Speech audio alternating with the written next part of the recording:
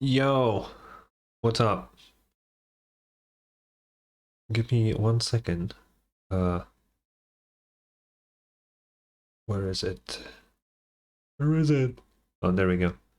I haven't been live the last 2 days because I was kind of sick. Uh, I think I'm better now. I don't know. Uh, I still sound a little sick, but I feel good. So, we're here. We're gonna be doing the event. As per usual, the music disappeared as soon as I went live. Thank you, Genshin Impact. Anyway, okay, I think I set everything up here. Okay. Is the audio good? Sounds pretty good. Okay. Let me quickly do the really quick daily stuff. We're just gonna condense the resin, that's all. Wait, where's my... Oh no, my thingy isn't working. What the hell? Oh.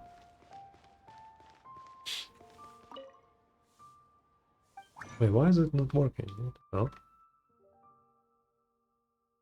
Wait, what the fuck? Oh. Oh, my numlock was fucking turned off. Why? How did that even happen? Okay, boom. Hello. Wait, what? Why is what the fuck? Hello, Cody. And why is Toby on YouTube? What the fuck? And what is my YouTube chat? Is it fucking broken again? Wait, pause. Pause. We can fix this, I think. Let me see. Here. This, and this. Let's see. That's the wrong thing I clicked. Okay. Refresh.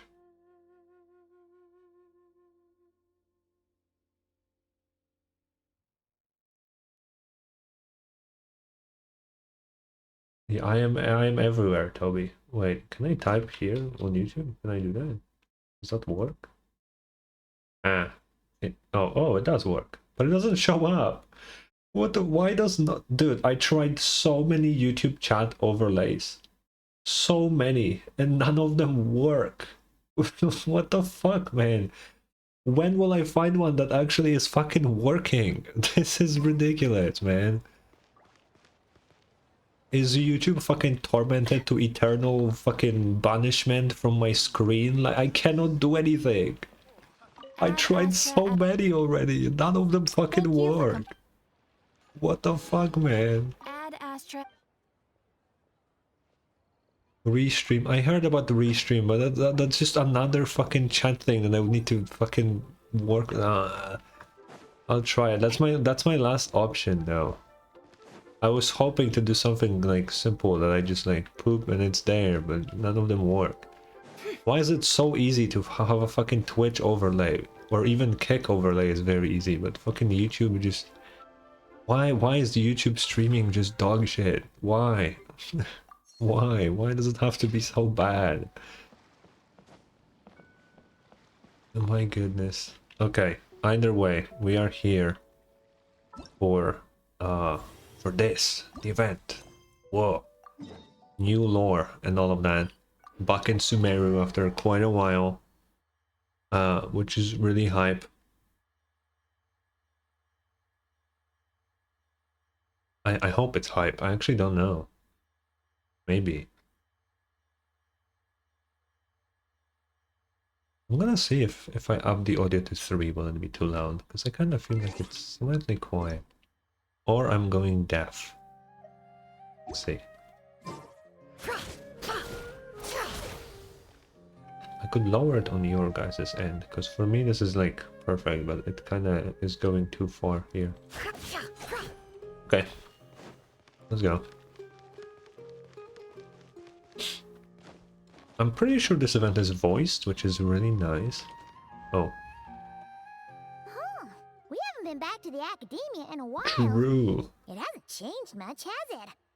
I mean, we technically have been here in Nefer's dream, but let's ignore that. Well, since we've got some time, want to go to the house of Dana? Paimon wants to do some reading! You. No. We are gonna read some shit later today, though. We have some lore stuffs to do, so... But anyway.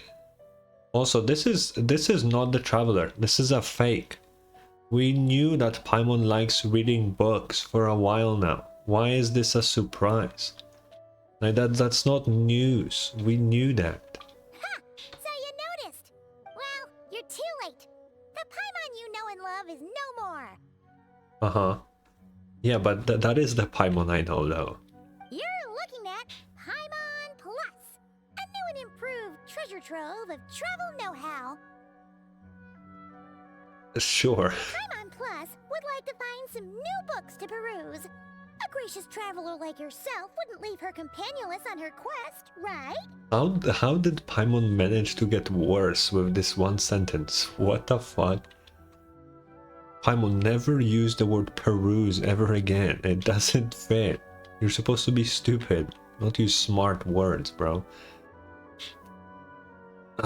Sure. Come on, this way.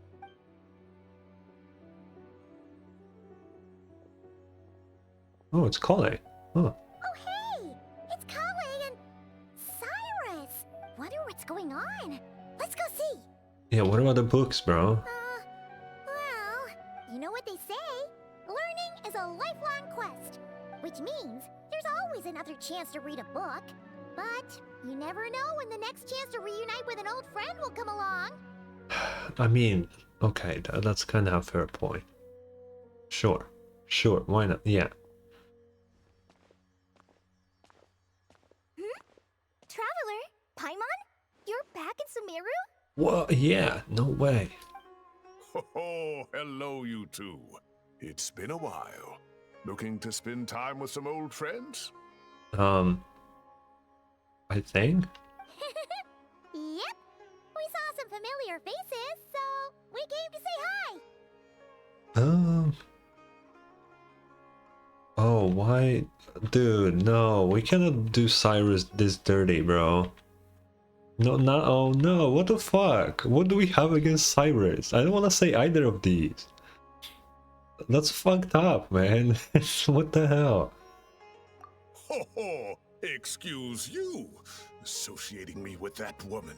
And if you're going to remember me that way, you should at least mention my tomato growing skills. Okay, no, nobody cares, Cyrus. So he's mad Nobody. about the Zaha-Ha-D part and not the old man part? I mean, he is old. You know? I feel like old people kind of accept the fact that they're old, you know? Well, Paimon's glad to see you in such good spirits, Cyrus. Must mean things are all good here in Sumeru. Yeah. Ah, well, it's quite all right. I'm not the type to take offense at that kind of thing. You definitely are. Yeah, kinda, I get, yeah. Anyway, what were you and Kale chatting about just now? Ah, that. Well, it was quite a spontaneous meeting. Hmm. I was leaving the sage's office when I spotted Kole in conversation with a Mahamata, and it looked serious. Yeah. I thought something bad might have happened, so I hurried over as soon as the conversation ended. But as it turns out, our Kole is moving up in the world. The academia even hired her as a consultant. Oh, that's cool. Wow, that's incredible! Oh, it's nothing, really. Look at that, so humble. Takes after me, she does. But you're not... What do you mean? Not at all. Not at all. No, wait.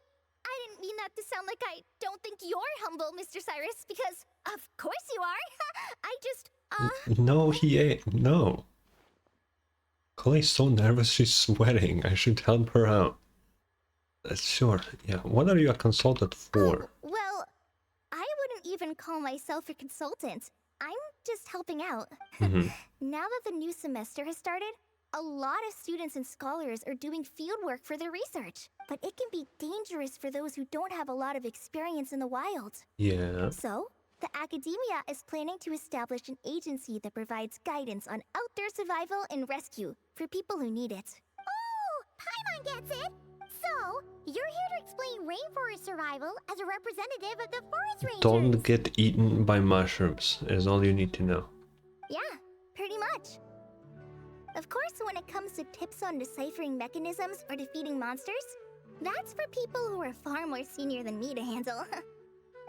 And speaking of which, since we're short on manpower, the person in charge at the academia said we're still accepting newcomers.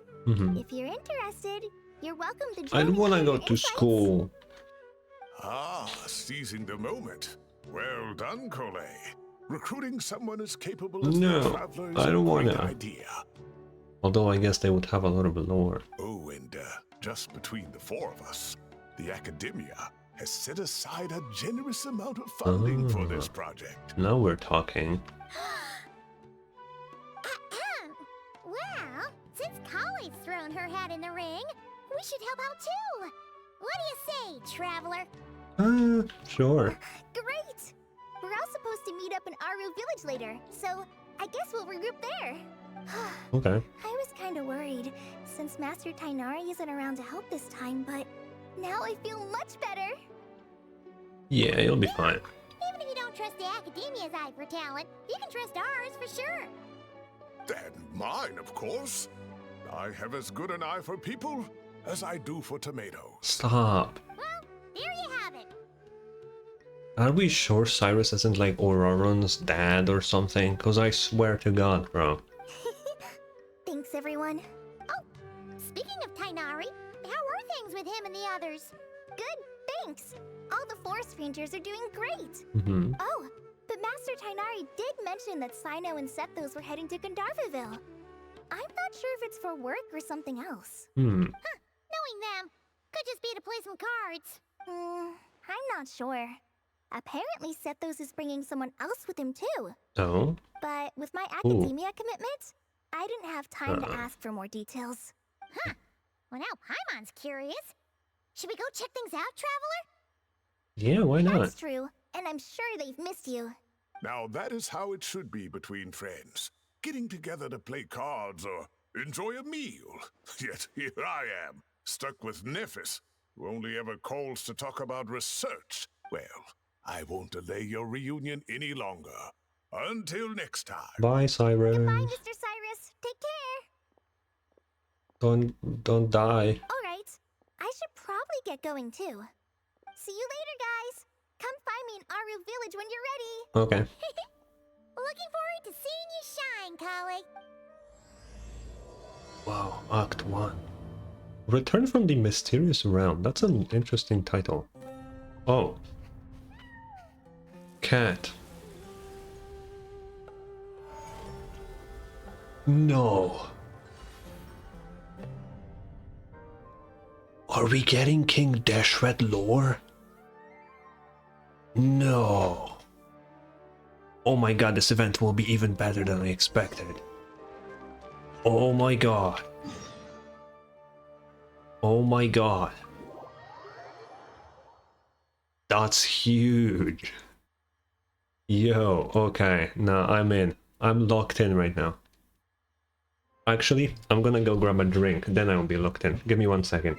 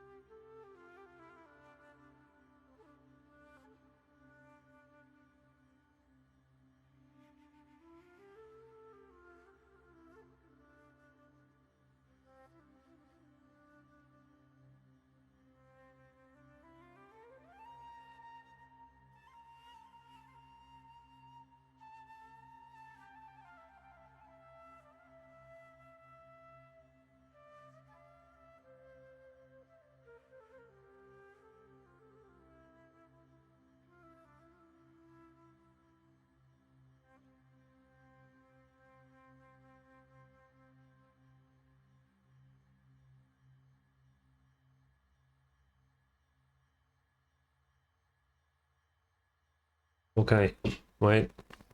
Quick ASMR with the best sound in the world, or one of them.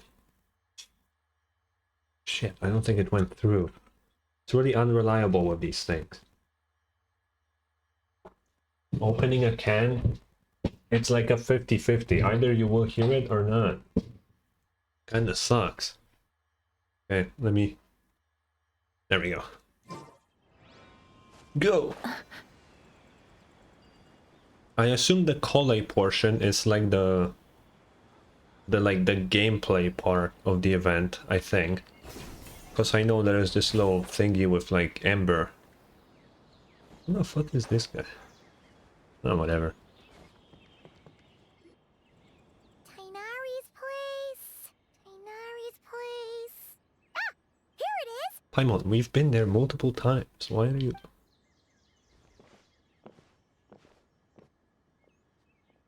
Okay, I think I see Sino. Oh, oh, it's Layla. Looks like the whole gang's here. Oh, and Layla's here too. But, oh, she doesn't look too good. Did something happen? Yeah, is everything okay? Ah, Paimon, Traveler. It's good to see you. What's up? I'd welcome you like a proper host, but I'm a bit busy at the moment. Apologies. Yeah, no worries, man. No need to look that worried. My observations indicate Miss Layla's condition has improved quite a bit. There's no danger to her mind. She's just fatigued and needs some rest. Yeah, does that mean you will start sleepwalking? Excuse me for a you know. moment while I blend some calming incense. I'll let you two explain the situation. All right. Yeah. What happened was, Sethos and a few members of the Temple of Silence rescued Layla, who was out in the desert trapped in a state of delirium. Uh-huh. She had to be rescued? Oh, that sounds bad. That's all you're gonna say about it, Sino? I mean, we don't want people jumping to conclusions. That's all I can say about it. The person involved is unable to explain what happened to her, so we're limited in what we know. Okay. Oh. Sorry. My head. Still dizzy. The moons.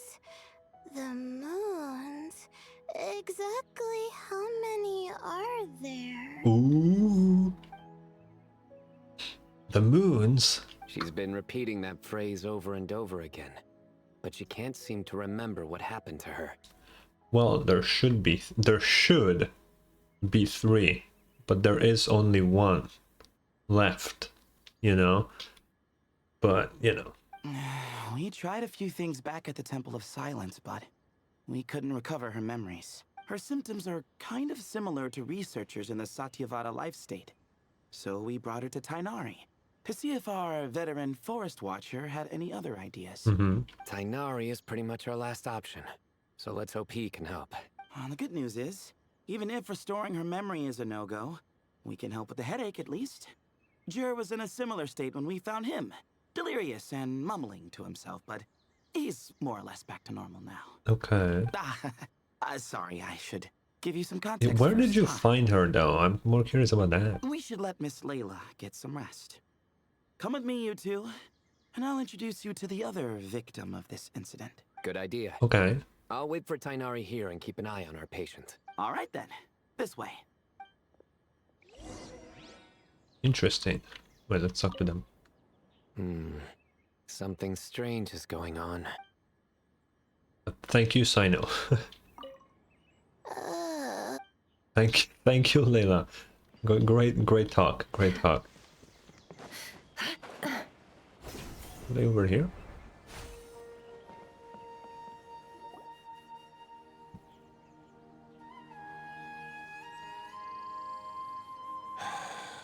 Who did the Ajalenok not offend? I just don't get it. No. What? Hey, Jur. Still musing about Aji Laynok nuts, huh? Want me to have Sino come over and tell some jokes? Might help distract you. No. No need. No. God, please, no. Don't do this. Oh my god. Yeah.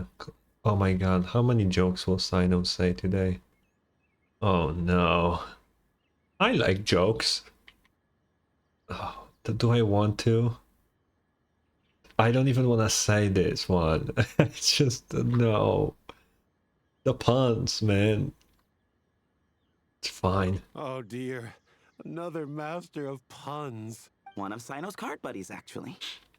I haven't played cards in a I think while. I might just take that as my cue to head back to the desert. I haven't been able to tell Sino yet, but the Genshin TCG kind of sucks. Hold on. So, what's the deal with the Ashulanok nuts? Other than the bad Sino jokes. We'll get to that. But first, introductions are in order. This is Jur, a member of the Temple of Silence. Mm-hmm. And you remember the Traveler, right, Jur? Of course. I'd never forget a participant in the Rite of Duels or the hero who saved Sumeru. Awesome. Could you go over what happened to you one more time, Jur? Our valiant hero is gonna help us get to the bottom of this. Yeah? Might as well join since you're here, am I right? I guess so. Just hear him out. You're gonna want to uncover this mystery once you do. I bet on it. Well, I was on an expedition in the desert not too long ago when I got caught in some quicksand. Mm-hmm. Later, it became obvious it wasn't normal quicksand because instead of sinking to my death, I fell into an undiscovered ruin. Oh. In my panic, arms and legs flailing about, I suspect I touched some things I shouldn't have. Because in that brief moment, an enormous amount of information came surging into my mind. Oh, forbidden knowledge? I would hesitate to even call it knowledge, because my brain had no capacity to process the information. Oh. To use an analogy, it would be like trying to stuff thousands of Azulenok nuts into a small water skin. What without it is his bursting. obsession with the nuts? Like, what? Sorry again with the Azulenok nuts, I know. It's fine. We're getting to that part of the story anyway. True. Well, just as I was on the verge of madness, a single phrase broke through the storm of thoughts in my head. Yeah? It was a man's voice saying, "Don't eat Azulenok nuts." What? Yeah. I know it's hard to believe, but that's what happened. I was saved by the phrase, "Don't eat Azulenok nuts." Do you know who it was? I'm not sure. I'm not even certain it was a man's voice. It's hard to remember now that I've been repeating it so much myself. Anyway, the good news is I no longer feel like my head is going to explode. Hmm. Of course, the bad news is that phrase has been stuck in my head for the past few days. Wow. But Oh, does it days. have the Oh. opposite effect? Like, the more you say don't eat it, the more you want to eat it? Yes, that's exactly right. Whoever the voice belongs to, I don't know what his deal is with those nuts. Goddamn, dude. Human curiosity is like such a big reason for so many people just dying. It's kind of crazy. But at the same time, I mean, everybody gets a little curious of stuff, you know?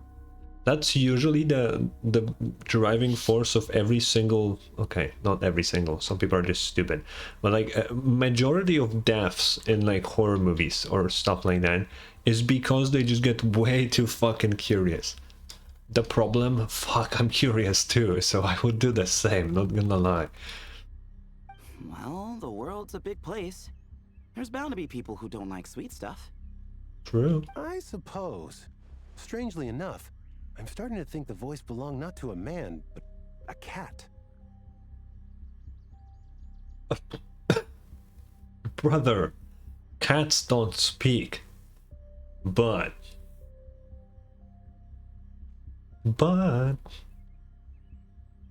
might be a cat that can speak. You know? And we know that. Thanks to Nefer. Hmm? A cat? How? That's the question, isn't it? What would a cat be doing in an abandoned ruin like that? No. The question is, how do you think the cat spoke to you, guy? It has nothing to do with the ruin, bro. Just as my mind was reaching its breaking point, I could have sworn I heard the sound of a cat guiding me to exit. Are we gonna fucking see the... Oh, what is their name? Oh, I forgot already. Oh god, no, I need to look it up. Oh, it's gonna piss me off. Wait. What is the person that Nefer met that gave her the box called? I always fucking forget all the fucking Deshet's retainers. I only remember fucking Hermanubis, but that's purely because fucking Sino's quest and all of that. How do I even search for this? I'll just search for Desherin. Maybe it's here. Story... Character mentions? Character mentions, maybe? Oh no, it's his mentions and... Fuck. I don't know.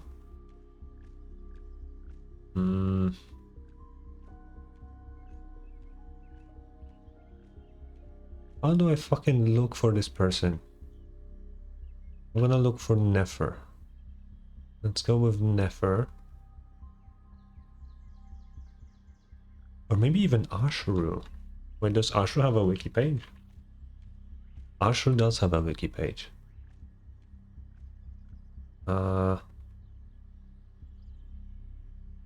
the Ibis King. Yeah, that's the guy. Yeah. I know. Here's the picture. If anybody cares, we have this guy, the bird. Yeah. Wait, the bird isn't a cat though. But Ashur was with him because she found it. Okay, now is the question, right? Because Nefer found Ashuru in Ibis King's temple. Does that mean he just has more cats? Or does he like possess cats? But then why is he a bird? Okay, let's just continue. When I came to, all I saw was endless desert, and Sethos shaking me in a desperate attempt to wake me up. I'll admit, it was pretty terrifying seeing you like that. Staring off into space and mumbling about Aji Laynok nuts. That's nuts, dude. I'm sorry. Fuck. You sure don't sound terrified. Sorry. It's not that I don't care. It's just kind of hard for rambling about Aji Laynok nuts to sound menacing. Now, what Layla was saying, on the other hand... Yeah, but the moons. Is much creepier. Man, the goddamn moons. Exactly. The unknown is what breeds fear. Aji Laynok nuts are familiar. But the moon suspended above us at night? That's about as foreign as it gets. Especially if the one that you see is actually fake. Think about that, Sethos. But you don't know that yet. Well, we don't know that for sure. There could be a whole other world inside an Azulea. Okay, bro, no. A moon of its own. Chill the fuck out. That ain't happening. Huh.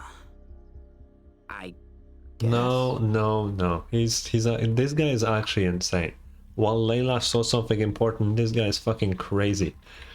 He's taking these nuts idea way too far. Azulea nuts are not to be underestimated. Bro, no, they're just nuts. Chill out. Yeah, of course. Won't catch me disparaging the mighty Aji Laynok nut. No, sir. Huh. So, a similar thing happened to Layla then? Yeah, I think so. I was in a hurry to rescue Jur, so I put a marker on the incident site so we could go back and investigate. Yeah. When his condition stabilized, we doubled back around to check and... Oh, and Layla was just there? Exactly. Multiple victims with the same symptoms at the same location. It wasn't hard to conclude that something is seriously wrong with that place. Where is it, Sethos? Tell me right after now. We got Layla out of there, I had the Temple of Silence put up a warning sign at the scene and send patrols to watch the area. Speaking of, Sino, Tainari, and I are going to head back there and investigate once Layla is stable. I wanna go. As per usual, I wanna go. You're here just in time. Yeah, I wanna go. Me. That's for sure. Me. But there is another reason I want Sino and Tainari involved in this. Oh? Because the story doesn't end there. Oh? Right, Jer? Oh, yes. Where was I? The Azulea nuts butted in and I... Right. Yes. The cat. As I followed the cat noises, the voice said something else. So, there are those from Tula who still endure. Is that the cat's voice? Because you're insane if you think a cat would sound like that. I thought that was strange, of course, because, well, was the voice referring to me? Records of my ancestry are rather sparse, so I'm not sure if my bloodline even traces back to that place. Tula. That's right. the Temple of Silence's place of origin, and the home of Tainari's people. Plus, Harmonubis, who Sino and I both share a connection to, was one of the city's founders. As the temple's current leader, if something strange happens in the desert, it's my job to get to the bottom of it. No. It's my job to do, because I just want to. But it turns out, a lot of people have a horse in this race. And I'm not leaving any of them out. Count me in instantly. See? Knew you'd join. But yeah, that's all we know about Jer's situation. Tainari should be done on his end. Let's head back and check on Miss Layla. Okay. I need some water though.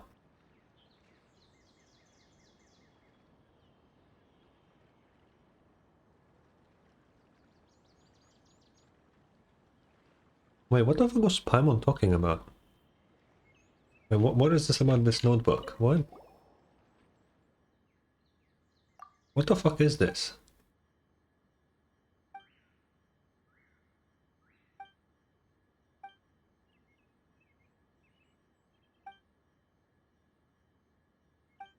What the fuck? What am I doing? What is this thing?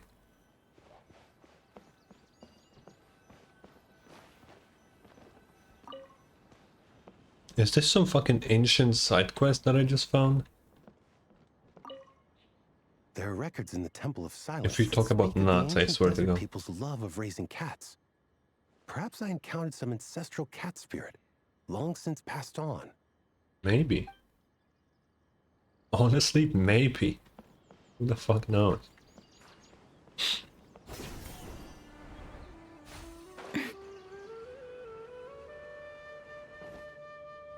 What? I think I just did a side quest on accident, like straight up. Boy. How are you feeling? But don't speak if it's too taxing. It's fine. I'm much better now, thanks. I feel like I haven't slept in 2 days, so pretty much back Oh my to god, that's so normal. sad though. Whoa. That's your normal? I mean, yeah. Traveler, Paimon, I thought I heard your voices earlier. Oh, and, I'm sorry. For what? Huh?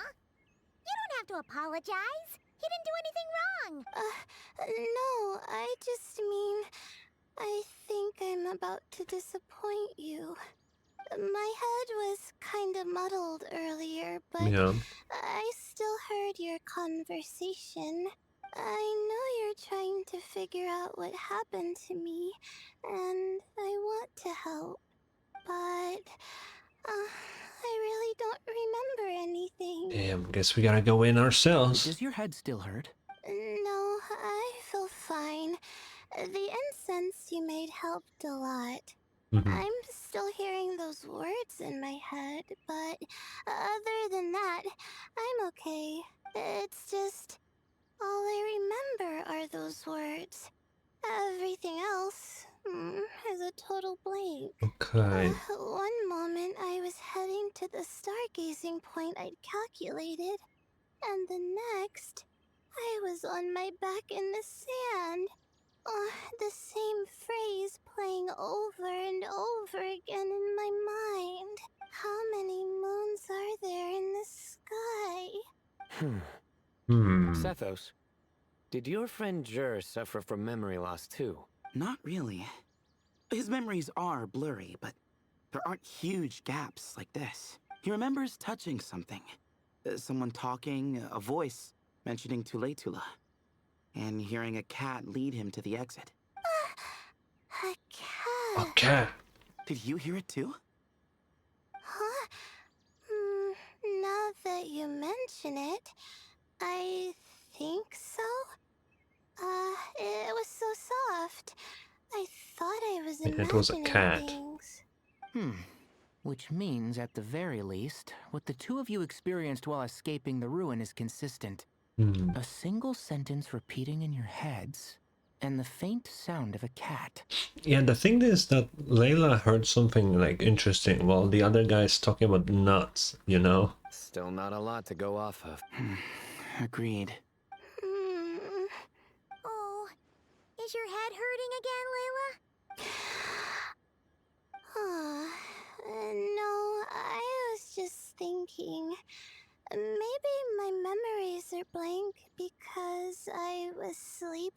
at the time? Maybe. Honestly, maybe. Sometimes, my friends and classmates tell me about things I don't remember doing, or places I don't remember going. I don't talk about it a lot because, well, I don't even know how it happened. But I don't want my personal circumstances clouding your judgment. I mean, we know she's sleepwalking. So I just wanted to mention that. Ah, I see. Well, thank you for telling We us. could just put Layla to sleep and talk to her sleepwalking personality, because that is a thing. But I don't think we need to dwell on that for now. We're gonna check out the site of the incident for ourselves, so that should help us come to our own conclusions. Mm-hmm. Yeah. Okay. Then could I come too? I have to know what happened to me back there. Sure, but on one condition. You need to be in tip-top shape before we head out. Okay. If your condition isn't stable enough before then, I'll have to figure out something else. Of course. No problem. Well, I'm more concerned about Tainari. You sure Oh you'll be yeah, all right he's in the kinda... desert? Yeah. You say that like I'll evaporate on first contact with sand or something. He did kind of say it like that. All Tainari needs is water. I'm pretty sure we're good. Call it curiosity. If this concerns my ancestors, I want to figure out what's going on. Anyway, as long as I take things slow when the sun's out, I should be fine with the right preparation. Besides, it's a good idea to have a doctor on hand in case of emergencies. Yeah, not if the doctor needs an emergency, you So know. long as our doctor doesn't become the emergency. That's what I'm saying. Dude. Well, if that happens, I suppose I'll just have to rely on the kindness of my entourage to haul me back home. All right, well, that all sounds good to me. Let's meet in 2 days like we agreed. Okay. Saros finds a map and marks a location for it. Jer and I are gonna head back to the Temple of Silence to do some research in the meantime. See you in a couple days. Sounds good. Okay. It's What always about 2 you, Layla? days. If you feel like you need more rest, I can arrange a room for you to stay in. No need. I've asked enough of you as it is. Besides, I feel a lot better. I should make it back to my dorm, no problem. You sure? Don't push it too hard, or you might end up Lemonade. sleepwalking along the way. Don't worry, I'll be fine. I have other things I need to do anyway. Like letting my advisor and classmates know that I'm fine, adjusting my stargazing schedule, things like that. If I don't get it all done, I doubt I'll be able to sit still, let alone stay here and get some rest. I'm not so sure that's... Yeah, we'll have her. a much better idea. Thank you, Traveler. Of course, if anything starts to feel off, come back for a checkup right away. You'd better listen to him, Layla, or he'll feed you tasteless slop as a punishment. Ugh. Punishment? You're the one who caught a cold. You're supposed to eat light when that happens. Bro caught a cold in the fucking Sumeru. That's crazy. Besides, with your nose stuffed up like that, you couldn't taste anything to begin with. Huh. Is that so? And here I thought it was an in-taste-to-no issue. Oh my god. Should have seen that coming. You're off the clock, so now it's time for puns, huh? Oh, brother, not this again. Don't worry, Paimon. I understand. If you want me to stop, then Then? you'll have to call a plumber. Tell them someone's gotta pipe down. Why are we making this? Why are we making... Wow. This is getting more insufferable by the second. Why did the traveler get so excited by Quit that? sacking it already, please. Wait, are we about to hit Paimon? What the fuck is going on here? What the hell? What is this? Paimon's done with this game. What the fuck is happening? You win, okay? Let's just get out of here. Please. Yeah, bye. All right, you stay safe. I need to leave this I'll room try to stay immediately. safe.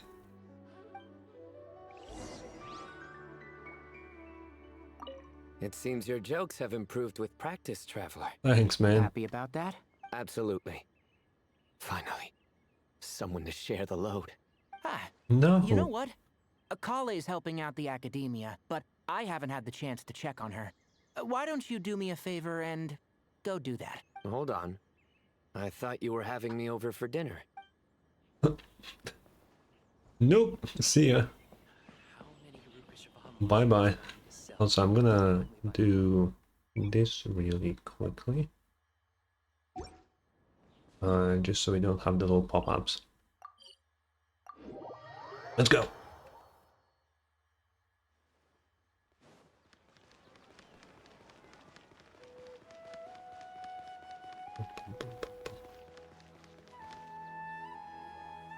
Moons.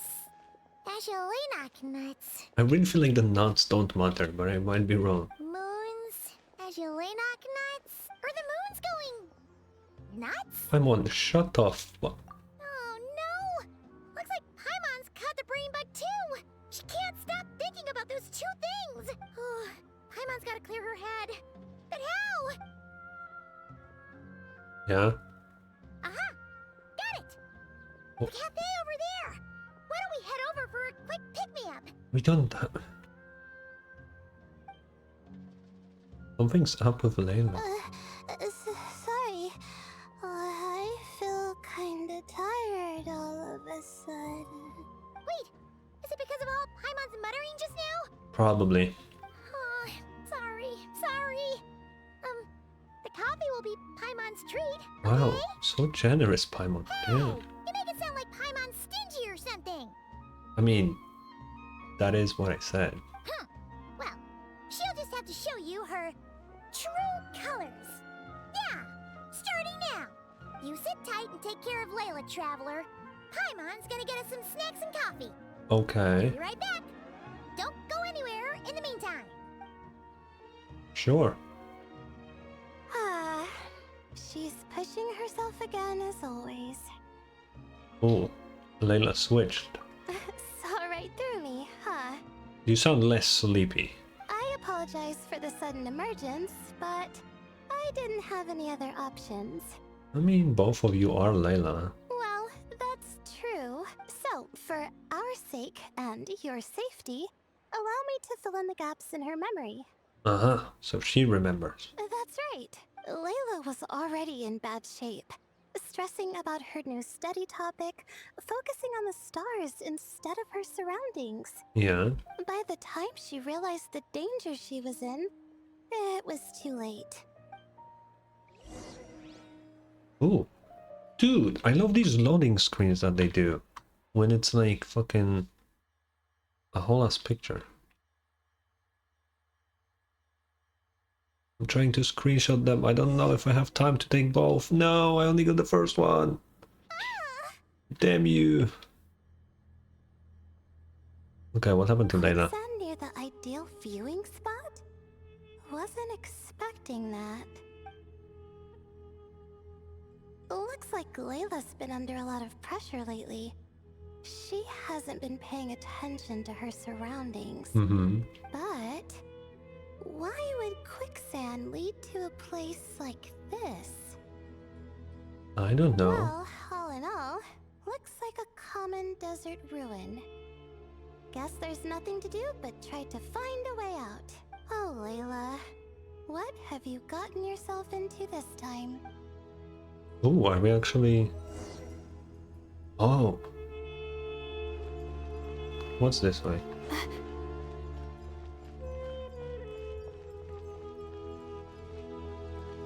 We have the Ibis King.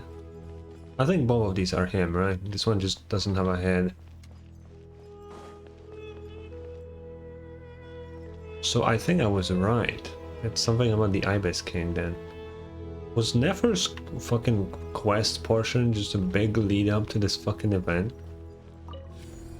Oh. What the hell?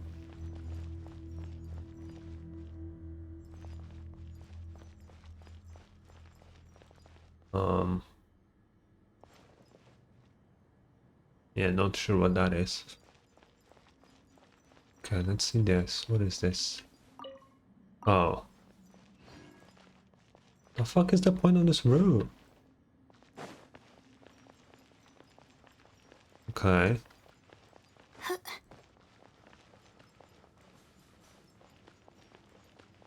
What about this one?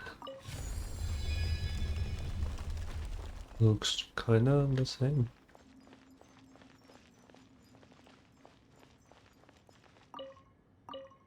And nothing to read.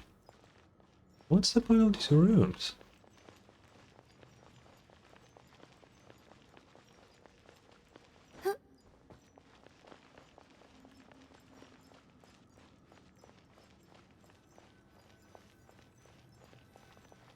Oh. I think this door can be opened using the device next to it. Okay, nothing here. More Ibis King.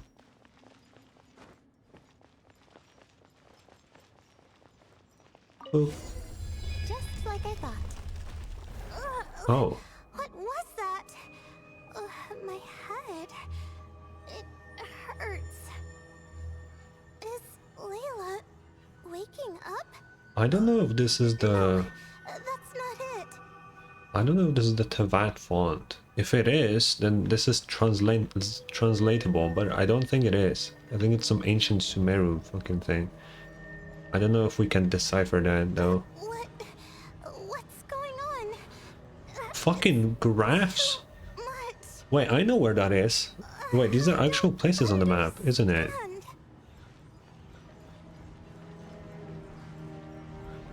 The ground is... Where am I? It's Why? What the fuck is happening?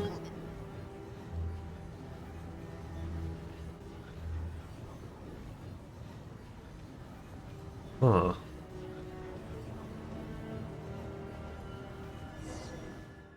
Weird.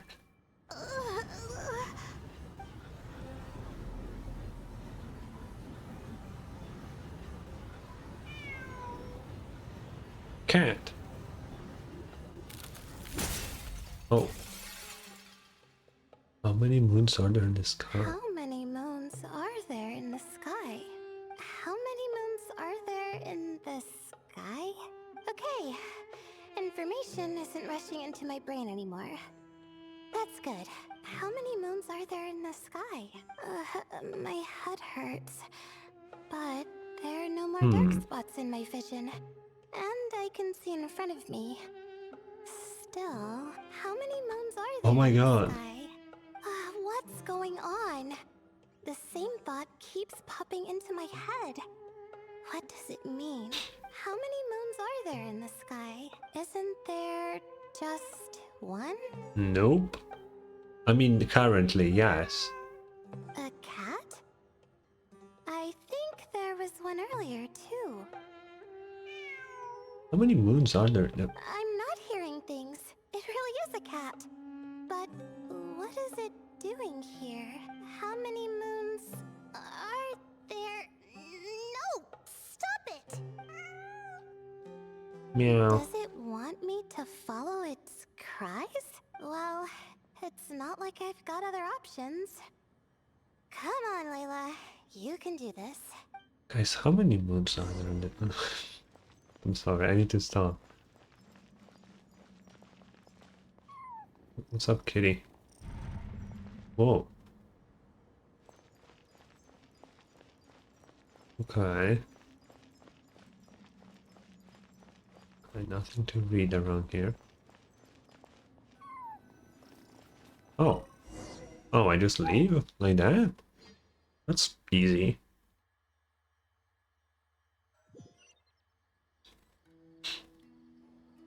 And so, I followed the cat's cries to find my way out. Oh. It was quite a kind creature. It didn't even leave until the other me started to wake up. Yeah, that sounds like Jer's story too. Thinking back, It all started when I touched that device. I've heard fellow students talk about it before. How the desert is full of objects that do strange things. I mean, yeah. Sometimes it's just a minor inconvenience, but other times devices like that can cause massive trouble. True. Yep. Of course. I forgot how much adventuring experience you have. I scoured the whole desert. Still, carrying an umbrella doesn't mean you can't get soaked, so just be careful and stay away from unknown devices. Just perfect dodge the rain. It's that simple, Layla. No thanks. need to thank me. You and Layla are about to head into dangerous territory together. You need to be safe so she can be safe. Well, I think that about sums it up. Ah, and just in time. Your coffee's here. Traveler? A little help over here? What's up, Paimon? Seeing Paimon precariously try to keep her balance, you rush over to help her out. When you turn around, Layla is rubbing her eyes sleepily. Did I fall asleep? Paimon just puts people right to sleep. Rude. Wow! Paimon didn't even know she had such an impressive skill. Ha! Does that mean since Paimon bought this coffee, it would just make you sleepier? Yes. Beverage that puts people to sleep. Oh, Nathan, what the fuck? Better saved for work hours, I think. With his boyfriend Kaveh? What? That's So you can crazy. nap on the job? Who does that? Huh? Oh, Beep boop. beep boop. Oh. Oops. Oh, hey, Kaveh. Nice No. to see you. No, why am I just Paimon? No, please stop. My brain, I can't take this. This is happening too much. I feel like. The amount of times I said exactly what Paimon said literally the second after is concerning. Like, genuinely. I don't like this. Oh, and you too, Marak. Beep. Oh, I wanted to beep them. Hello. Sorry. Hope we're not interrupting anything. Miss Layla, you don't look so good. Is everything all right? It should be fine. Oh, I'm fine. I was sleeping just now, so I'm still a bit... Ah, I see. And we woke you, didn't we? I'm sorry. We shouldn't have been so loud. No, that's not really what happened. No, you didn't. I didn't mean it like that. Sorry. Huh. I'll tell you them. How many moons are there We in... just got here. I'm going to do what I came here to do. Oh. Which is? Buy coffee beans.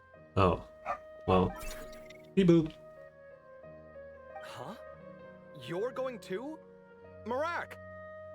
Why? Fine. Run off with him. See if I care. Well, looks like I get you to myself. Hell yeah. It's been a while, hasn't it? How have you been? Well, there was this guy who could like destroy the world. Yeah, pretty usual stuff. So, a busy life of adventuring for you, and a busy life of academics for Miss Layla, is that right? How's your dad? Oh, is something wrong? Yeah, just a bit of desert trouble here. The desert's not always the friendliest place, that's for sure. And from the look on your faces, I'm guessing this problem's not resolved? Yeah. Don't force yourself to talk about it, of course. But I've worked on several projects in the desert before. So if there's anything I can do to help, just say the word. I don't know. No, I don't have anything to hide. It's just complicated, so explaining might take time. Ah, well, lucky for us, I've got that in spades. Do you? Yes, you have been quite sedentary recently. Excuse me? I've been going about work as normal, thank you. We just zoomed might in, I bro. add, you do way less work than me. I do the amount of work that is required of me. Ah, yes. You and your stellar work ethic. The stuff of legends. Have a you're in debt. Beep boop. Oh, now look what you've done. I've lost my train of thought. Where were we? The problem in the desert. Wait, you were listening earlier? Oh, we're giving the silent treatment now? Mature, very mature. These two are always the same, dude. Continue, Miss Layla. I'm curious as to how this incident unfolded. What did I tell you? This one doesn't have enough to do. Alright. Kaveh, you just yourself said you have plenty of time. You're literally in the same boat right now. You explain what happened, of course you leave out the part about the other Layla. Hearing the word quicksand, Kaveh begins to look troubled. Could you still use some extra hands on this investigation team of yours? Huh? You want to join, Mr. Kaveh? That's right.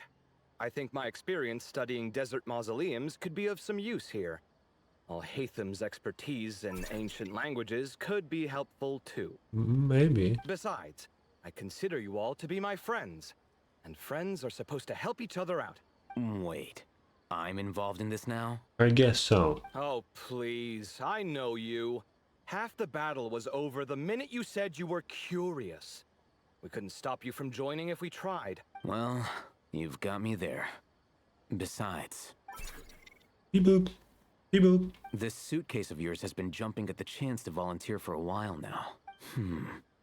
I imagine... You imagine? Yeah. Mechanical life forms might also feel homesick from time to time. Oh. Oh, you're implying that the suitcase is related? Oh. I mean, maybe. Huh. Marak lore? Huh. Now that you mention it, Marak's core was a component sourced from the desert. That could prove useful.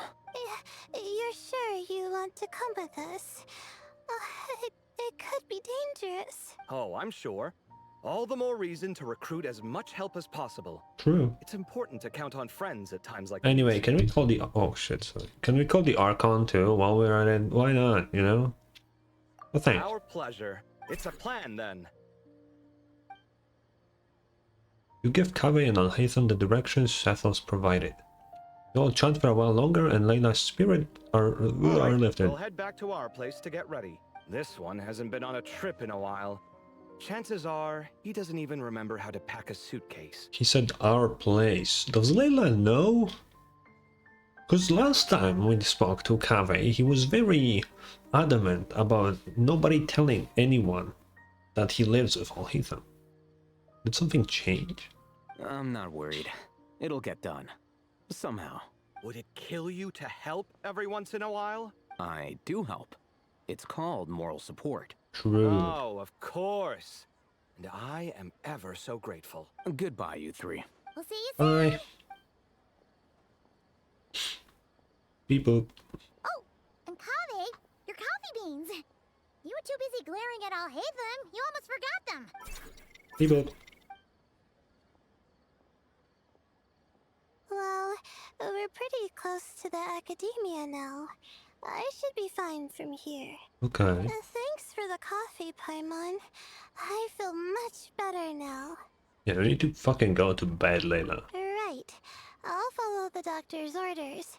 Or try to, at least. With the blessing of the stars, I hope we all get a good night's sleep. Act 1 done. I assumed... I think there are 2 acts, right? From what I saw on the notification for events. I think it said that there's Act 1 and 2. Unlike the usual 3 that we get with events.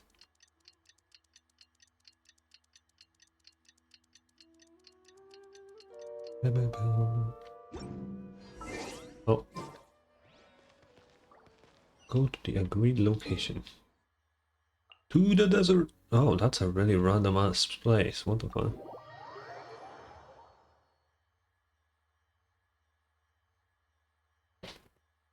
A deja vu this I could have way. done without.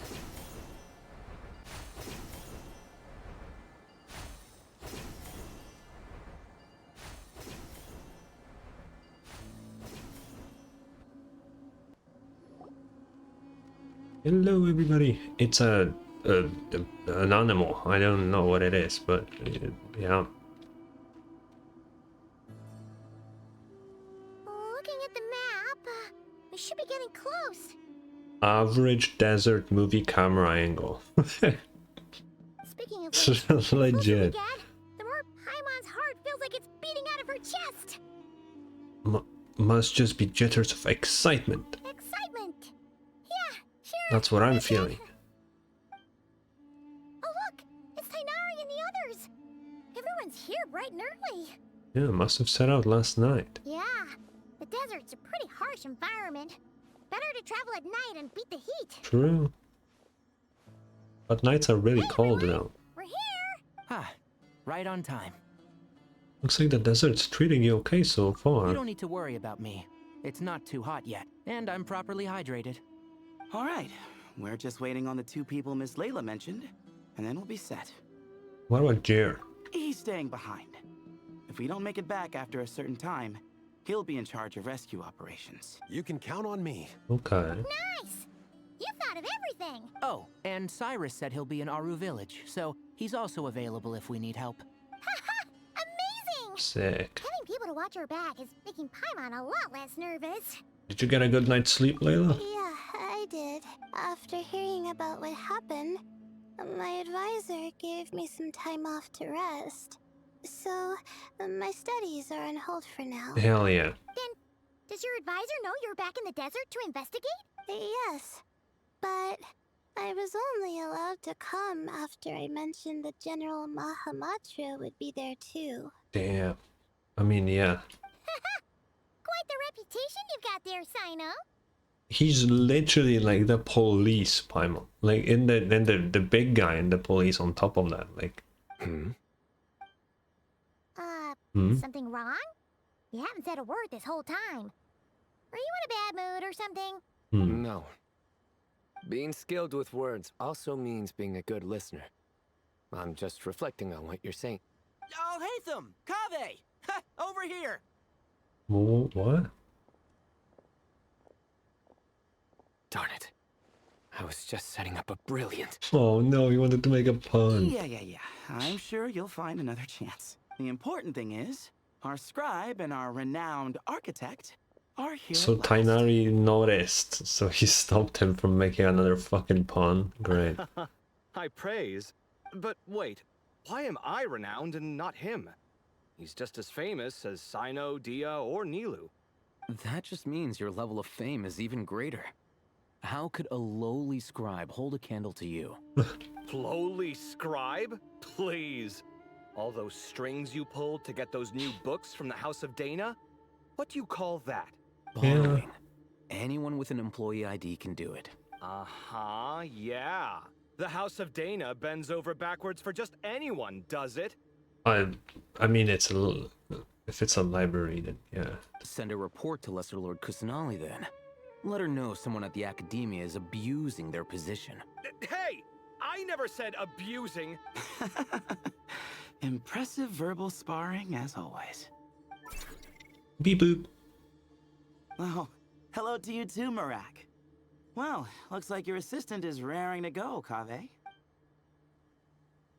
He's just going in.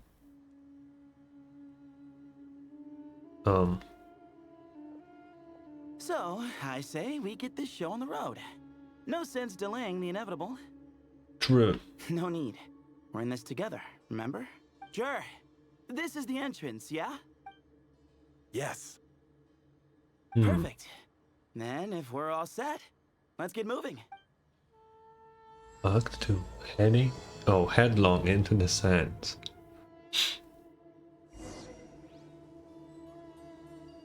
Ooh. Wait. Check. Quicksand, keep... Oh. Okay. Unknown ruins. Oh, I get fucking primos for doing this? Okay.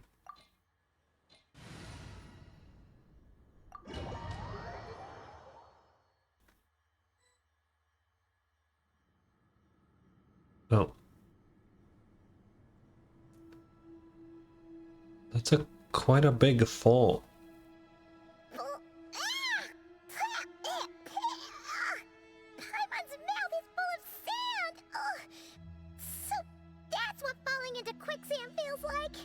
Like, yeah. If this was quicksand, we would have struggled to breathe.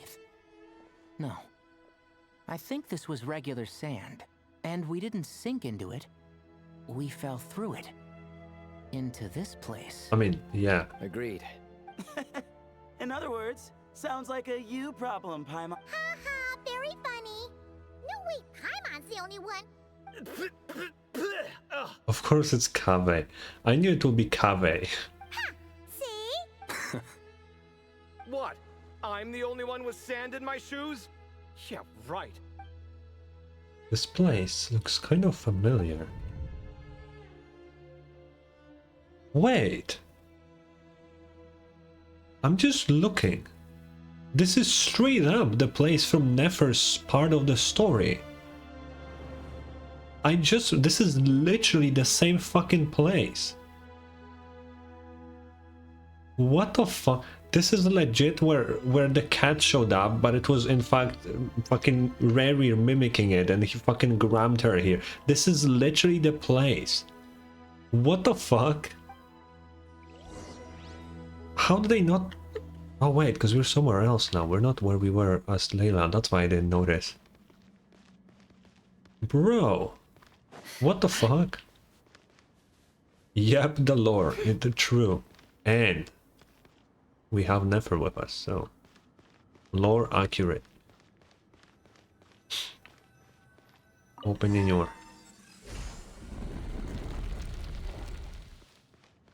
Okay. Oh, now we are where we were. Okay. Oh, but now we have enemies here. Oh. Yeah. Probably means he didn't run into any. Because we're just unlucky. Not the best sign of what's to come. We'll be fine, Kevin. Let's just use up all our bad luck and we'll be golden.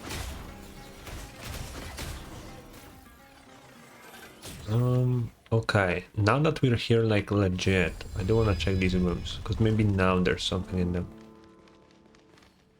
No, it doesn't seem... Why the fuck did they make these rooms? There's nothing in them whatsoever. I missed Sumeru fucking music. Yeah. What the f... Why are these rooms here?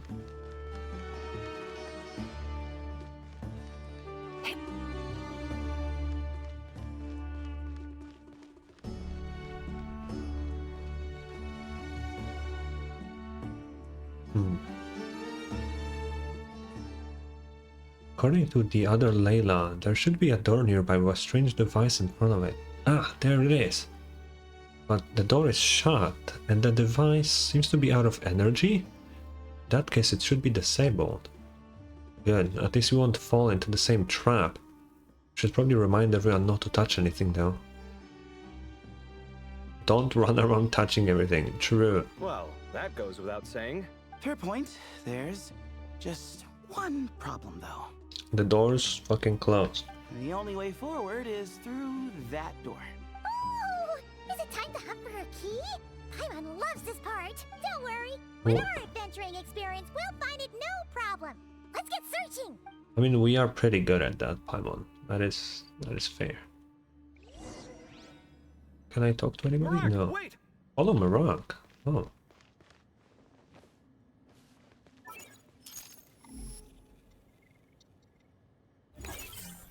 Anything in there, Marak? No? Okay.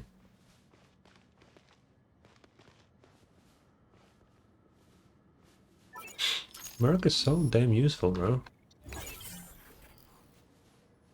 Marak seems interested in these jars. Go smash them. Ah, well, we would hate for you to have to lift a fit. Oh, I wanted to read the thing. Marak, this isn't really your old home, is it?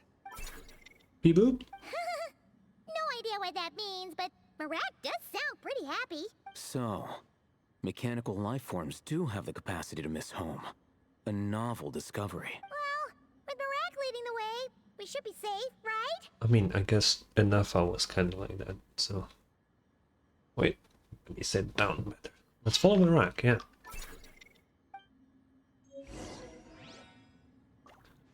The way opening key. Does that have any cool description or something? No, not really.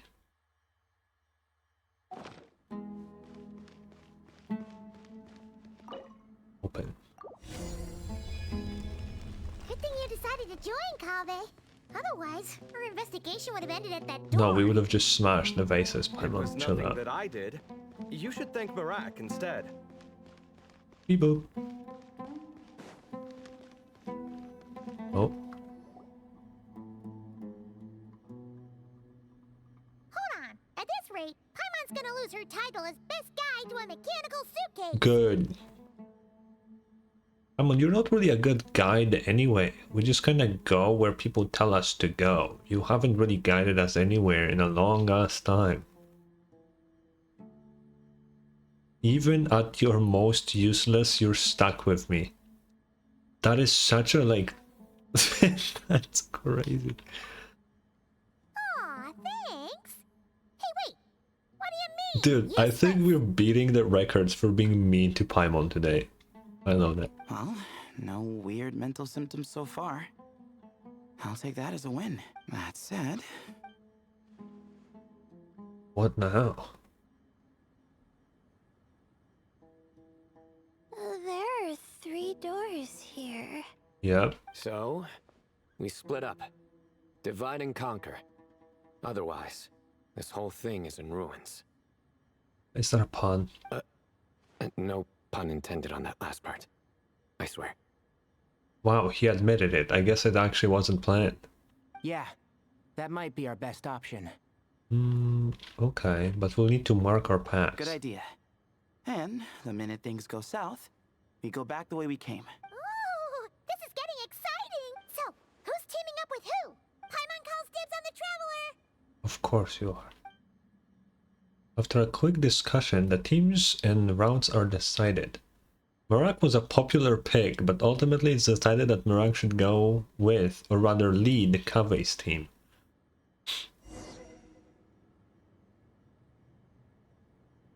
Okay.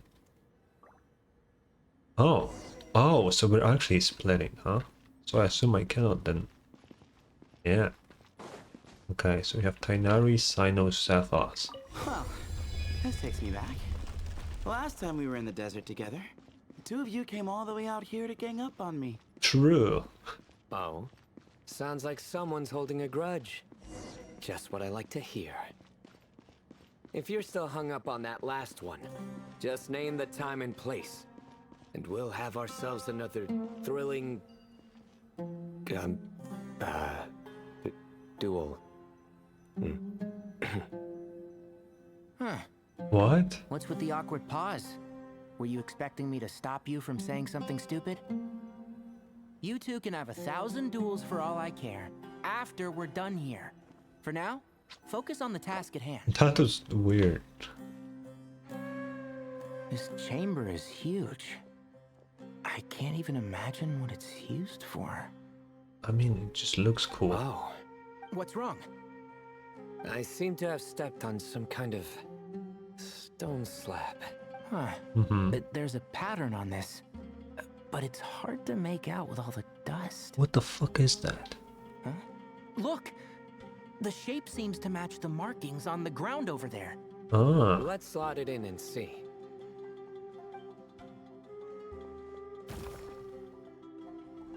And we have a match. Looks like we need to find the other 3 broken slabs. Okay. Let's search the area, but be careful where you step. These are some big ass slabs though.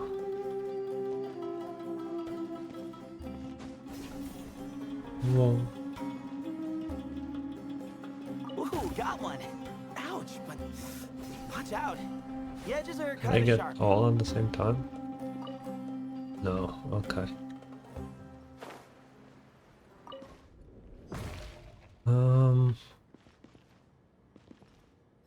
I mean, that's a person. This one has a bit of purple, which kind of makes me think of Hermanubis, obviously.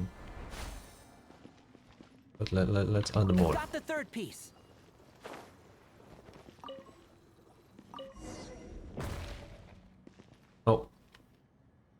We just need one more. Yeah. Kitty. Look, a cat. Could it be the same one Jer mentioned?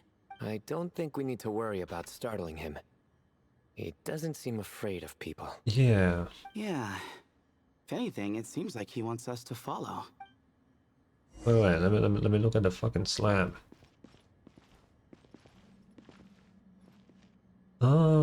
This might be the Ibis King. I think. Looks kind of bird-like. Anyway, let's follow the bootleg Ashru.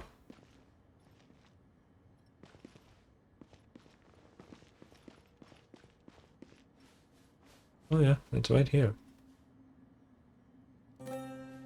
Oh, I can just pick it up. Okay. Oh, he led us to the last piece. Who's a good kitty? Meow. I never thought I'd hear you say something like that. You've clearly never heard how the professor talks to his tomatoes, then. Oh. Yeah, I don't think I wanna know. Alright, well, that's that. Now, we need to figure out how to get rid of all this dust. You just, bro, it's so dusty. Just use your hand. Behold, the great Vtuber. Be honest.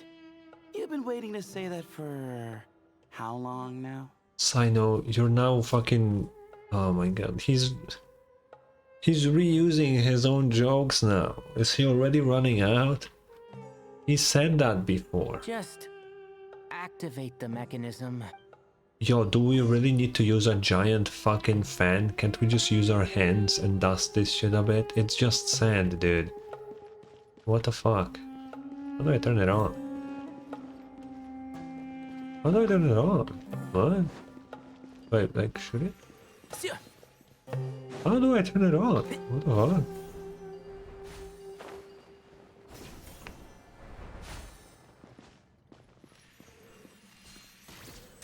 Oh yeah, I do shoot it. No, that one. Oh wait, Deshred is on there. I wanted to look. Huh.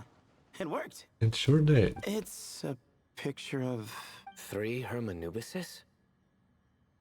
That can't be right. No, I don't the think ears so. aren't vertical. Not true. And the looks fall short. My hat is much better looking. Bro. A goat, an ibis, and a crocodile. Oh. Oh, this is blue, not purple. It looked purple. Oh, wow. Our botanist knows more than just plants. Riveting observation. I was just thinking. These 3 figures look a lot like the 7 pillars of King Deshred. I mean, because they probably are. I mean, this is the Ibis King, 1,000,000,000%. With a cat. That's right. These are our colleagues. Our what now? You sure about that? What? Just kidding. But what I meant by that is these were Hermanubis' colleagues back then. The middle one is the Goat King Harashef, Okay. Minister of Ministers, the god Amun's most trusted chancellor. Mm-hmm. Records say he was the deputy king of the Desert Sands, chief among the 7 pillars. Okay, so the goat was the goat. Gotcha. Someone even more impressive than Hermanubis? I wonder if that ever got his goat. I don't even understand that joke, Sino. What? Sorry, couldn't resist. Okay, that was a good one. I didn't even get that joke. I'm not gonna lie. Wait, really? I've got so much more where that came from. Stop. Where were we? This is Sobek, the Crocodile King, captain of captains. As the name suggests, he was a valiant commander and had dominion over all weapons of war. All weapons. Damn, And impressive. finally, this is the Ibis King Thoth, scribe of scribes. Your memory's pretty impressive. I bet you're almost as good as me at memorizing cards. A scribe. Did he manage archives then? Like Alhaitham? Maybe. Oh, wait, that's all Alhaitham does? I never knew being an academia scribe was such a cushy job. Yeah, he is just a scribe. Well, that's how his friend put it, anyway. But it does seem like he has a lot of free time. Yeah. Al-Haytham might be doing something else. Well, I don't know much about the academia, but I'm sure the Ibis King had more responsibilities than that. The temple's records say he represented the wisest aspects of King Deshret, Okay. inventing the desert script and arcane arts at his king's command. He must have been quite the impressive man then. Yeah, for sure. Or creature, depending on how you look at it. Still, why are these three the only ones represented here? What about the other pillars of King Deshret? Maybe because the three of them were extra close? Kinda like us. Oh yeah! I guess Maybe so. we should have someone inscribe us on a commemorative stone slab too. Or we could just take a picture. It would serve the same purpose. Anyway, no more distractions. Doesn't it look like there's writing carved into the corner? Yeah. Huh. There is. And it's in the ancient desert script too. Looks like the Ibis King left you some homework. Give me a sec. I'll try and translate it. The ministers are unvirtuous. The scribes unwise. The captains unworthy. Oh. Okay. My end is not humanity's end. Hereby bestow upon you all the far side of eternity. Huh. What the fuck? Wait, so they went to Aru? It doesn't sound like it was their idea. The far side of eternity is said to be the final land of dreams for all desert dwellers. But if such a place did exist, wouldn't it also be an inescapable prison? Yes, and based on the writing here, it's clear King Deshret wasn't pleased with these three. This gift he bestowed upon them seems more like a punishment. Such is the power of a king, I suppose. Which means Yeah. the goat's the one who got in the end. Stop. Yep, not as good the second time. What? Impossible. Oh no. Well, looks like that's all we can learn here. Should we keep going? Yes, no time to waste. Okay, let's go then. Interesting though. I wonder who inscribed that text there then. Because it was like very insulting to the guys. So like,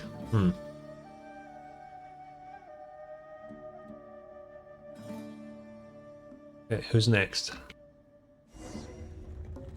Ooh, Kaveh with Al-Haytham.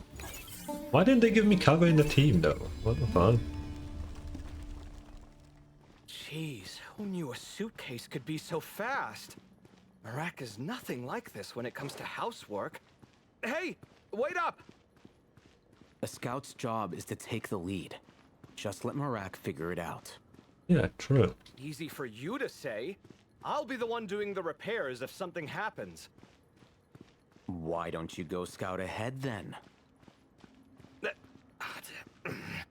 When I think of a comeback, I'll let you know. Oh, okay. Oh, Marak stopped. What is it? Found something? Looks like something covered in sand. Oh, slums Let's again. get it out then. Come on. Oh, it's a stone slab. Good job, Marak. Beep-boop. Let's take a look. Huh. Looks like this part of the picture goes over there? Same puzzle. Okay.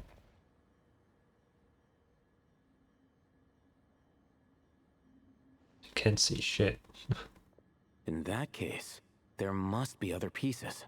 All right, and let's look around. Hey! Why are you sitting down? I thought Marak was helping. Oh, so you do know what that word means. Great. Are we supposed to just sit back while Marak does all the work? True. No, I doubt you could do that. Exactly. But I can. Oh. Beep-boop. See? It's all coming back to me. How insufferable it is to work with this no-good, do-nothing... Yeah, and Al-Haytham reads the same book for like a few years now, so... We could be more efficient, I agree. I'll work on this piece. You take care of the rest.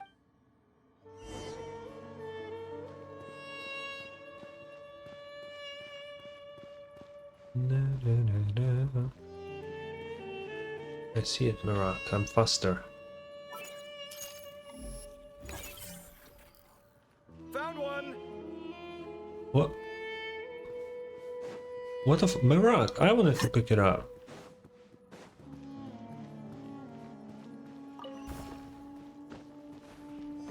Why can't I climb though? Good teamwork. Okay. Looks like we found them all. The pieces fit together like a Okay, glove. I have no idea what the fuck is on this. But we can't see what's on them. Turn around. Huh? Look. A fan. Oh, I've seen this before.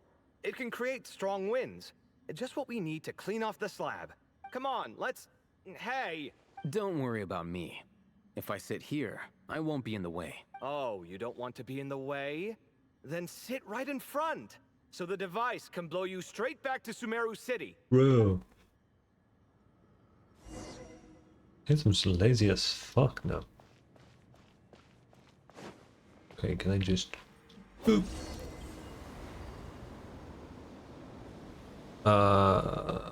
Wait, what was it? What the fuck? Done. What is that? Huh. That's one big cat. Yeah, I mean, this is a cat, but what the fuck? This is like a crown, right? But it's in darkness and all that. And there's a shattered crown. I think it's depicting some kind of story. It could be the death of Dashred or something.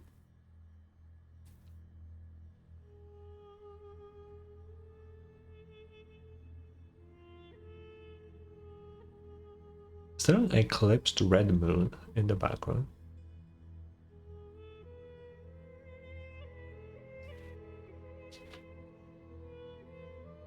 Is that what I'm seeing here? Look, there's writing too. The Ibis King answered the young noble, granting him the wisdom he sought. Uh-huh. But the fragile crown was shattered by lies in the end. Here I leave the name. Gudar's. What? Gudars. I've seen that name in a history book before. He was a young noble who sought to save his realm, and a king who once united the desert. That's right. Although his methods were rather shameful. Mm-hmm. During his long reign, he betrayed his family and the nobles who supported him, only realizing the error of his ways after his enemies left him nowhere to turn. But by then, it was too late. Oh, so I guess it's not Seems Dashred like a still. common occurrence across history. Different people, same mistakes. It's an inevitable pattern, destined to repeat itself.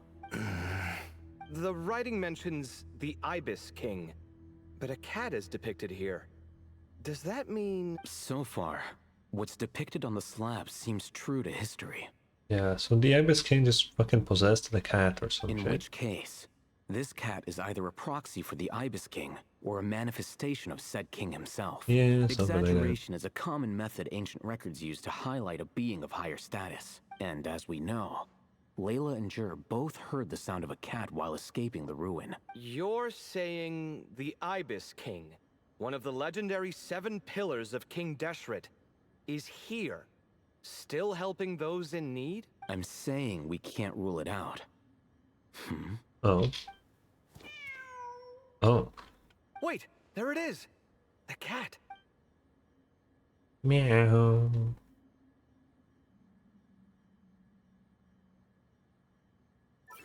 Wait, what is that on the ground? Beep boop. Ah!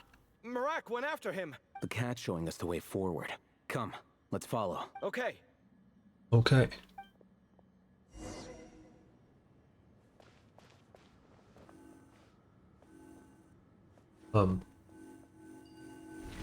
Oh! What the hell?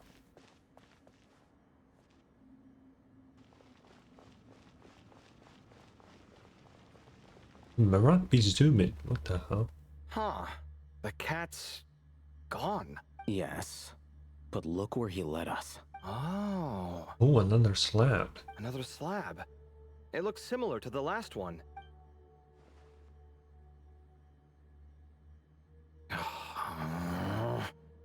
Oh, all means, take your sweet time.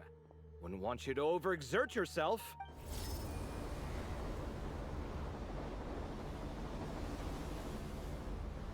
Huh.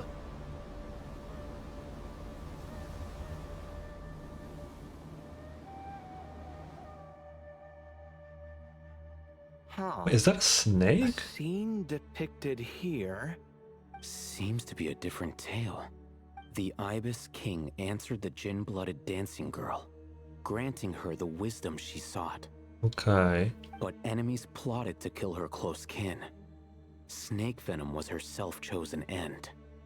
So it is a snake. What's with the fucking eclipse the moon though? You know? Like... we know what the eclipse moon is related to, right? I mean... Here I leave the name. Makaira. The Temptress of Woe? You've heard of her? Of course. I don't just sit around doodling all day. She's mentioned in tons of papers about the desert. As I recall, she was given as a gift to the tyrant king of Gurabad, and later seized the opportunity to kill him. Oh. That's kind of based though. Like legit. Let me drink some water real fast.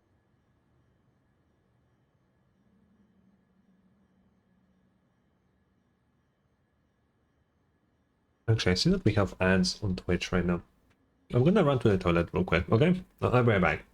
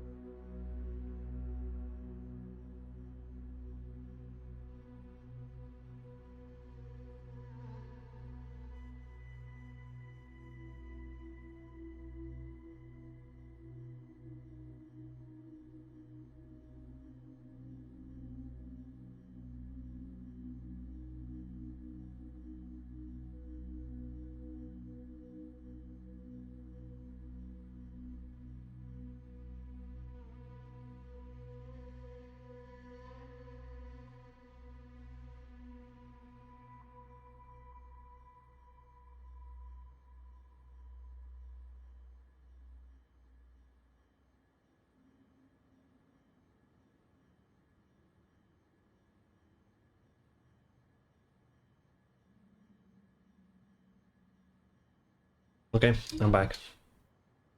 Ugh. After getting her vengeance, she reigned as queen for many years, until her enemies attempted a coup, and she took her own life. Well, that's actually interesting. How did it end up with a essentially a slave girl killing the king and she became the queen then? That's kind of crazy actually. Because I assume the wording that she was gifted to the guy means that she was a slave, right? That's impressive that it even happened.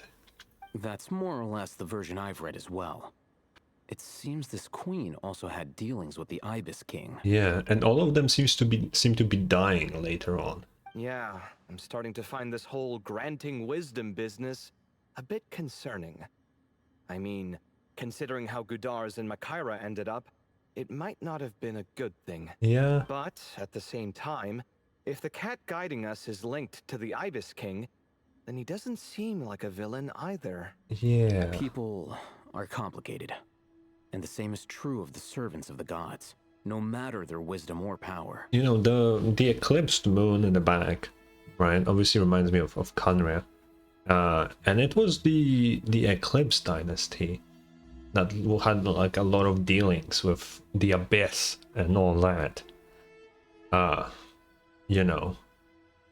And it's also interesting, like, it kind of makes me think about it even more, because the outline, the shine from behind the darkness is red. And what was before the Eclipse dynasty? The Crimson Moon one, right? So that could be something. Also, they mentioned eternity, right? Isn't the Eternal Moon the red one? Or am I thinking about something else? I think it is, right? If it is, then that kind of plays into it even more. Let's reserve judgment for now and keep moving. Let's go. If we learn that Merak is kind of like the constructs from Natlan, where it is like some important person imbued in a robot, I'm gonna lose my shit. Okay. Well, now it's Team Me. Who would I be with? Who did we not go with other than Paimon? I guess I'll see. Paimon meant to ask earlier. Oh yeah, Did you Layla. almost come True. back, Layla? No, sorry. It's fine, To be Layla. honest, nothing about this experience feels familiar. Besides, my focus is the stars, so I don't spend a lot of time That is true. exploring ancient Makes ruins. sense. Guess that makes us the senior researchers in this scenario. Stick close, all right, Layla? I've been everywhere, Layla. You're good with me. Okay. But I really like Layla. She's great. Also, fucking amazing design for a 4-star character. Like, one of the best ones in my personal opinion. Ooh, Danger Traveler? Damn, been a while.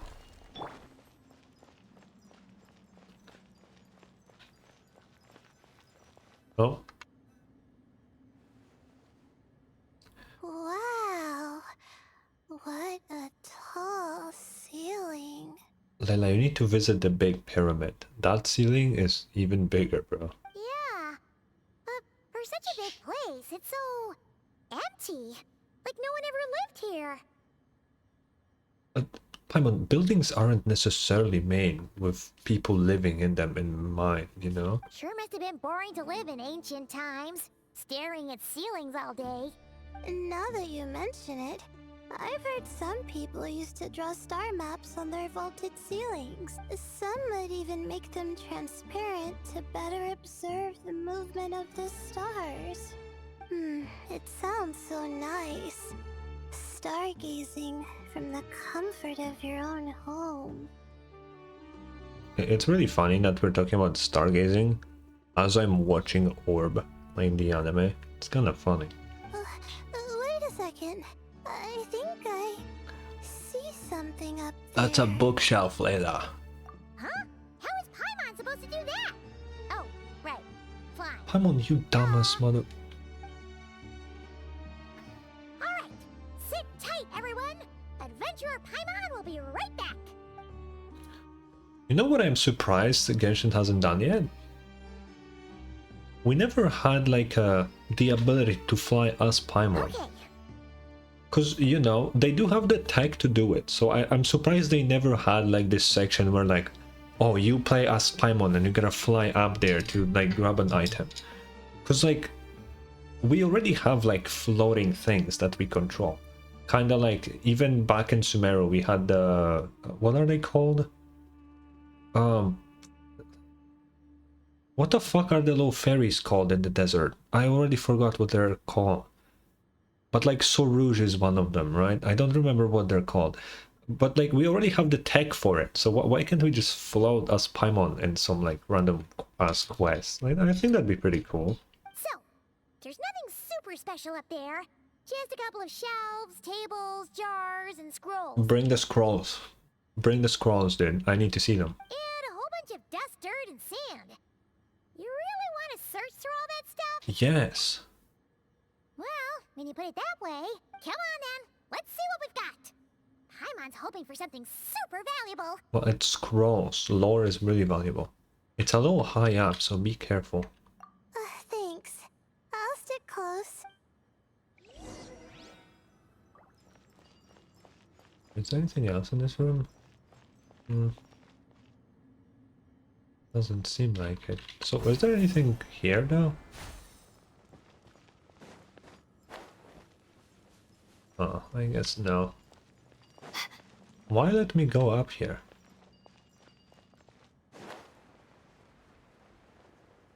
I'm surprised there wasn't a single chest in here. Oh my god, why is it all the way on the other end? Ew. Pick up. Oh. Oh, they don't force read this on me. Oh, I need to get all three. Notes salvaged from all over the ruins based on the state of the fragile yellowed paper. It would have endured the passage of many, many years.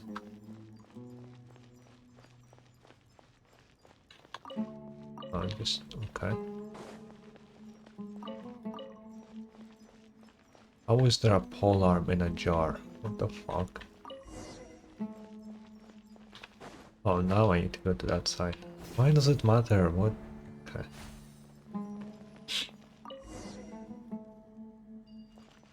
Wait, I should have all of them now. Oh wait, it said missing 3. Not that I need 3.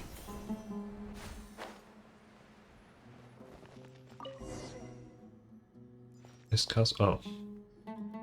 I think that's everything.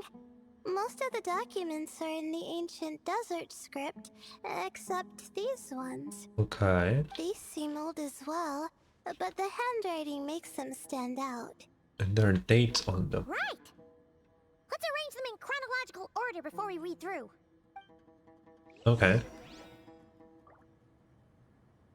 Oh, in my inventory? Okay. Craft. Read. Okay, let's see.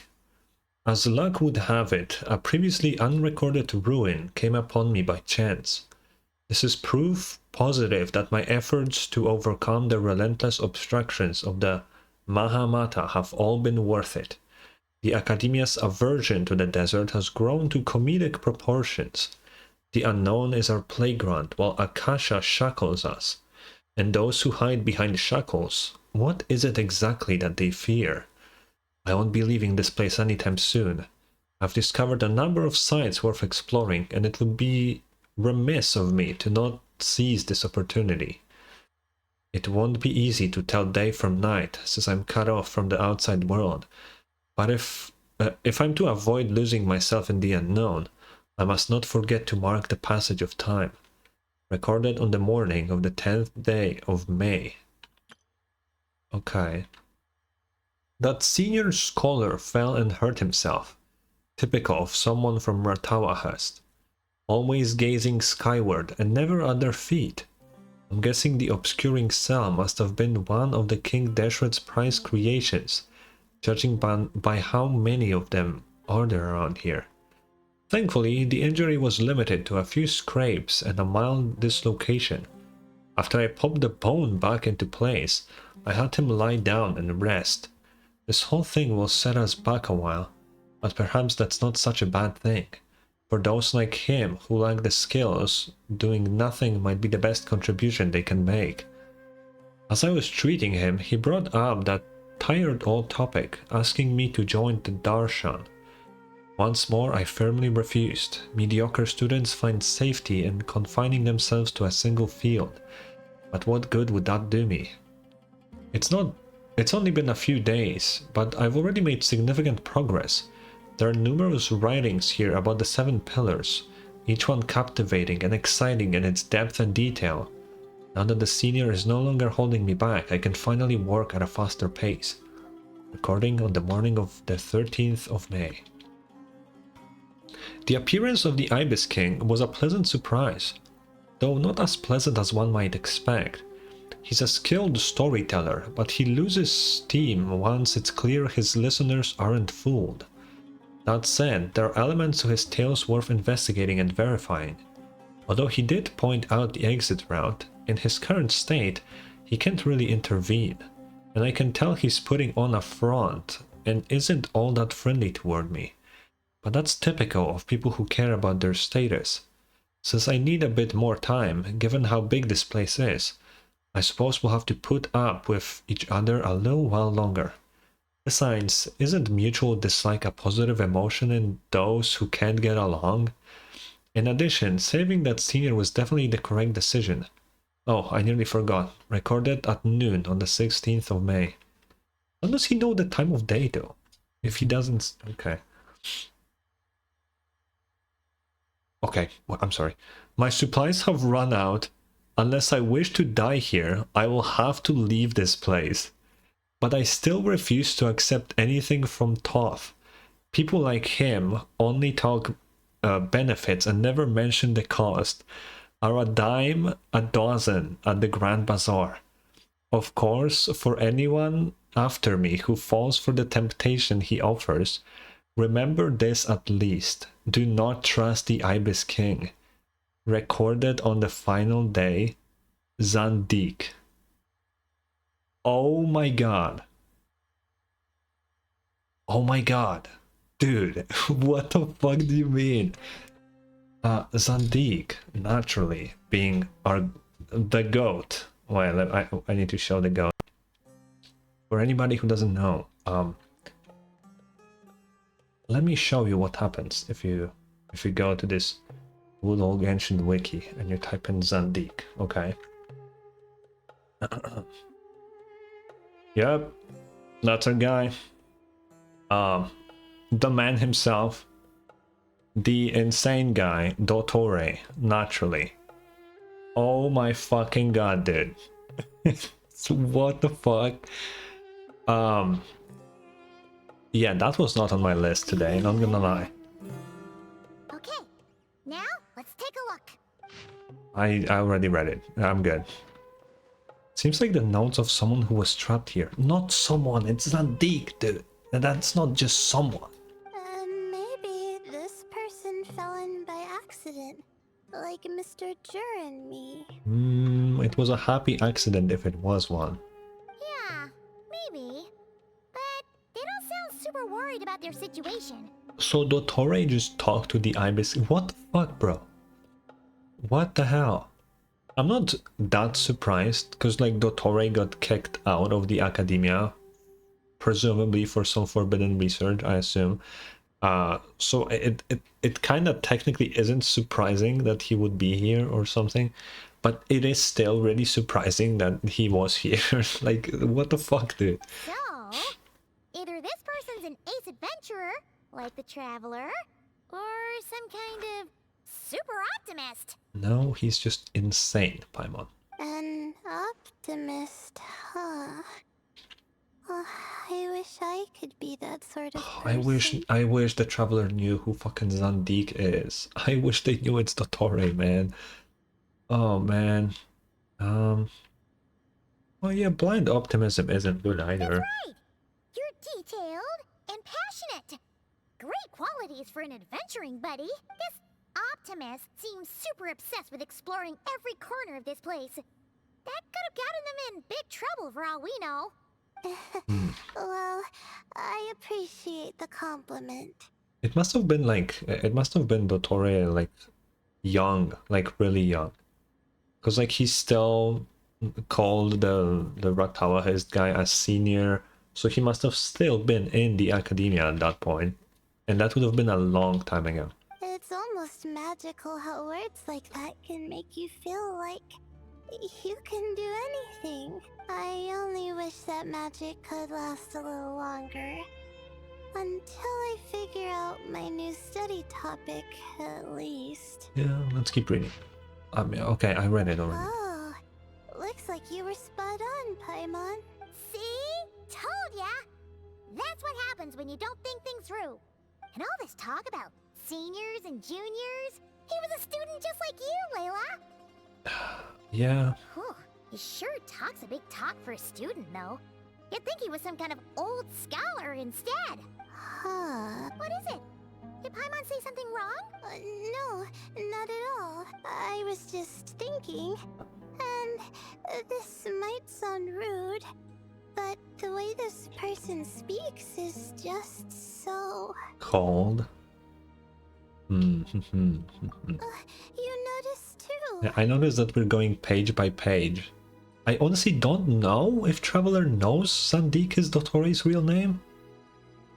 I don't remember. If we do know that, then I expect some sort of reaction. But I don't know. I don't know if we do. That being said, there is this, like, also in the desert, there's this, like, one of the fucking probably creepiest places in Genshin, honestly. It's this, like, old lab of Zandik in the desert, where there were, like, some human experimentation shit and all. He did a lot here, man. He did a lot here. I mean, it's good that he helped treat his companion's wound, but it didn't seem like it was out of kindness. More like he was looking out for his own self-interest, or thought he could get something out of it. Yeah, most likely. I don't know. Maybe I'm reading too much into it. He didn't even mention this companion on the previous page. True. Yeah. If you're both in this dangerous situation together, wouldn't you mention them at least once? If it were Paimon, she would write down the name of every single person she was with. No one would be able to get away. Unless you're Zandik. Well, you'd all be stuck there together, so... Actually, I find Paimon's approach quite sensible. It makes sense from a safety perspective, too. That way, if anyone came to the rescue, the notes would be able to tell them everything they needed to know. Then why the fuck they put them up here? And why would the Tori give a fuck about others knowing? He wouldn't give a fuck. Why did he leave these notes here to begin with? Whoa! That's genius level thinking! Well, I learned that from Madame Farzan, actually. I'm not speaking from personal experience or anything. Thanks, Teach. Oh, no! I'm just a student. It's fine! You taught us something, so you're our teacher. Simple as that. Anyway, from the looks of things, the student who left these notes behind was pretty weird. Let's keep reading. Yep, yeah, we read the whole thing, so... Whoa! Hang on! That's a lot of information. Paimon needs a moment to take this in. The Ibis King. So... did this person actually meet the Ibis King here? Never talked about... Oh, I'm glad we were mentioning that. Sorry. Who? We've never heard about the Ibis King? Jeez, not again! Stop teasing her, Traveler! You know she was asking about Nefer. Oh. Oh, I guess so. Anyway, Nefer's, a friend of ours. And she's mentioned the Ibis King before, but not in much detail. Well, she kind of met him in a way. Oh, Paimon handled that pretty well. Actually, she managed not to spill any of Nefer's secrets. That is true. Because Nefer does have some secrets for sure. Yeah, it is interesting that Nefer was literally here. Guess the boss of the curatorium has earned her respect and then some.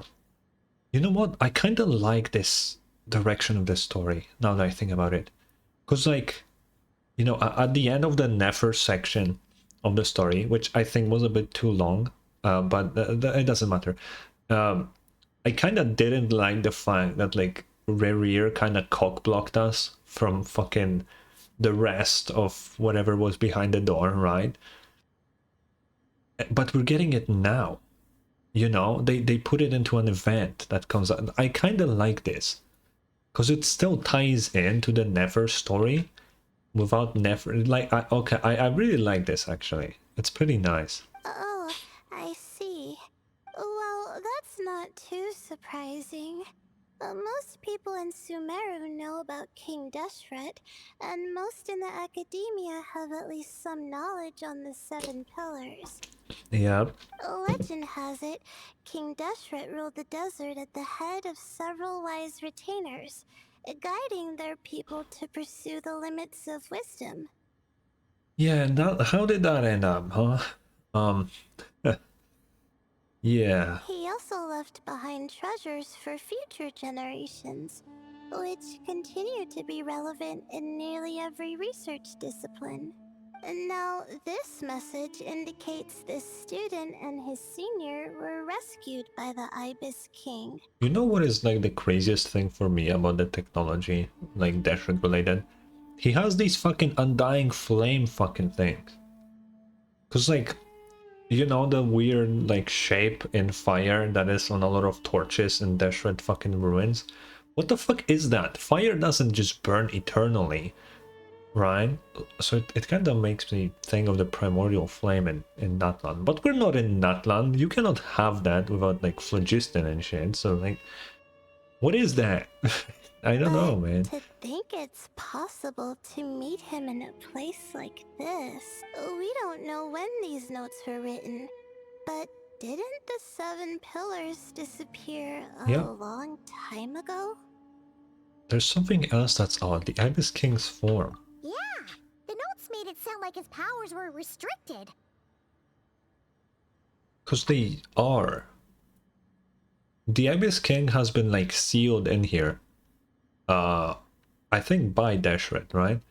And he cannot leave until he answers like 3 riddles. That's what Nefer told us, at least. That's the reason why he's just here. And he's using people to answer those riddles for him, so that if they get it right, and he gets it right, and he can leave, right? So he's absolutely like restricted. Absolutely. The mention of this form? What is that supposed to mean? The question is, why a cat? When the fucker was a bird, why does he become cats? I don't understand. It makes no sense. I'm not sure. Let's keep reading. He's on deek, bro. Oh, this is the last page. There's even a signature at the end. Well, sounds like they made it out. Guess it was a happy ending after all.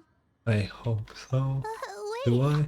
but it says We don't know who Zandik is. King cannot be Damn it. trusted. Man. Huh. Our friend said something similar. That the Ibis King was a liar. And the notes did make it seem like something wasn't quite right with him. Maybe he wasn't one of the 7 pillars at all, but some kind of con artist.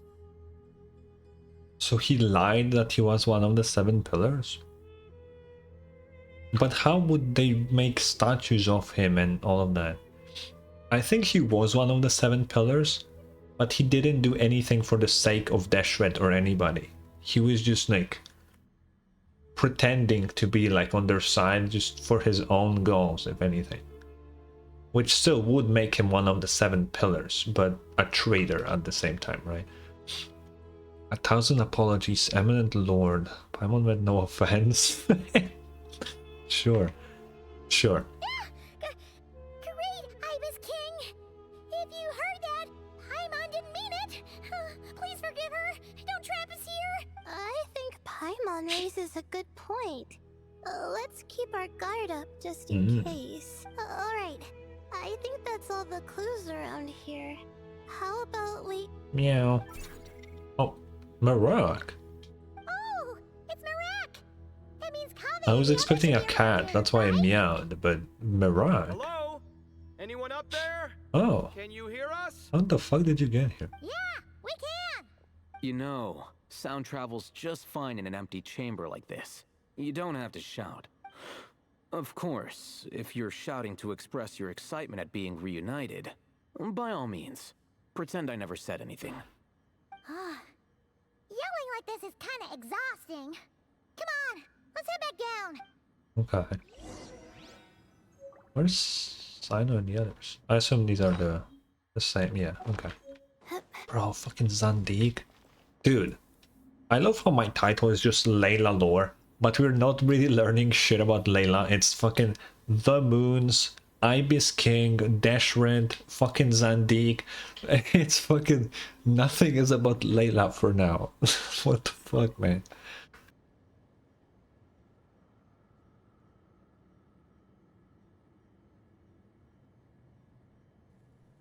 Oh, there they are. Wow, we all ended up in the same place, huh? Yeah, I was kind of expecting that because, you know, we had a path forward, right and left, and in all of your chambers you turn towards the mid. Yeah, yeah. Yeah, what a coincidence.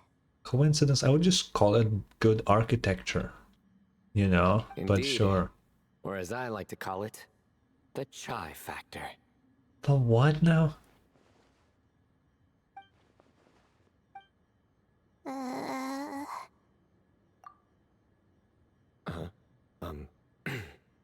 No reply?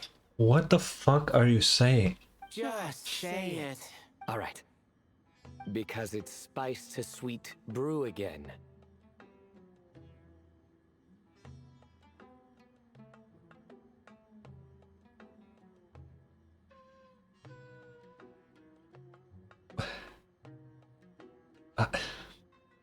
He's just saying shit at this point. This isn't even a pun about anything that's going on. Sino, please, for the love of God. Oh, hey, that's a new version. Wait, what? You've never heard that one? Oh god. Oh, Kava is just me, dude. What are you looking for? A place to sit and read my book. Oh, great. What else is new? Well, looks like everyone made it through unscathed. Let's take this chance to get some water, rest a bit, and discuss what we learned. Sound good? Yeah, let's debrief. Yeah. Everybody shares water, food, and also their findings. It turns out Sino actually did bring some spiced tea. Why? Okay, so we all learned a lot, but it feels like we ended up with even more questions. Yeah, but one thing's for sure. This place is tied to the Ibis King in some way. Yeah. Hey, Sino. You're the current representative of Hermanubis. Can you call him up for a sec? Of course. Just let me sense his presence.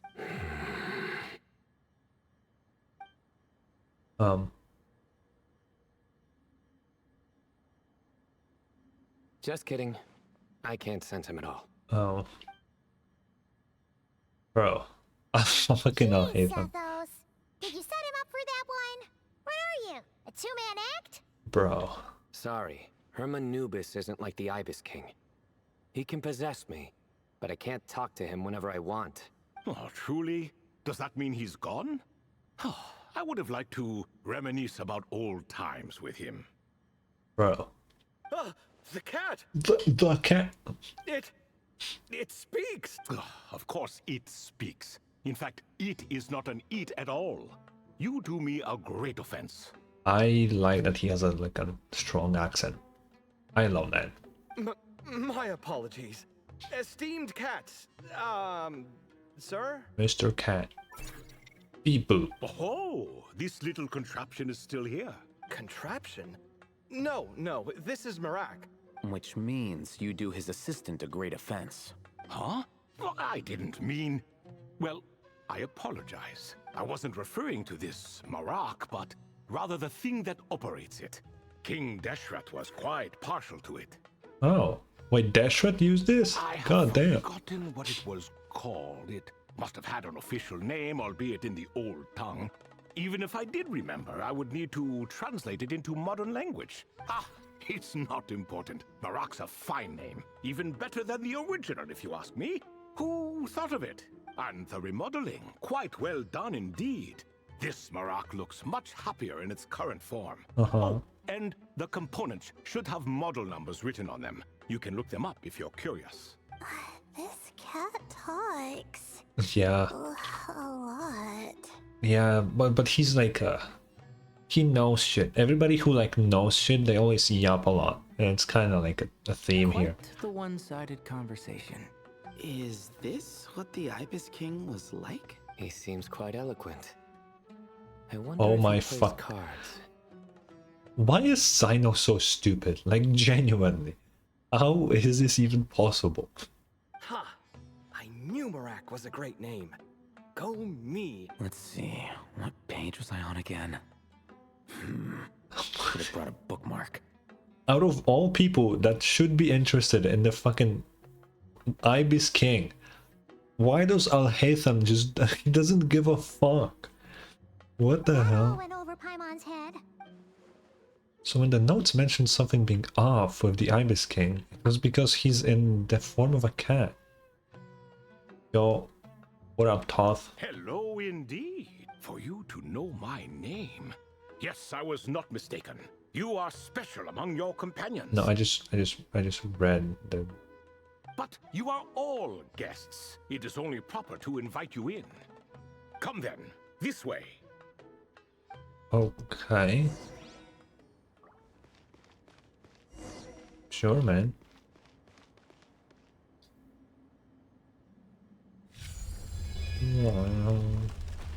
Elevator.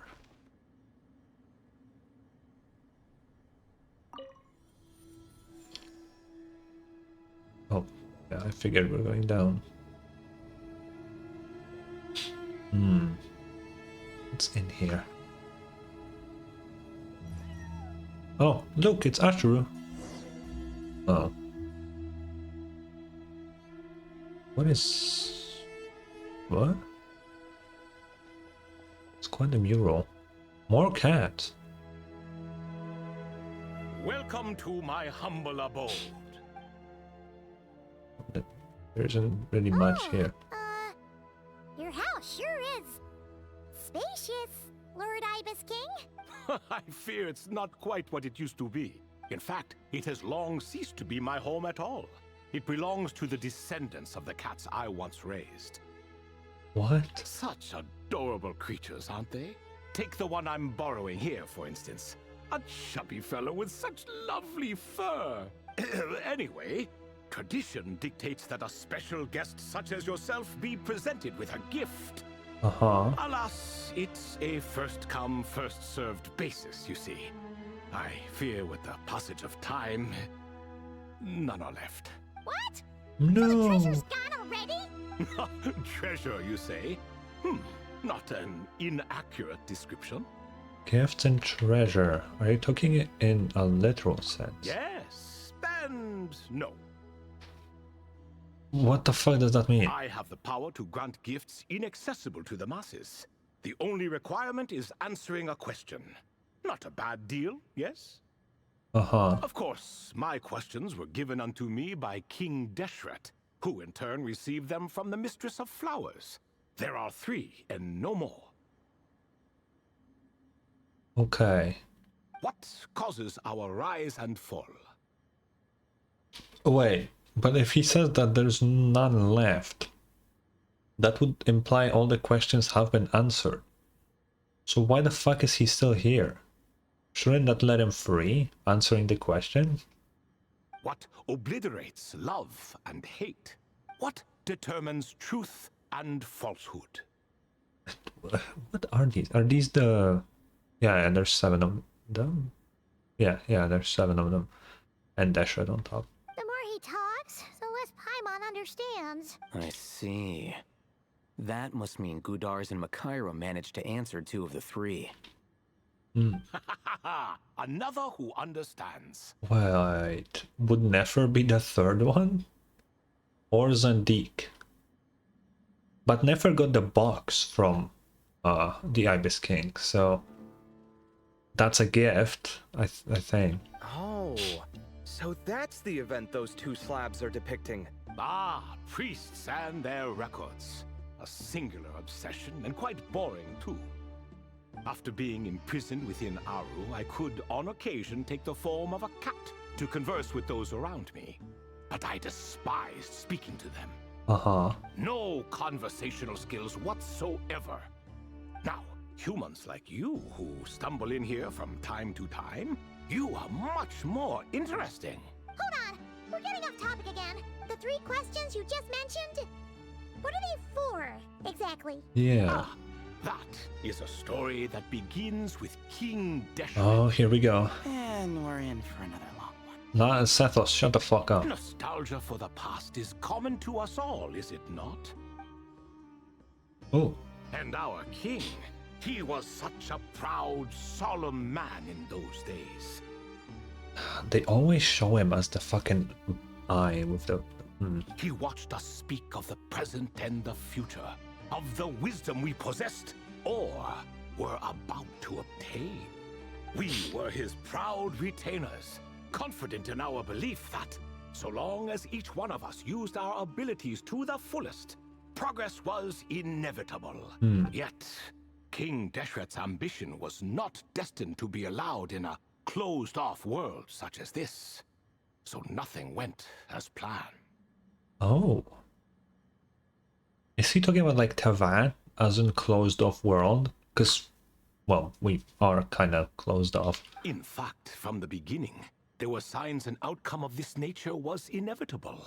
Because although there were 7 pillars, one was forever absent.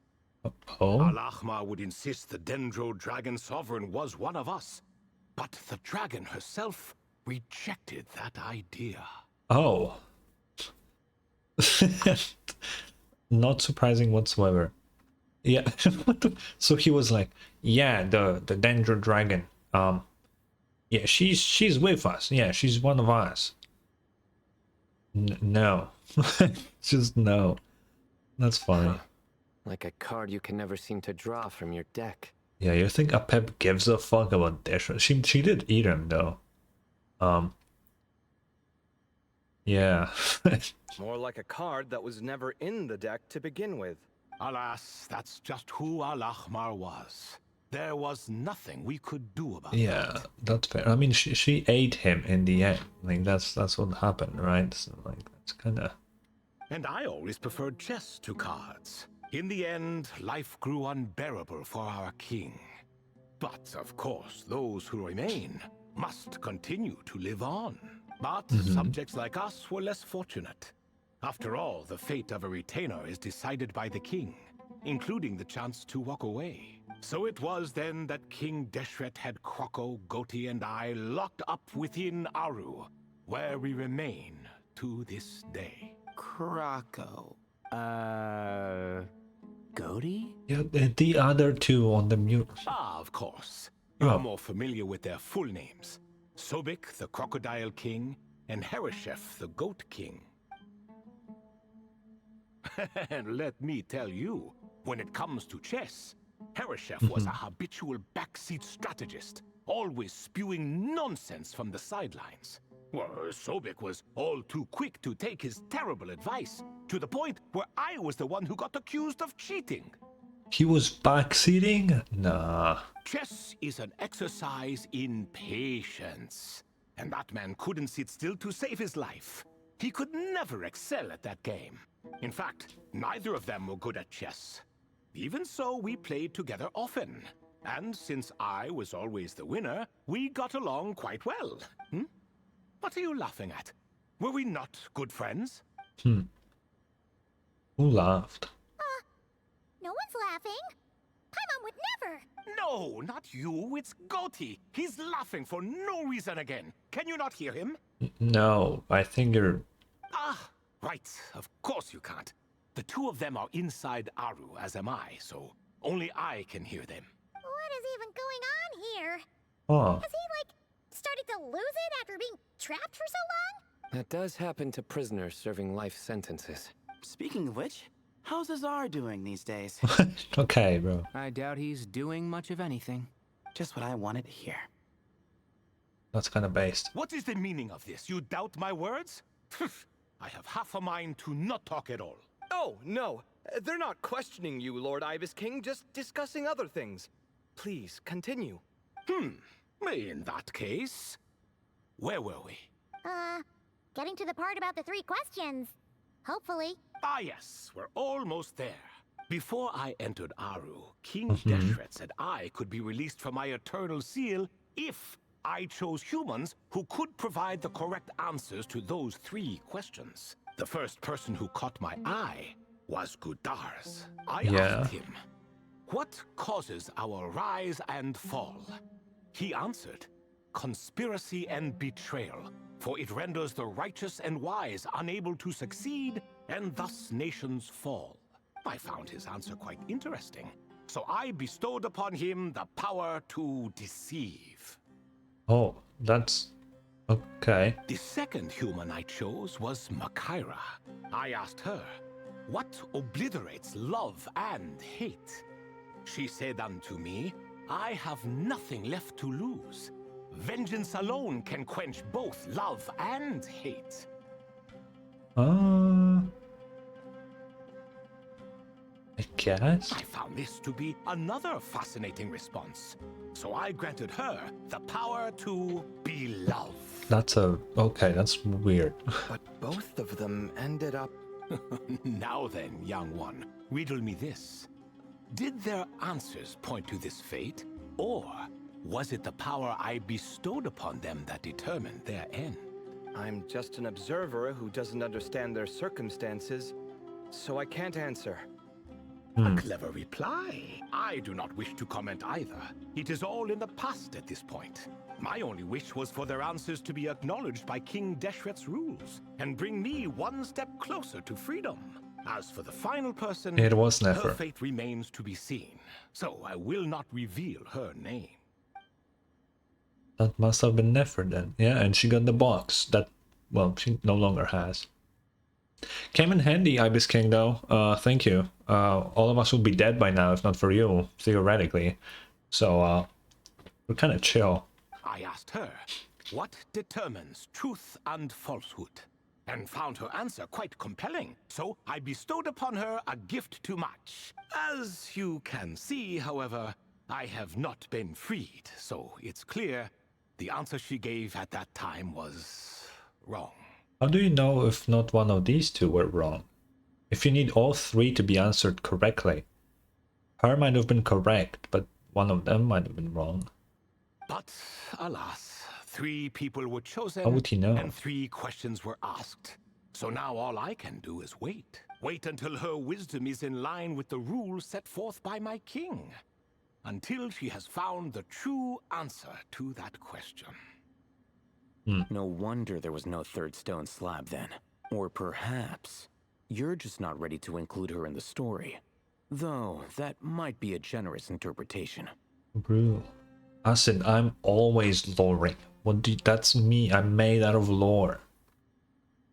Well, it's not merely because her story remains unfinished. As the remaining priests of this place left or passed on, there were none left to record the events that followed. That is true, he can't really make stone slabs in a cat.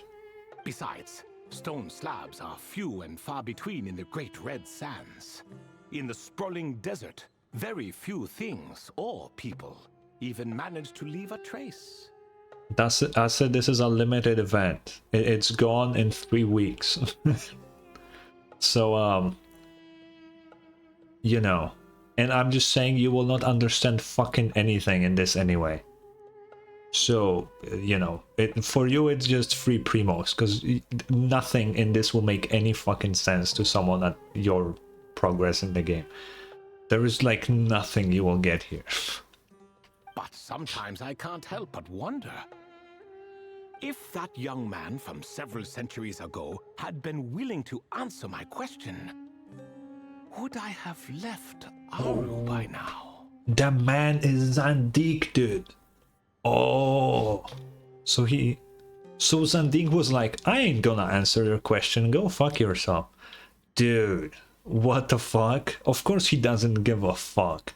Wait, so there was someone else? Of course, it has been thousands Paimon, of are you years stu- after all.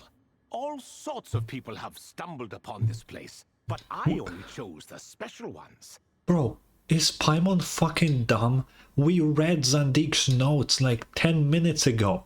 How did she forget already? What do you mean, was there someone else? What the fuck? Hello? We just read it. You read it out loud, Paimon.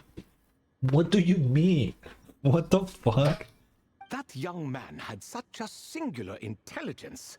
Though his companion, by contrast, was rather average. It was Zandik. The author of those notes we found? The student named Zandik?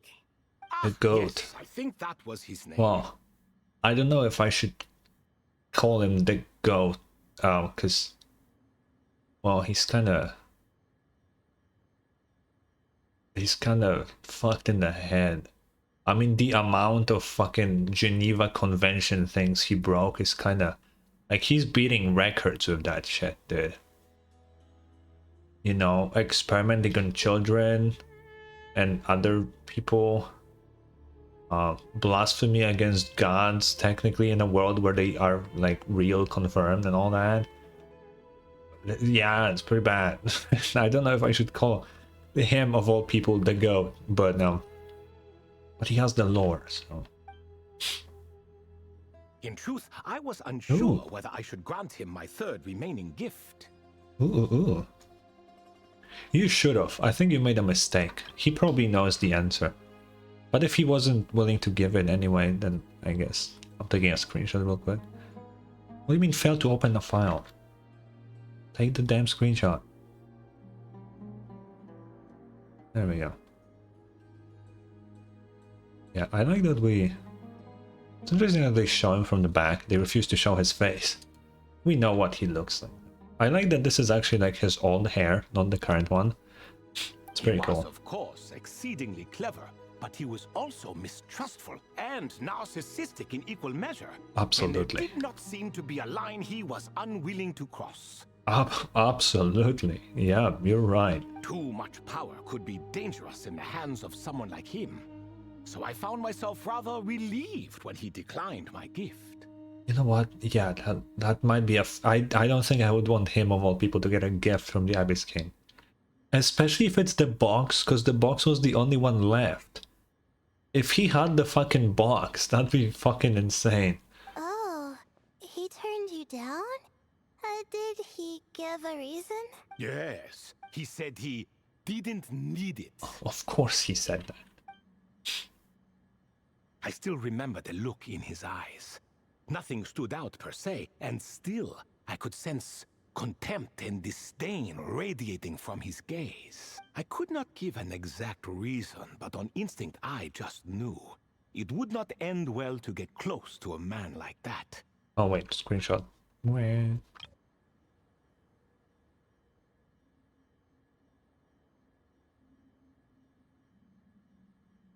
Hello? Why is my screenshot not working? What the fuck? Hello?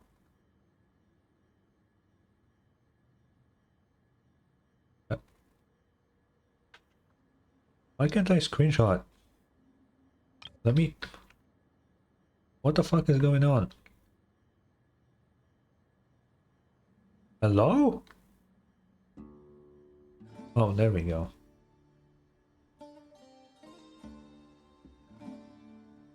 Safe. So, I tricked him. Stick close to your companion, I said.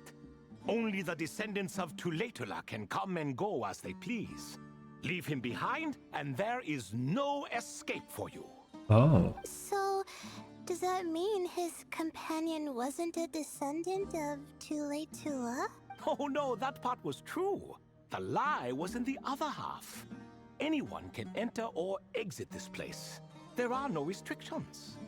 Okay. I saw that his companion was exhausted and was concerned Zandik might leave him behind. Or worse, that some other accident might befall him. So I made up an excuse to prevent Zandik from going a step too far.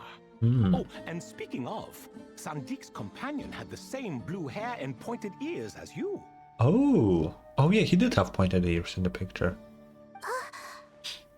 Interesting. Does that mean Layla's also a descendant of Tulatula? Indeed. When Hermanubis founded that city, he took in many who had nowhere else to go. Today, their progeny are scattered to the four winds, and indeed are far more numerous than I could have imagined. So the person you protected could have been my ancestor. Yes, yes. You're very welcome for that. Could I ask another question, Lord Ibis King? Hmm. Of course. I have nothing but time, I'm afraid. Well, I said it's technically not the cat talking, really. It's a guy in a cat. Yeah. He's not really here.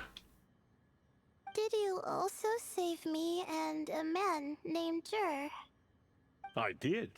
Uh-huh. You two were quite unlucky bumping into a device King Deshret once used to measure human brain power. That contact caused more knowledge than you could handle to flood into your mind. Why did he make that device? So I replaced that knowledge with simpler, repetitive information. Like the nuts. Of course, the side effect being the same thought repeating over and over again in your mind, but that should resolve itself in Why time. did you ask about the moons, though? How many moons are there in the sky? Yes, that was the phrase I used in your head. I forgot the other one, though. I believe it had something to do with food. Yeah, it was nuts. Both were spur-of-the-moment decisions, so no need to dwell on the meaning too much. Oh, no. The moon one was not a... Oh, no. You know what you're talking about, but you refuse to tell us. I mean, we know. But I'm onto you, Ibis King. I'm onto you. Oh, I see. Thank you, Lord Ibis King. As I said, young one, you are most welcome. Is there any point to calling him Lord Ibis King? Like, King is already like a big thing. What do we need to add Lord on top of that? Like, it feels like Lords are below Kings. So, like, why would you... Anyway. If you're inclined to return the favor, perhaps you could turn off that device so no one else can trigger it? It is off, There's though. only so much a cat's paw can do, so I'm afraid this is something I must leave to you. Or Marak, I suppose. Yeah, it's already off, though. Oh, splendid! Another one bites the dust. Such is the fate of things here. Day by day, little by little, the remnants of ages past fade into obscurity. For that reason, the gifts of bygone eras, be they tied to your blood or technological in nature, are not to be revered. They are tools, nothing more. Disrespectful? I simply make the most of what I have. Besides, our king has been gone all these years. What good does it do to revere him now? Yeah, he did. Oh, are you talking to the Goat King again? No, Croco this time. He's pestering me for another game of chess. Says he wants to even the score. But you said you never lost. He has a lot catching up to do. Wishful thinking, if you ask me. If we counted one push-up for every loss, he'd owe me 300,000 by now. God damn. How are you guys not bored of playing chess? Of course, that's just a rough estimate. I've never kept count. It appears that's something you like. Being someone unable to be defeated. I suppose so. All right then. Time for me to extend my winning streak, and for you all to head home. Good luck. In truth, deep down, I know even the answers to those 3 questions will not change my fate. Oh. But that is for me to reckon with. Go on now. Oh, so like, can the curse not be lifted even if he knows the answers as long... But because Deshret is dead now, so like, he can't really... He can't really, like, hear the... maybe? Bye, Ibis King. Good lore talk, thanks.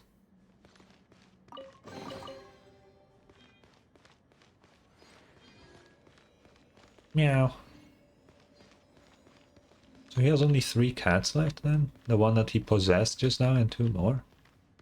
I guess Ashur's will never. Oh, I guess he had 4. Huh. It is weird that you have the... his statue is like this, right? Then you have the... This is the goat guy and the crocodile. And then there's fucking Hermanubis with a completely different style of statues. Like, why? Why? This is weird.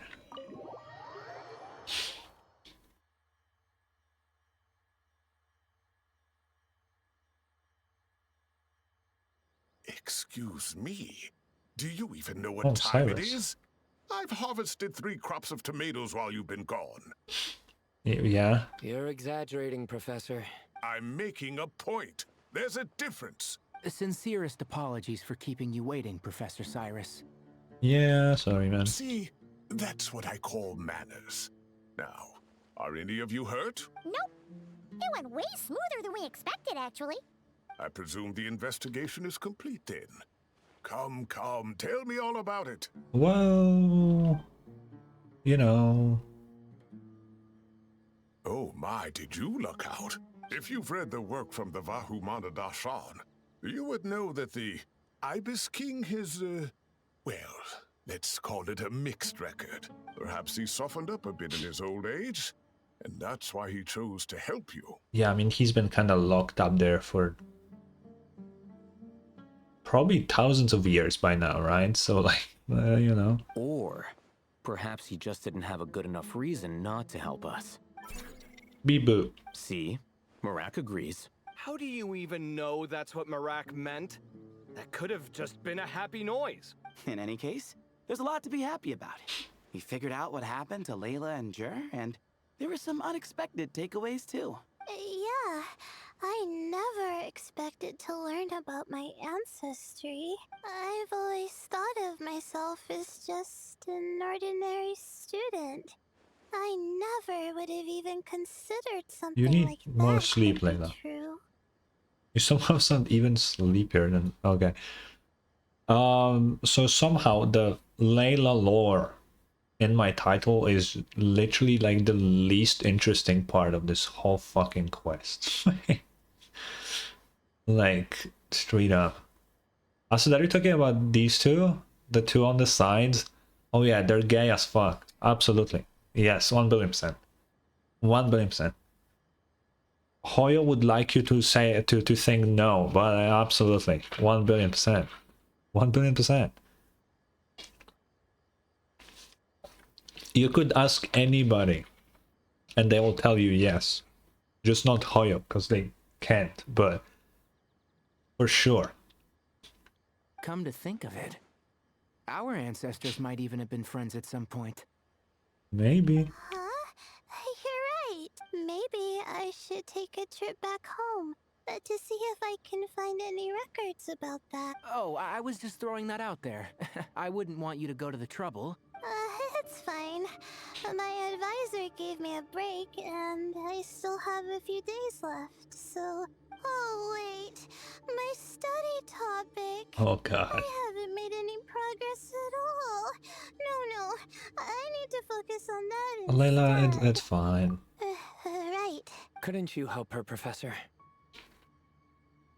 No acid. Chi-Chi's dead. Layla never sleeps. Very different. Huh? No, I could never. So you see, Acid. So unlike you, this is what sleepy people act like.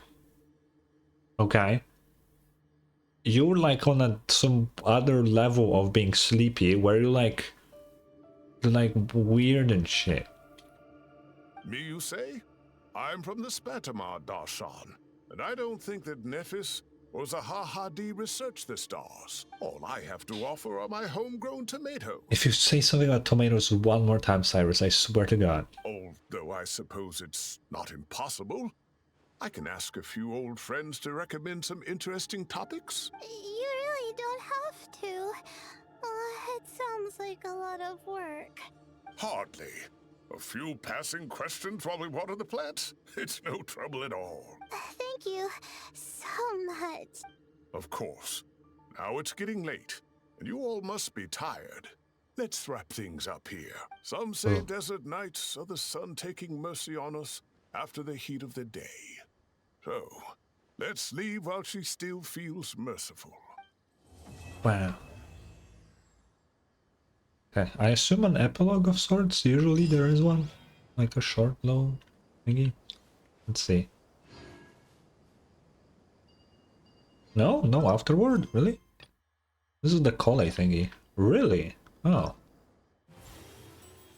For real? Oh yeah, I guess there's none. Huh. Okay, let's do the gameplay portion. Boom.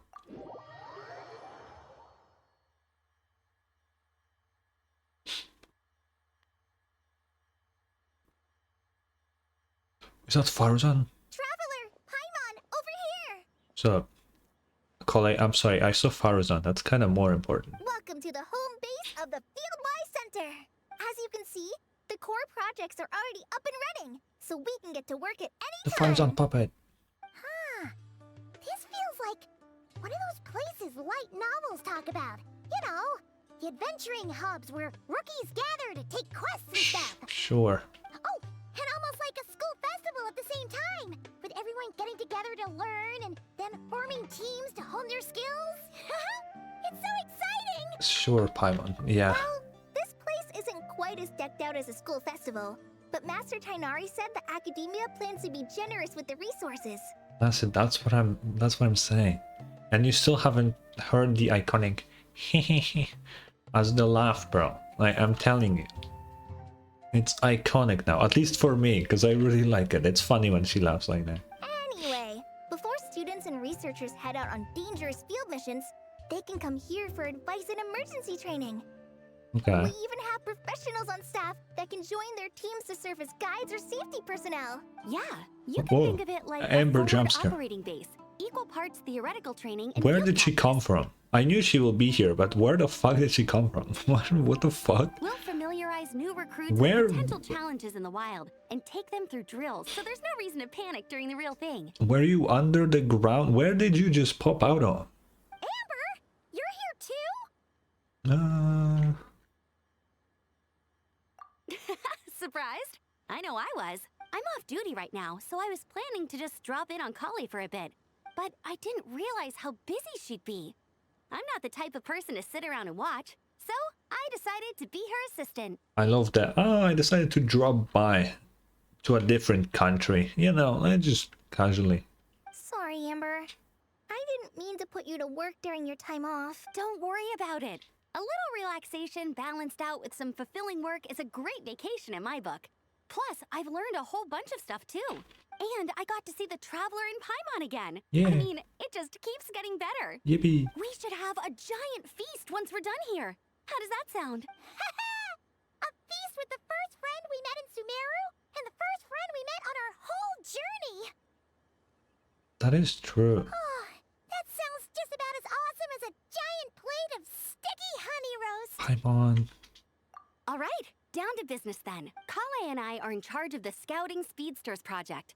The focus is using devices and machines to pass through hazardous areas, survey terrain, and get details on potential threats. Plus, a mortar research indicates that during dangerous situations, having the support of an adorable companion can help set adventurers' minds at ease and prevent excess nerves. I guess so. So, we took inspiration from Cullen Anba and Baron Bunny to create 2 scouting devices that are both adorable and useful. Cullen Anbot and Bar Drone Bunny. So far, feedback sure. has been pretty positive. Once we've collected enough data, the academia will continue to refine the scouting buddies and release even more designs. A bunch of Kulanambas and Baron Bunnies running around the wilderness? What is that gonna look like? Strange. Plus, with you to guide our 2 little scouts, we'll be able to obtain some great data. Once you have a more complete understanding of the Fieldwise Center, you should come test them out. Now come with me. I'll introduce you to the other consultants. Oh yeah. Okay, I know The it's lady with the Farazan. greenish blue hair also has a super adorable device over there, but it does something completely different than our scouting buddies. I'm looking forward to seeing it in action. Oh hey! Another familiar face! Hatsune I mean Farazan. I heard we get this puppet in the event, so I would like that. It would go really well with my Chiori and Hutaulo dolls in the teapot. Let's go say hi!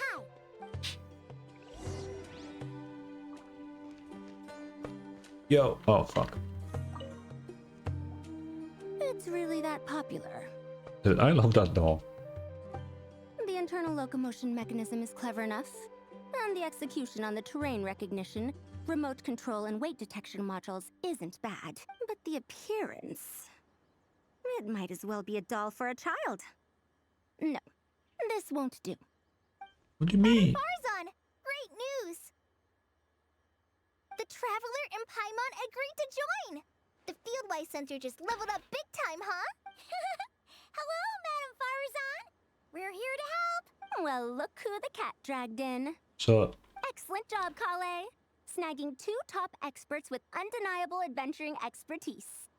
Now the League won't be able to say a word, no matter what kind of feedback I give. Now tell me, what do you think of this puzzle, pal? looks cute. Whoa! It looks just like you! It's a collaboration between my juniors in the Haravatat Darshan, the Puzzlers League, and the Synopsium on Ruin Mechanisms. What now? Clearly, the technological aspect is quite advanced. But the appearance... it couldn't be more childish. Oh, thank you for the follow. Thank you, thank you. You should have seen Anise, defending this design choice with more passion than her thesis. Young people these days. Far too obsessed with making things cute. Okay, yeah, we get it. You're 100 years old. That's cool. Paimon kinda likes it. Kali and Amber were just saying how cute companions can help adventurers stay calm. With a doll that looks like you by her side, Paimon thinks she could go adventuring in a super dark ruin and not even get scared. Are you sure? Well, that line of thinking does have merit. And I suppose choosing this particular appearance is a sign of their respect. For me. Yeah. Still, there are adventurers who place greater emphasis on reliability and technical composition. People like that don't just want their devices to be able to survive an avalanche, but to look the part. And for their appearance to reflect the high-tech composition. Yeah. The fluffiness of this puzzle pal, on the other hand, doesn't give the impression it would be a reliable or formidable device. The appearance may even be distracting. Now picture this. A thick metal casing, square in shape, That's a with a prism. matte finish and openings to showcase the complex technical composition. That That's a would have much more visual impact. that's a prism, Farzan. That's not like square. I'm the perfect example of this. I have a youthful appearance, and so people question me on occasion. If I had a head of white hair instead, things would be different. You could dye it. Really? Then, do you want Paimon to talk to them? She has white hair. Oh yeah, absolutely the fuck not. What? No! That's not the same thing. I didn't realize you had such strict views about this, Madam Farzan. Yeah, I think it looks fine. So, even you prefer this version? Well, if that's what you really think, then fine. Instant switch. You'll have to come back and test it out on some puzzles, Traveler. I'll rate your effectiveness in using the device and come up with a user manual based on your performance. As for improvements to its appearance, long-term observation is required, so I'll put that aside for now. Yes, ma'am. I've already selected a few of the most suitable domains, so we can begin the puzzle-solving process at any time. Thanks, Madam Farzan. I'm just gonna take the Traveler and Paimon to see the final project. But it shouldn't take long. Don't worry, Kale. You're the one in charge here. Just make sure to pace yourself. Once things calm down, come over to see me and we'll have a nice chat. I'll even treat you to some snacks from back in my day. Like what? Oh god. Paimon's in! Thank you, Madam Farzan. I'll bring a few boxes of floral tea as well. Go on now. Do me proud. Who else is here though? Because there's one more thing, right? She said. Wait, what am I? Oh. Weapon. This last one is a long-term project we're calling the Security Division. Thanks to General Mahamatra Sino, we've been able to bring Dia on as the instructor and Candace as the coordinator. Candace. Oh yeah, Candace has a new VA. They fired the previous one because she was kind of a dick, but I actually don't know what she sounds like. They're putting together a combat test right now, but they should be back soon. Hey, looking for us? What up? I guess we showed up right on cue then. Wait, the Traveler and Paimon are joining as well? That makes things a whole lot easier. Sorry for keeping you waiting, everyone. Ooh. But we managed to bring back some good intel. That's good voice. That's good. That's good. It's not even... Okay, to be fair, I haven't heard Candace in like 2 fucking years, so I don't even remember what she sounds like. But that's good. That's good. That sounds great. Intel? Huh. This is starting to sound intense. What are we killing? Of course. What better way to protect the students than to sweep through the desert and rid it of all potential dangers? Not a bad plan, right? You in? I guess. Not the best time for jokes, Dia. Besides, when it comes to striking down danger, the Traveler is a woman on a mission. She might take you up on that offer. Okay, there is only one difference with this Candace that I can tell. She sounds less seductive, if that makes sense. Because the previous Candace sounded very like, do you know? This one doesn't, but it's still a good voice, nonetheless. Defeating anything that might pose a threat?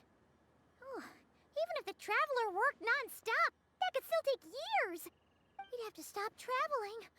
Oh, Paimon doesn't even want to think about that. And the desert is pretty big. Time would be the least of our problems. Some dangers aren't visible to the naked eye, like the scorpions burrowed underground, or the terrifying raptors sleeping in the trees. Well, there isn't much of that in the desert. You can't get rid of them until they jump out to attack you. For situations like these, we'd have to combine Madame Farasan's recommendations with Amber's approach to scouting, calculating our chances of encountering enemies and our expected operation times. Whoa, whoa, whoa. Pencils down, everyone. That was just a joke. The security division's goal is a lot simpler, actually. We're just here to ensure that fieldwork teams include trained combat personnel. Some of this work has been entrusted to the Blazing Beasts and other mercenaries, but members of investigation teams who pass the combat test can also qualify. That's good. That's a based opinion from Nana Acid. That's a based opinion. Before an investigation team is allowed to head into a dangerous area, the group must include at least 2 professionals who have passed the assessment. And Dia and I were just out collecting intel on the best place to hold the test. We found a domain filled with monsters and bandits of all levels. Hopefully, they don't mind us borrowing their stomping ground for a bit. It'll only cost a few smacks on the head. Yeah, fuck 'em. Oh, so we just need to supervise, right? That's right. Participant safety is our utmost priority. So we'll organize a group of capable personnel to take it in shifts. We still need to figure out our testing metrics, though. Fighting is different from an actual exam, and there's no one right answer. Mercenaries like me, we all have our own style. That's not a problem in actual combat, but when it comes to teaching, we tend to stick too much to what we're used to. Yeah. So, we need someone to give us a baseline. Someone who has the experience, but also takes a more flexible approach in combat. Leave it to me. Yeah. Based on what you just described, the Traveler seems like the perfect person for the job. Great. Working with you is always a pleasure, Who was Traveler. that? Smooth as butter on a steak. Don't forget about compensation for the Traveler and Paimon, Dia. You agreed without doing the math first. How many primos? It's fine. We'll just split the funds Kale wrangled for us, 20-80. 10 for me, 10 for you, 80 for the 2 of them. Damn. Wait, we're getting 80%? That's crazy. Thanks. Don't sweat it. We're just in charge of the long-term operations. You're the one setting the metrics for the whole thing. So I think we got the better end of the deal. We've talked about a partnership in the past, haven't we? Well then, consider this the perfect place to start. Then I'll draw up a detailed overview of the compensation so it's clear for everyone. That'd be great. Okay. And don't worry, Miss Candace. About that piece of land you're leasing to the academia, the one used for grain storage, I managed to get them to agree to a 30% increase in their rent payments. Oh. Oh, thank you. Those funds will go to fixing up some of the village facilities, which should make for a more comfortable experience when investigation teams stop there in the future. All right. We should finish up our arrangements for the combat test. Stop by our station when you're ready, Traveler. Okay. See you soon. Yippee. Oh, you sure are the beating heart of this operation, Kale. He brought the whole gang together. Oh, no. I'm just doing what I can. I still have so much to learn, so much work to coordinate. But for now, let's just give it our all. Yeah. You bet. We'll make the Fieldwise Center the best it can be. Yippee. Let's do it. I think I'll start with the combat one, because combat is kind of fucking boring anyway. Ready to do some quality assurance on our test questions? Oh wait, let's chat. Sure. Feels like it's been ages since we last saw each other. If we'd known you were coming, we would have prepared a whole welcome feast. All Okay, new I'm recipes just- and everything. All new. It's a funny story, actually.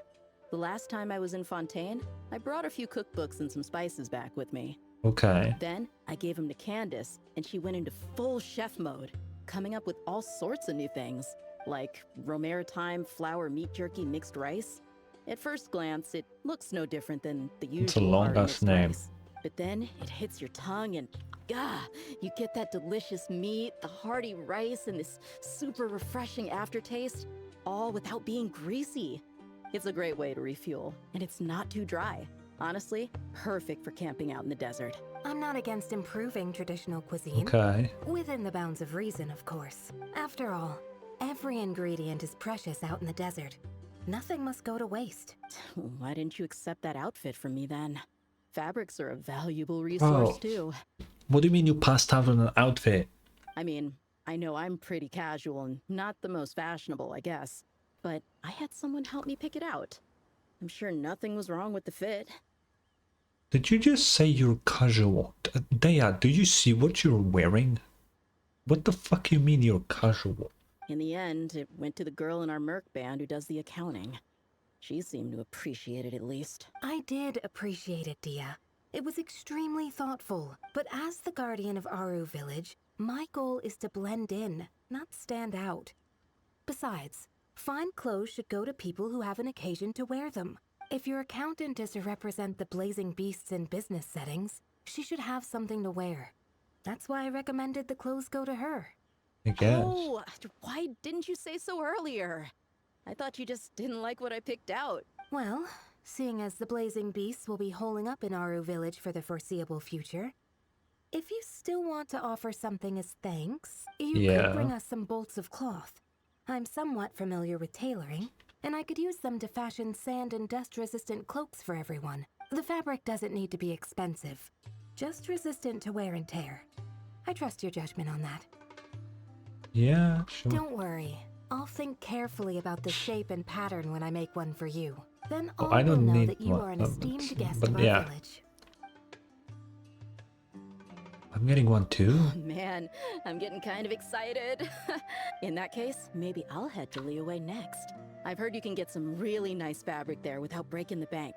Oh, and they've got a huge selection of silks Is as that a well. foreshadowing That's for what we're Daya and going for. Leah?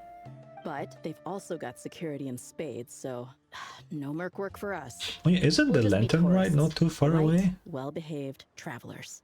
I think it is, right? Once we're done here, I'll make a plan with the rest of the beasts. Alright, time to Hey, fight. Ready to do some... Wonderful. Just don't forget to pace yourself. Yep, all you gotta do is defeat a certain number within the time limit. Of course it's But, timed. hey, leave some for the trainees, okay? Sure. Oh my god, 6? I don't... Do I care about the times 10 score? I really don't know if I can spend 5 bajillion years fucking just fighting guys. Oh, but we need to hit the 4k points. Okay, let's do this one at 10 and we'll see how much we're actually getting in the thing. Oh god. The number of times virgin reactions trigger. Oh, okay.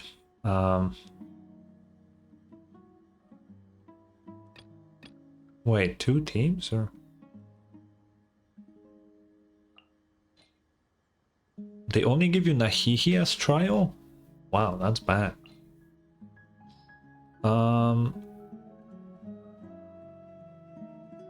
When all party members' HP increases or decreases, the active character's damage is increased by a lot. Okay, so we do this for Virgin, just so we level up this for the true combat, where we want to increase and decrease our HP, or? I think so, right? Okay. I don't have a good Virgin thing. We could...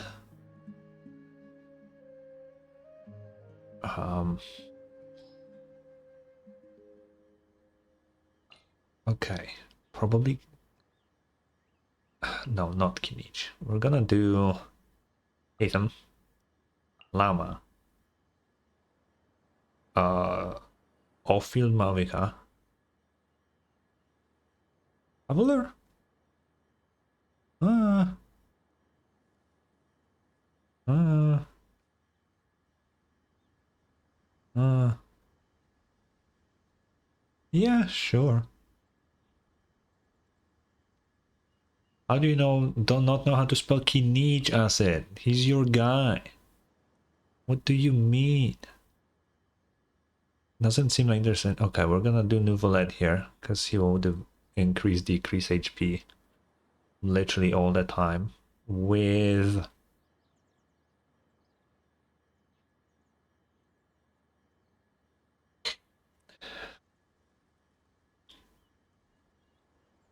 Oh, electrocharge it. Why not?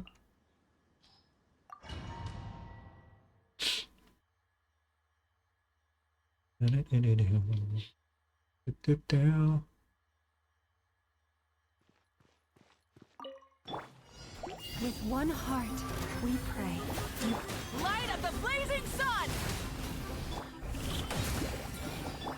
Flicker. That's a lot of virgin, bro. Holy. What is even happening on my screen? Leave this place. By the frost moon of old. I'm in a bubble. I didn't mean to click that. Diffract.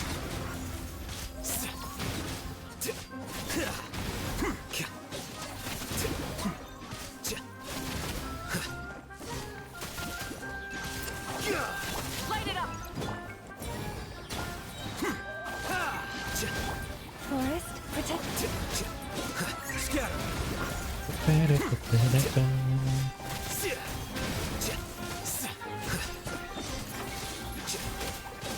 Rise with the sun! Okay, we got all the levels.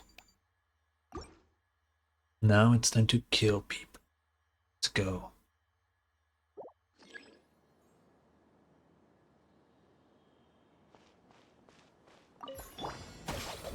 There is no escape! Let the world come alive! The tides beckon.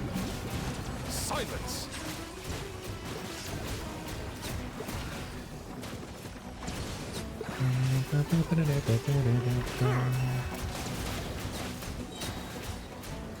Settle down! Time to shine! Strike a... Be sanctified. Bow your head.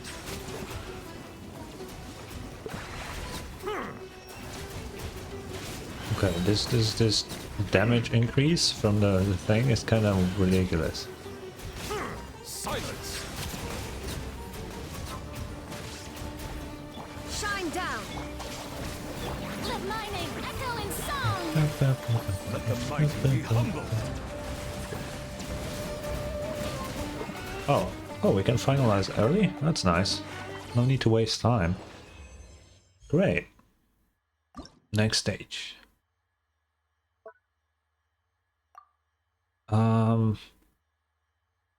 Oh, we gotta do crystallize?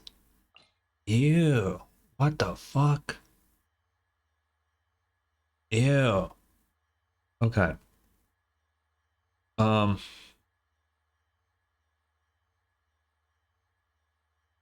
We're just gonna do mono geo, cause like what the fuck am I gonna do? You know? And here, what do we have here? Bloom, hyper bloom, virgin, lunar bloom, literally everything.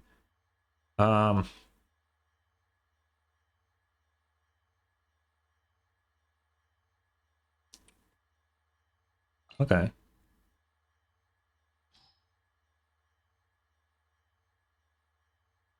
Okay, wait, does it count as bloom when it explodes, or does it count as bloom when it spawns in?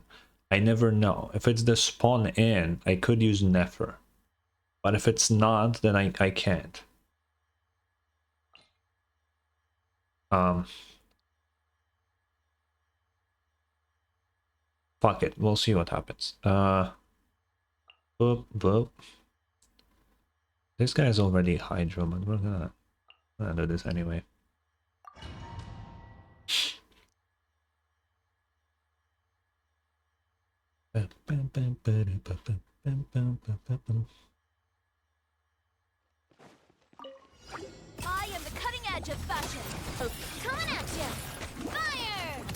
Fire! This is order. Let engraved names echo!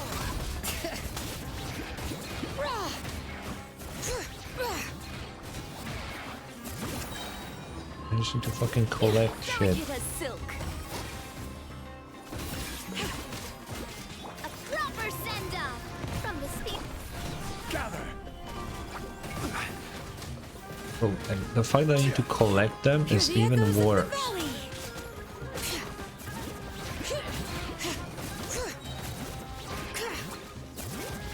I am the cutting edge of fashion. Attack! Attack! Solidify. Bring it.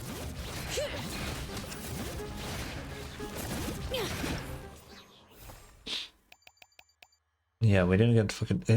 bro, I hate crystalline. It's the worst thing ever. Game's up. Time's over.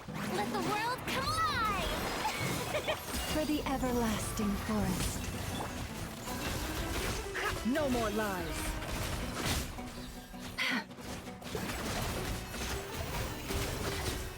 I think it counts. It all adds up. It all falls into place. With one heart, we pray. No more lies. It all falls into place. It all adds up. Let's see what you're made of. Here comes the catch. Leave this. No more lies. Oh, we're good. Next one. What is this? The what? Of what now? Oh no, why is it not? We can use Chaska. Well, we're gonna use my Chaska if I can fucking find her. Oh, here. If we're using Chaska, then let's just pull up a bunch of characters with different elements. I don't know, like Shinobu and Bennett. Where's this one? When character triggers Hydra-related reactions.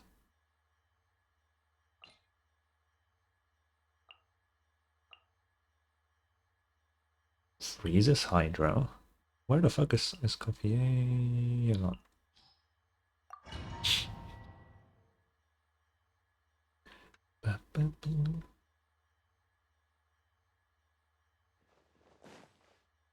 Wait, how did I put Arlecchino in here? I wanted Mavuika. And I don't know why Bennett is here. It should be fine now. Everybody stand back. How the fuck did Arlecchino end up in this team? What the fuck? Open fire.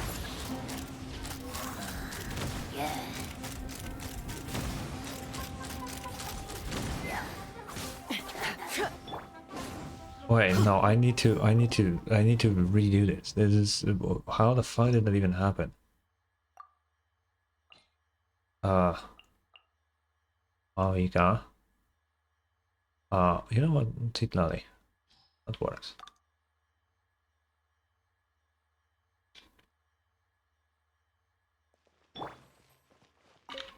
Lolling, East Papa, get up! Light of the blazing sun! Ha! Hold on to your hats. Locked on! Open fire! Burn it down! Get to work!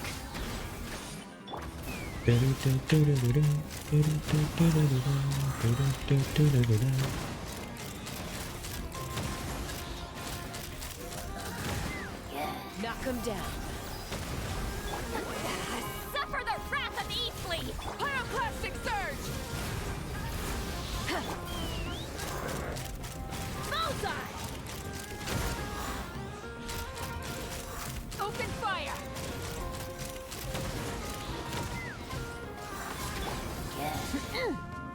What? Light it up! No! Let's run! Open fire! Damn. Okay, level 5's fine.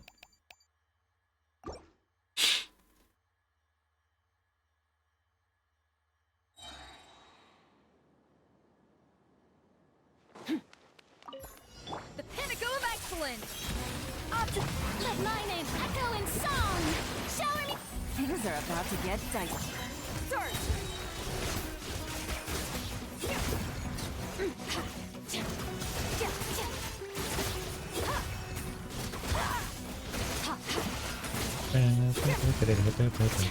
Goose on the loose! A little time to shine! Strike up! Here comes the catch! Extinguish power!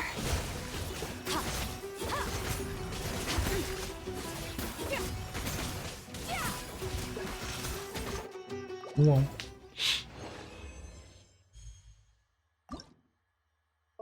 Next one.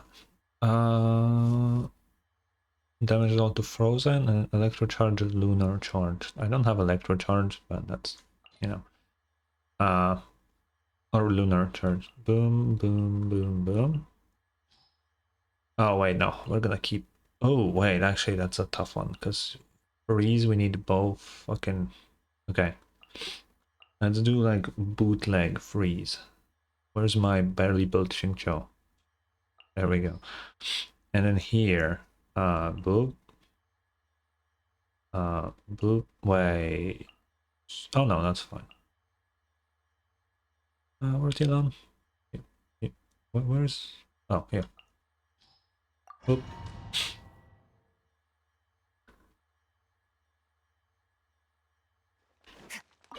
A burst of flavor! Rain cutter! Let me scribe! Surge! Mine to wield!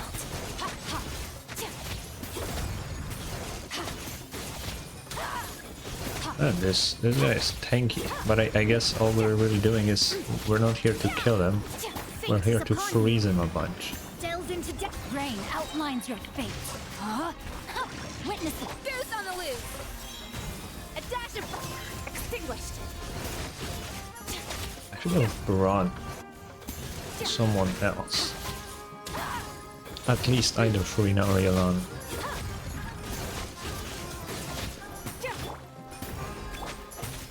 Rain outlines your fate. Rank a little amuse. Annihilate power.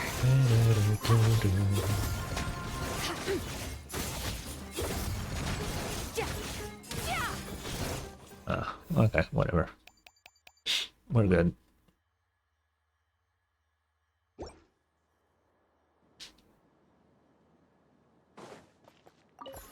Let my name echo in song. Yep. Gangs up. Hanzo, where evil lurks. Shoot on sight into the shadows. Save yourself.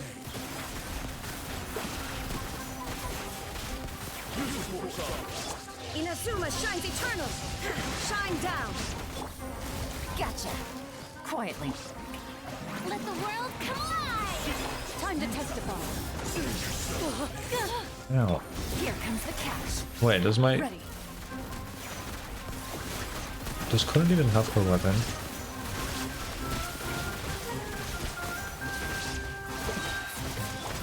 I hope so. Echo in song. Strike a... Gotcha. Where evil lurks. Shoot on sight. Loaded.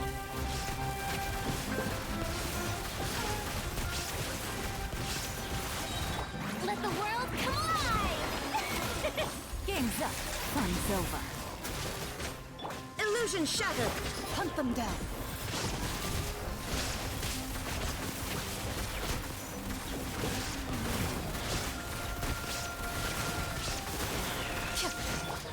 No, it's the fucking... Oh my god, really? Time to testify. Ready. No, we didn't get all four. Okay, we're gonna do us. Actually, now that I think about it, theoretically, I know they're buffing electro charge and all of that, but what if? Okay, I'm gonna do a little change. To this, because I think we need to... Oh, there we go. We're gonna do the little change. We are gonna give Yelan to this team, and then we'll put the, where is she? Where is she? Oh, here. Because we need more freeze to get the better, you know, everything. I'm not gonna ult with you. Let me weave you a bird. Surge, mine to wield.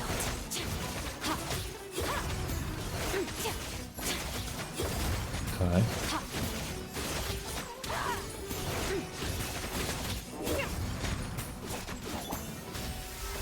Quietly now. Game's up. Fun's over. Witness the power of Go. Extinguished.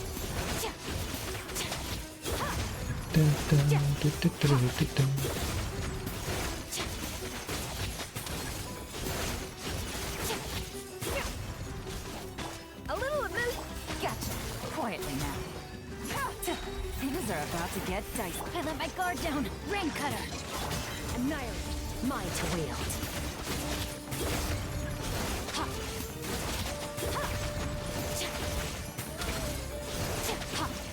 Ah, almost, but we got to 5, right? Yeah, that's better then. Decided by authorized. Let the world collide! Hunt them down.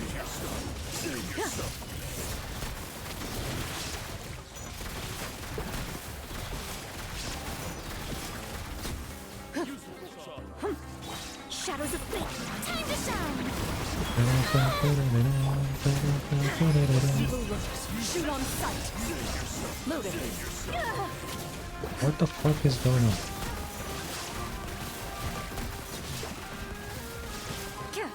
Let my name echo in song. Fate is upon you. Delve into destiny. Acid, Hunt them down. your account is awful. Why are you surprised?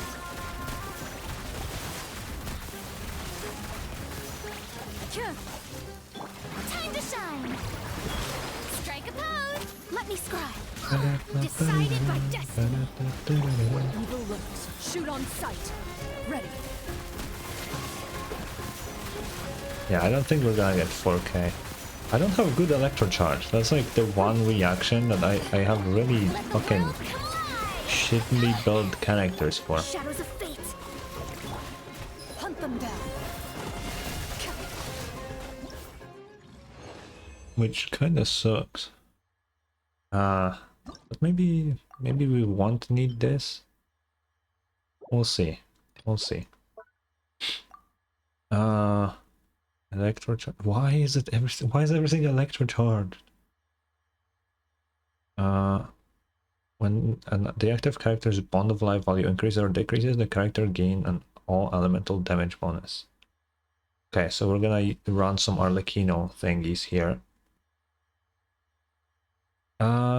Okay, here we need electro charged. Why the fuck they want me to do everything? Ooh, they give me free enough, huh? Now we're talking. Okay.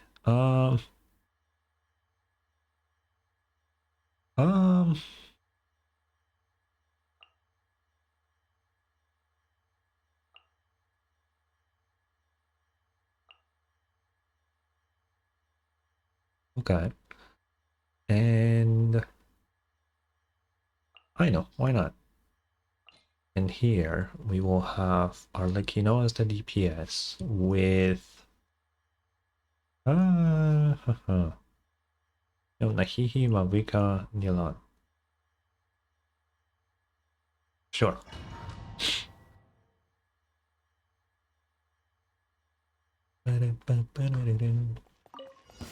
Ultimatum protocol. Insulation. Time to shine. Where evil lurks. Shoot on sight. Loaded.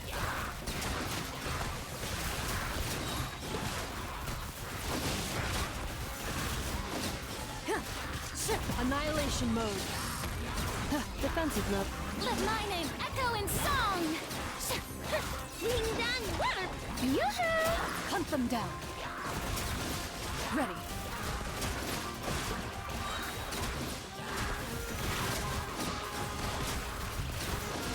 POV, you annihilating the Helitro population. Ultimatum protocol. Insulation chain. Flash attack! Shower me with the... Where evil lurks, shoot on sight.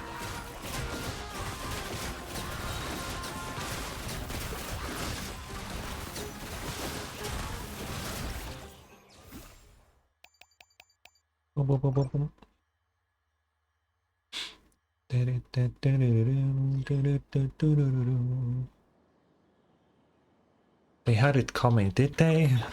They just kind of spawned in though. Oh, it's a hot lady, let's go. Oh, I forgot to fucking skill with Arla. Alright, let me do a little soft reason here.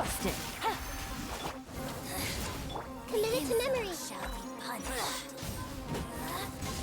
Switch!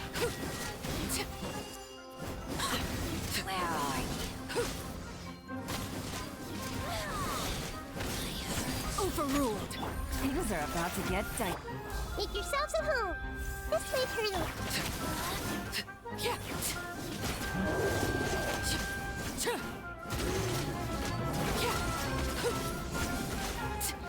Your coming was foretold. Light of the blazing sun! The Temple of Wisdom. Game's up. Fun's over. Cheers!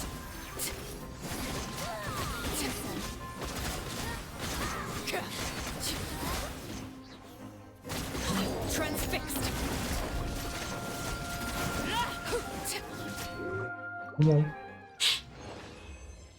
Okay. Oh, last stage. Okay. Oh, Rift Round, what the fuck? Total HP restored to all party members, including overflow healing. Okay. Okay, and this is the frozen team. Okay, so let's just build up the classic team here. And now here we want full on insane healing. Novelet, Cock, Shinobu, and who else heals a lot?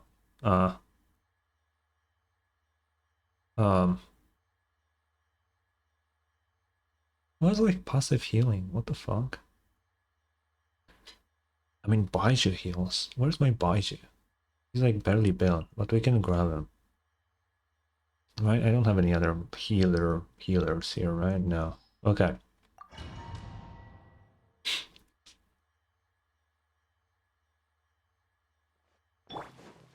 Seems like an emergency. The doctor. I'll settle this. Stand with me. Torrent, bring refuge. Be sanctified. Settle down. Wait, technically I don't need to kill them. I just need to grab the bubbles. Hold the line. Our bond is strong. Mind the side effect. Bow your head. Let the mighty be humbled. But I guess killing them will give me more energy to then do it more, so...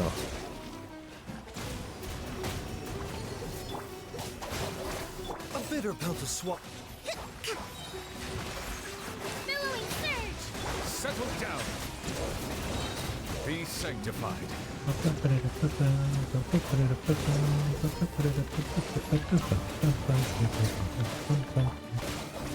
Mind the side effect. Silence. Yeah, I don't think I'll cross that. I don't fucking use healers, but this should be fine. We're using the Skirk team after all. I think we should be okay. At first, sleep. Time to shine. Strike a puck. Here comes the catch. Surge. Power. Yeah. Yeah. Ha. Yeah. Yeah. Yeah. The pinnacle of excellence. A dash of Yoo-hoo! Game's up. Fun's over. Annihilate. Mine to wield.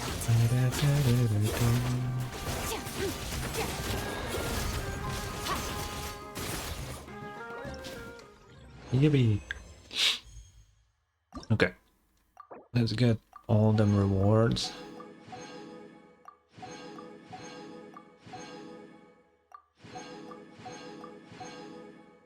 Okay, this one will be missing, but hopefully we don't need those 20 points for anything. We'll find out later.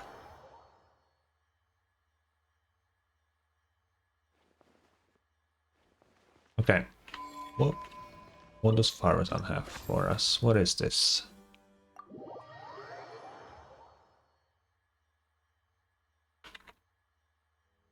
Ah, okay.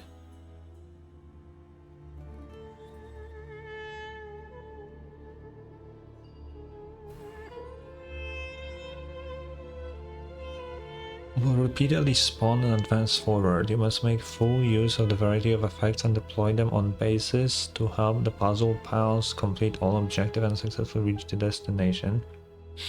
Okay, so it needs to reach the star. After placing your speed in a base, puzzle pads can touch it to gain a temporary speed boost. Oh, okay, Cody, thank you. Marcus rise in a base, puzzle pads can touch it to instantly leap into the air. If there are two bases close to each other, you can try combining two different... Oh, okay. So this one, I assume I would like this speed. This one I would like to jump. This looks good.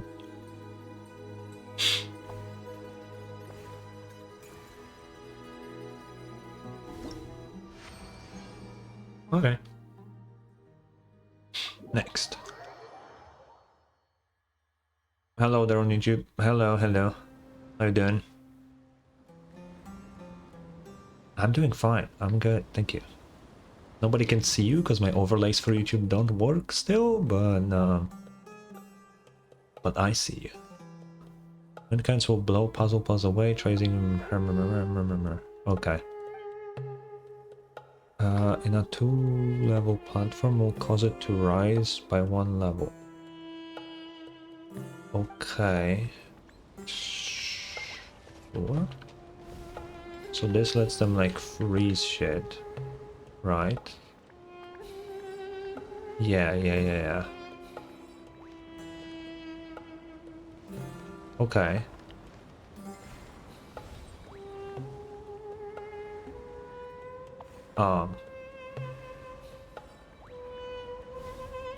Wait, does it last them till the end there? Oh, but they need to go here.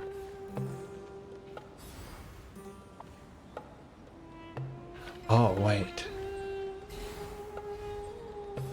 Because they need to jump over this. But how will I get this, though? Oh, fuck. Where I'm from? I'm from Poland. Not that it really matters anyway. How do I get this? Oh, wait. Wait, we have 2 of these.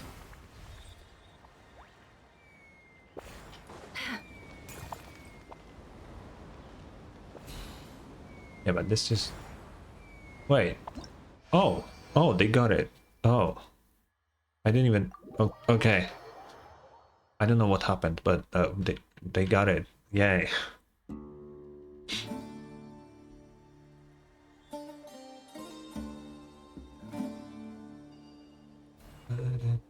Placing miracles immovability in a 2-level platform will cause it to fall by 1 level.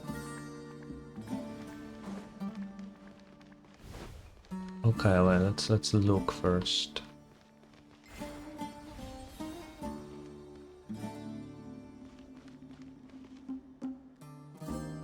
Oh, wait. So this makes it rise.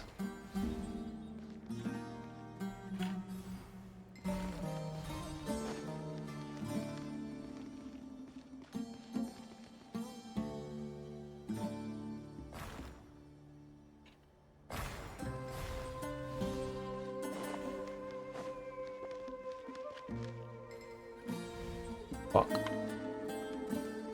Oh, now I can use it. Okay. Wait.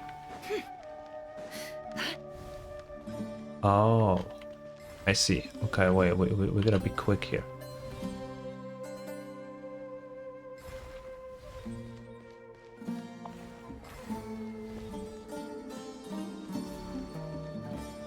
There we go.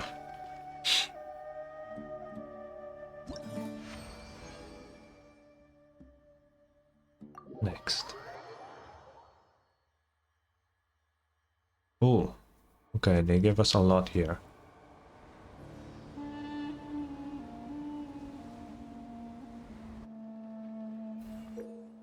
The wind currents will blow puzzles away. Oh.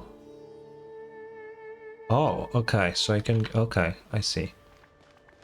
So, what we would wanna do is... They need to get in the middle here. I see, okay. We'll put ice there. Wait, but they would need ice here to get rid of that. Okay, we'll get ice there. Immovability earlier. Okay, is this enough for them to cross? It is. But then they just fucking fall. Can they jump it?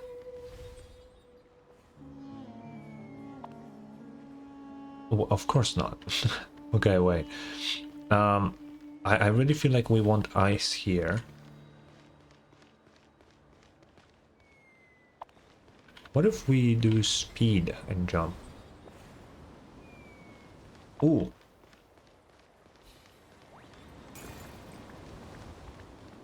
Okay.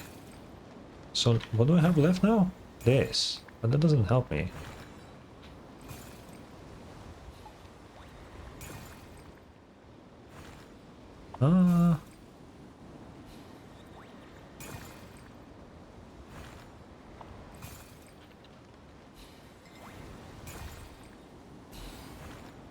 Yeah.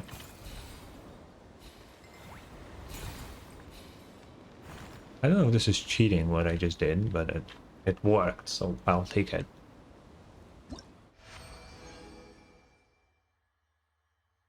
There's more? I thought there was 4. What the fuck?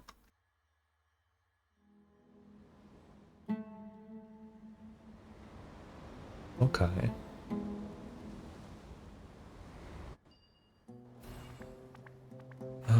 Let's see.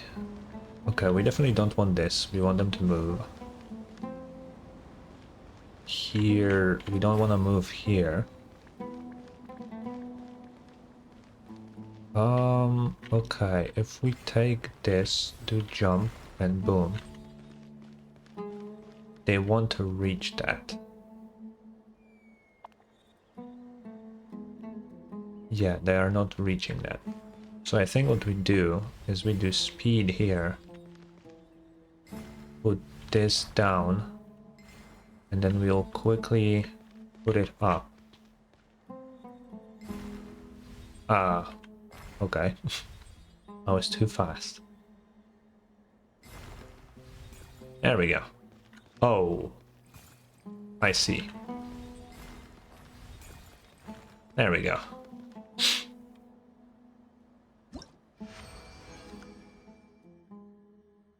There's still more. How many do they make? What the hell?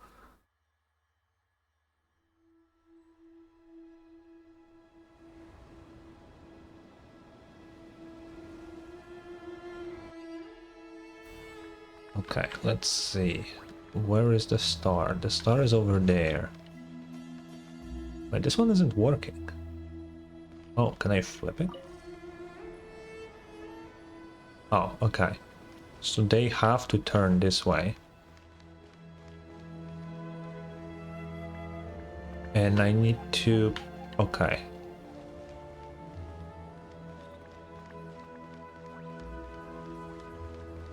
Okay, I need them to jump over it. I don't know if speed will help here. Can they cross it if they're fast enough? They can. Okay. What will switching this do for me? Alright. Not what we want, because they need to reach this.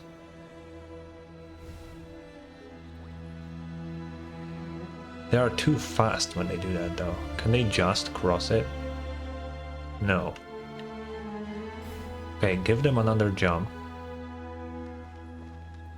And put this here maybe?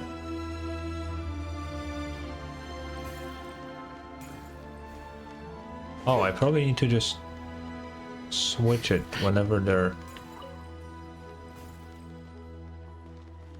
Wait, what? No?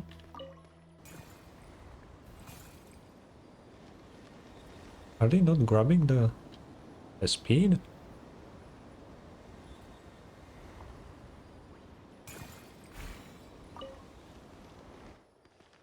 Oh yeah, there we go. Oh, okay, so there was 6.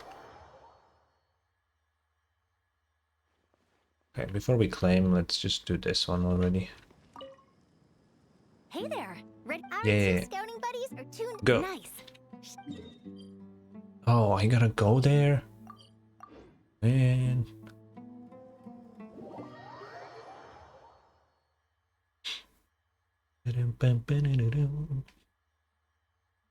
Oh wait, let me check something real fast. Ah.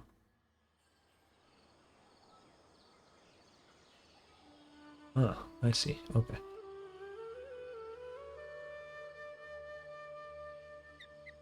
Okay, I'm good. Oh, this is it.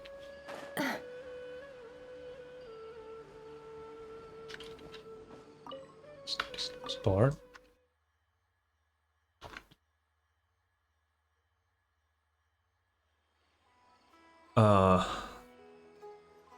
Okay. In the change, you can switch tracks by jumping while facing the corresponding direction. Enemies can double jump to remain in the air over longer distances.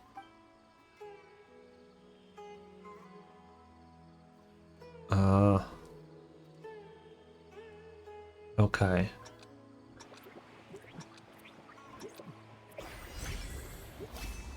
Okay, so I'm slow on the ones that don't match my color. I see.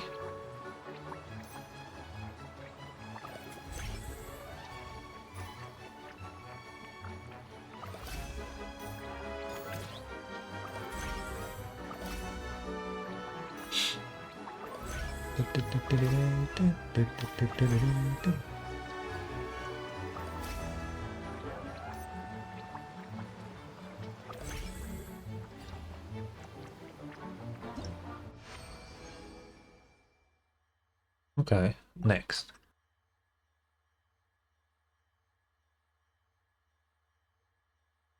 Okay, we just gotta jump over those.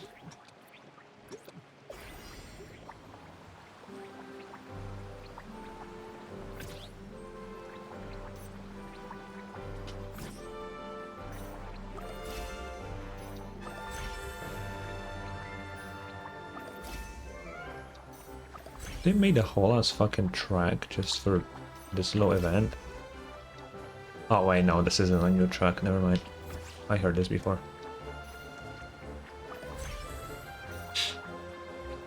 Isn't this like the fucking...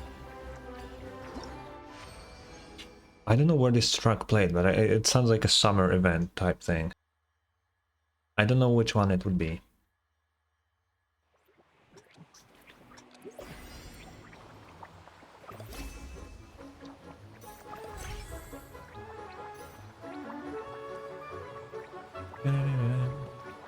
Oh.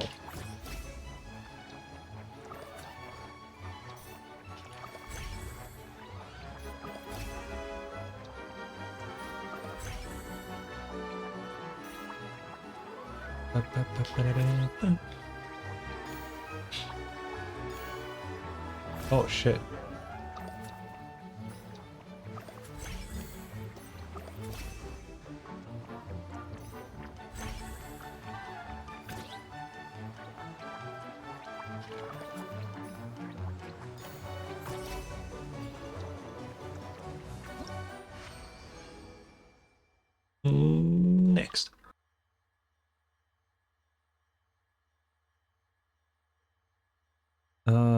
can double jump to... Yeah, I know that.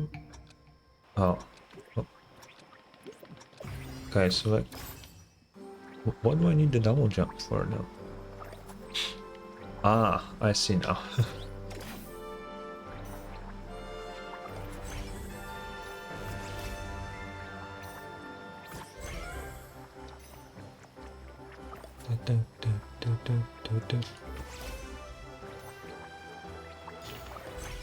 Oh shit.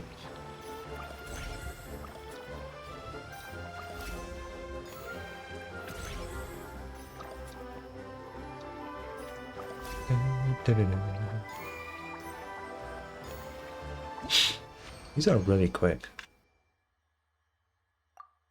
Like really, really quick. Pass it through Bunny Bandit will automatically switch. Okay. Okay. Got it.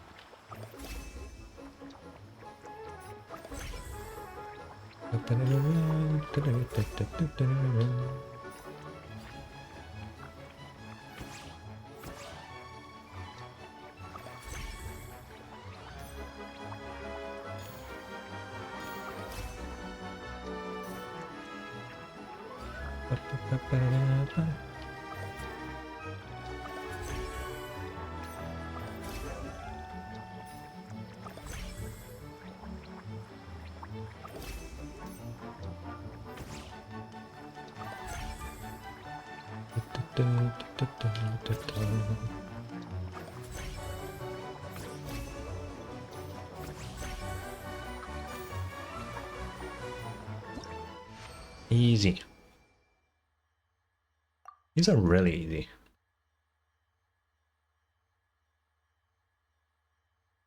Oh, in the desert now? What the hell?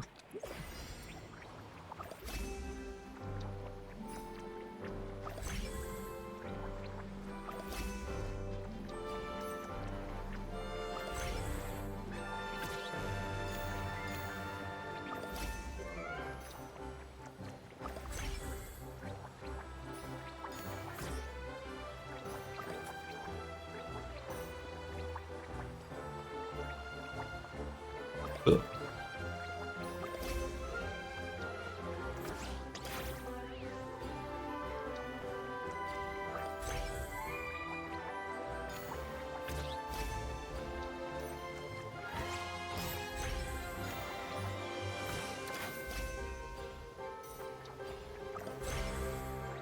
Okay. I like how this one has had different paths, but in the end it didn't matter.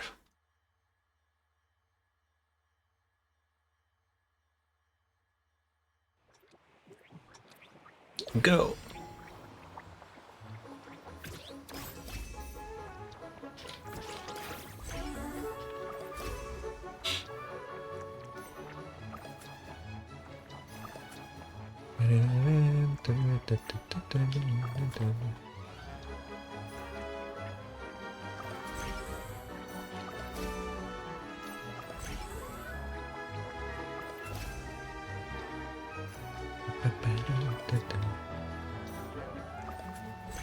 You get all the coins way too easily.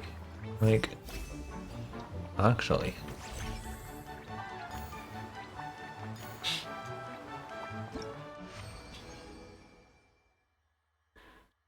Damn, how many of these did they make? What the fuck? I guess it's pretty easy to make, so they made more. I'd rather have more of the Farmazon puzzle than this. I'm gonna lie.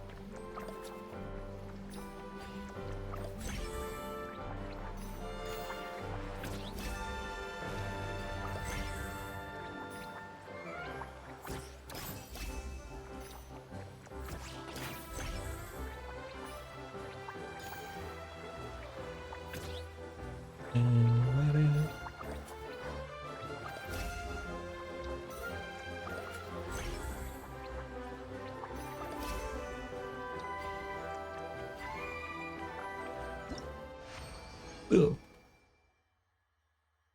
Wow, how many is there? Damn.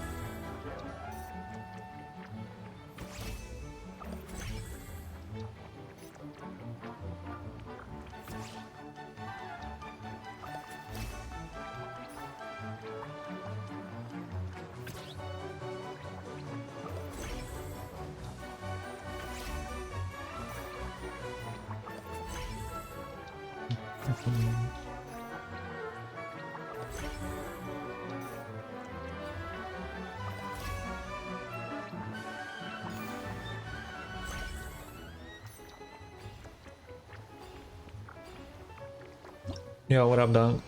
What's up? Oh, okay.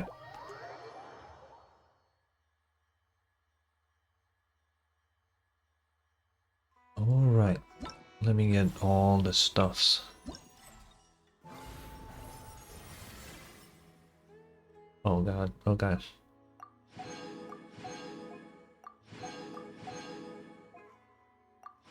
Boom, boom. Boom, boom. Okay. Now these. Oh man, these have 3. God damn.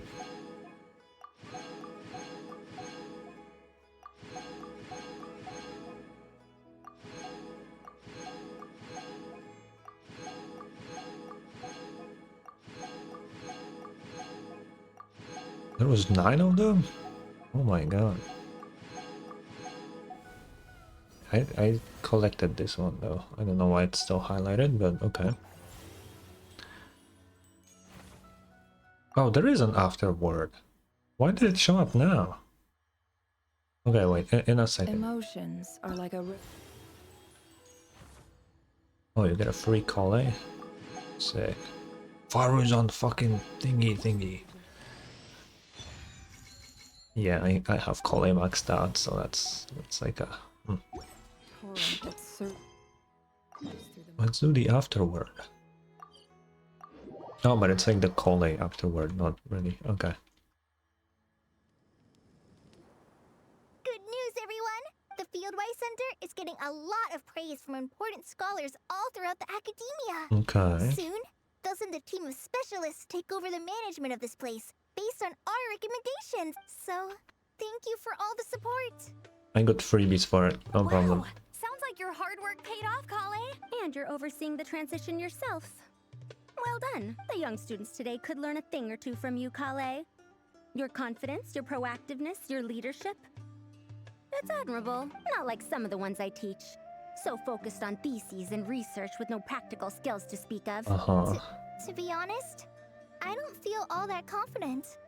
Being the go-between for all the different Darshans, coordinating everything, I still can't quite believe I managed it. But you did. Oh, but the Traveler and Paimon played a huge role in that too. I can't thank you both enough. Yeah, we're used to this kind of work.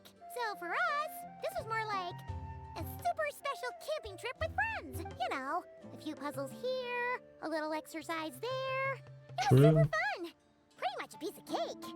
Oh, man. It was a piece of cake. Now Paimon's hungry. Hey, now that we're all done, why don't we go get some food to celebrate? Candace and I are 2 steps ahead of you. Okay. This way, everyone. Free food.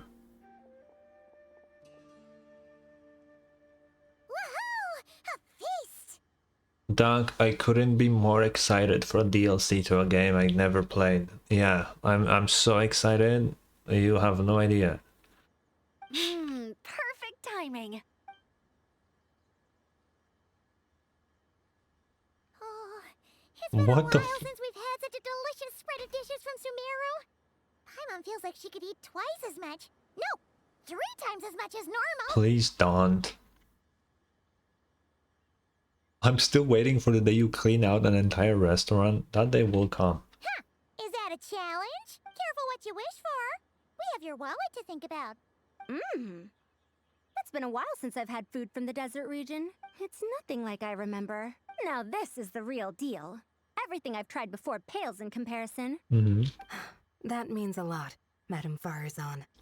If all the researchers who came to our village were so polite, we would have Damn, I broke my neck drinking. That's crazy. By the way, you planning on doing any sightseeing, Miss Amber? You came all this way after all. Oh, for sure. I hear that there's a forest full of gigantic trees northwest of Port Ormos, with trunks bigger than the entire width of the Good Hunter restaurant.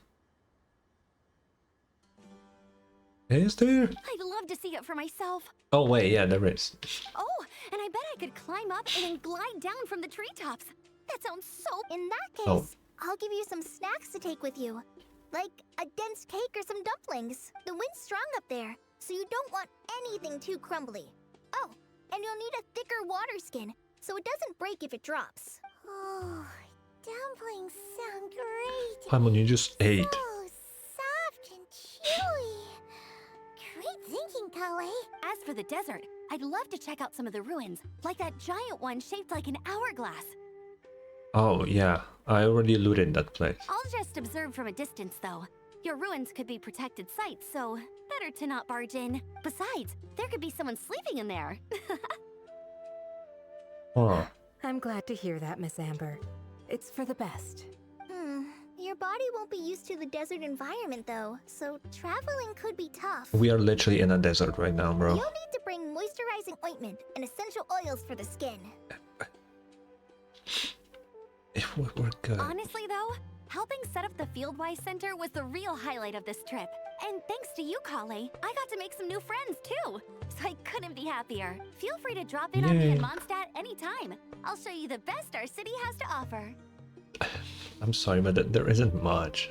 Don't mind if I do. I had some dandelion wine while I was in Fontaine, and man, that was the stuff. So sweet and fragrant. Not a single bitter note in there at all. And that was the imported stuff. I bet the taste is even better when it's fresh. Probably. I'm looking forward to downing a couple of barrels already. Oh my god. It couldn't hurt to take a break from wine either. Those children gave you some hennaberry thorn powder, remember? You could make some tea. Come on, Candace. It's just a taste. The barrels aren't even that big. We're talking like 3 to 5 cups per, tops. I don't think that's how much is in a barrel. And don't worry. I'd make sure to bring back souvenirs for everyone. Well, I've heard the Knights of Favonius library has quite the collection. Yeah. I wonder if there are tomes that approach engineering from a different angle. Could be worth perusing. Is this also a setup for a Mondstadt event? Like, what is going on? I'm not sure about the exact number, but the library's pretty huge, all right. What kind of books are you interested in, Madame Farazan? I can write them down and have Lisa get them ready for you. Either way, just leave your Mondstadt travel plans to me. Lisa? Lisa Mincy? Cyrus's prize student who he never stops bragging about? So that's where she's hiding. Lisa last name reveal? What the fuck? What? What the hell? This is kind of nice. Hello? Friends of ours meeting other friends of ours, then becoming friends in your own right. Huh? The world doesn't stand still. Yeah. Maybe we should start introducing our friends to each other. Paimon can think of a few who might get along. Huh, not a bad idea, right? Just imagine all the fun we could have. Yeah. How many? Oh god. Ito with Auroran though? I don't know. I mean, actually the trio Aoife, Auroran, Ito would kind of go hard. Not gonna lie. That goes kind of hard. Oh, I need to get my quintillion primo gems now.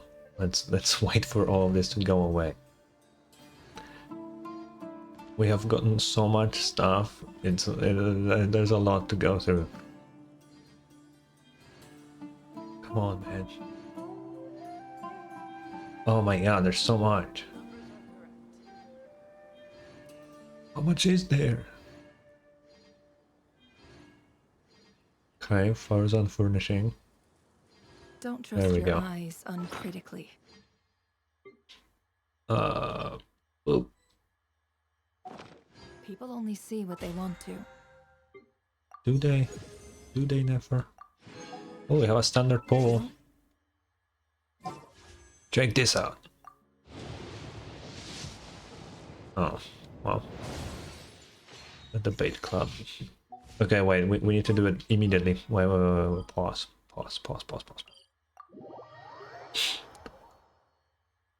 We need to do this now.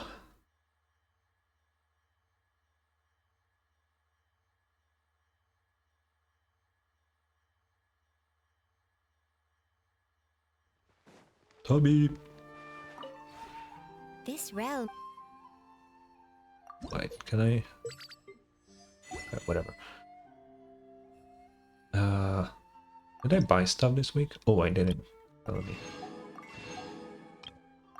Just buy some stuff. I did it this week, so I'm just gonna collect one of them. Oh wait, did we just get it? Do we just have it? Is there just one of them? Can I just place it? Wait.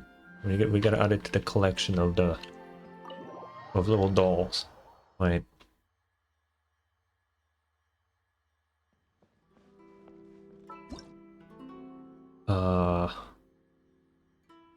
Small furnishing?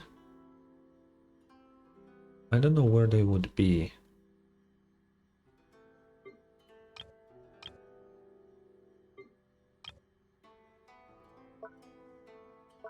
Or ornaments? Oh, maybe ornaments.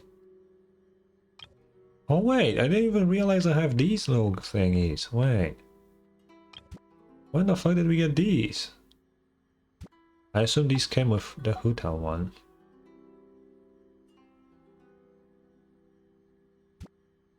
Right, let me move Chiori for now.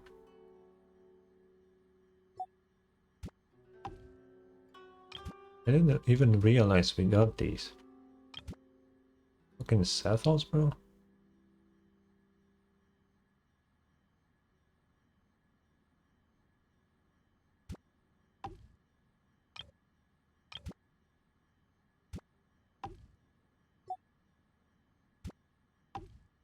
Okay. Wait, but the Faruzan fucking thingy is in here.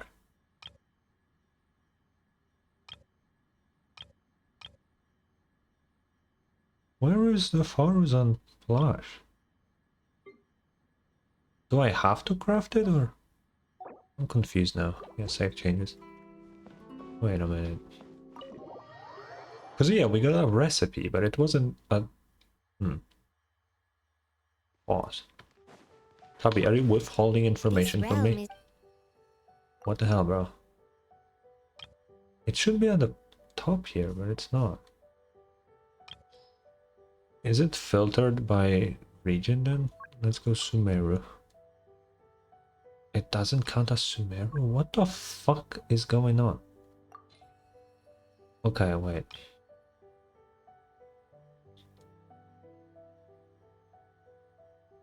I will find it. Unless I don't have materials, and that's why it doesn't pop up. Oh, there is a few things I haven't even crafted to begin with. I need blue dye. There, 700.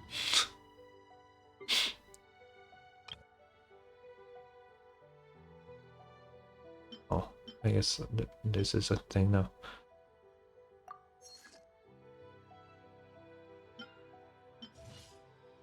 Now. I want it now. But let's make this while we're here. If you ever... Shut up. Quick. We need the Faruzan doll.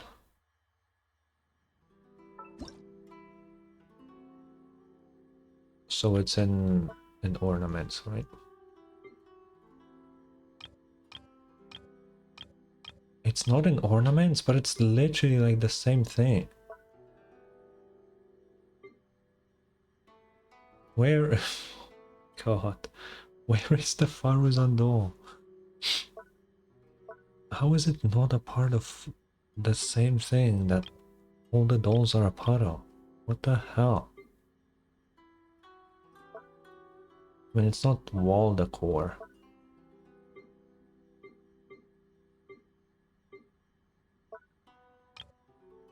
Bro, how hard is it to find the low horizon plushie?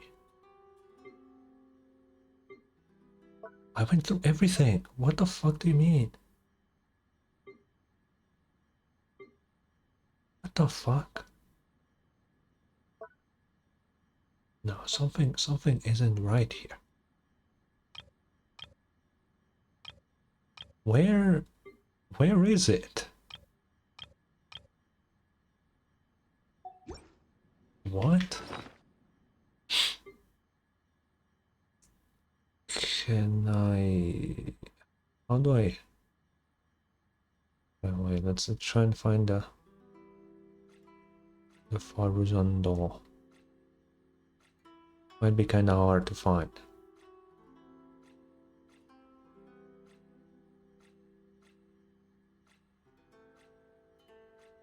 No.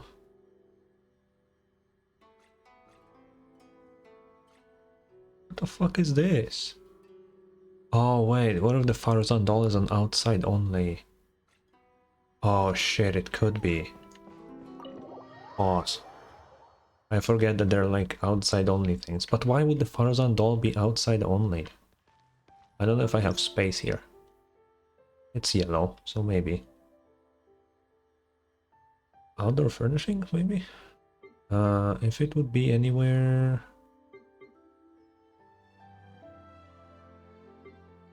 It would be somewhere. Main building, outdoor set, courtyard.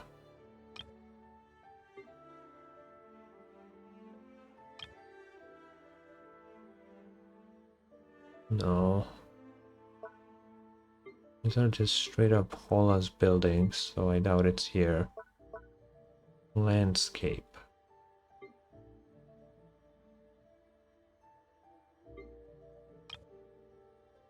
Oh, it's gotta be in here. It's not here? What? Bro. How hard can it be to find a fucking Faruzan doll? What the fuck?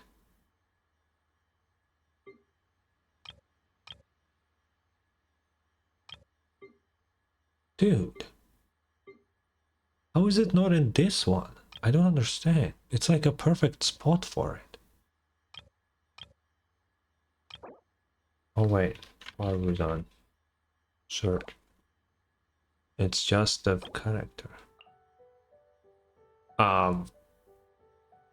Or...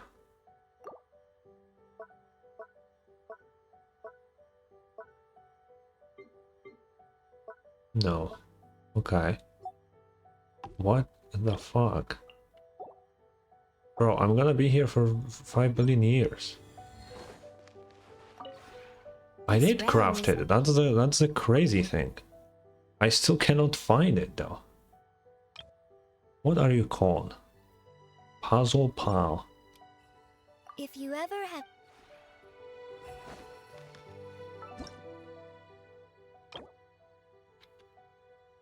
Puzzle. Why is it in landscape? It's a fucking doll. And it's moving. How is it in landscape? What the fuck are...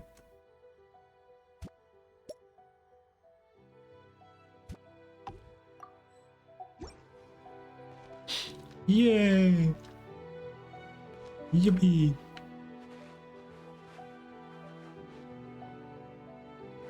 Now we're talking. I wish it was inside though. With my collection of other weird fucking people with dolls. Yeah. Okay. Quick trip to North Cry. And we have a wee bit of cool lore stuff, because my Nephers finally Friendship 6. Which means we can read her lore fully. Everything is unlocked now. So, finally, after like 3 weeks I'm here, which is great. Maybe we will learn something fun. Let me just quickly get this crystal fly trap. Hello? Oh, it didn't pop up that I collected it. Oh, what the okay. That's weird. So, we will be... Let's do voiceover first. But, I'm gonna run to the toilet real quick. I'll be right back.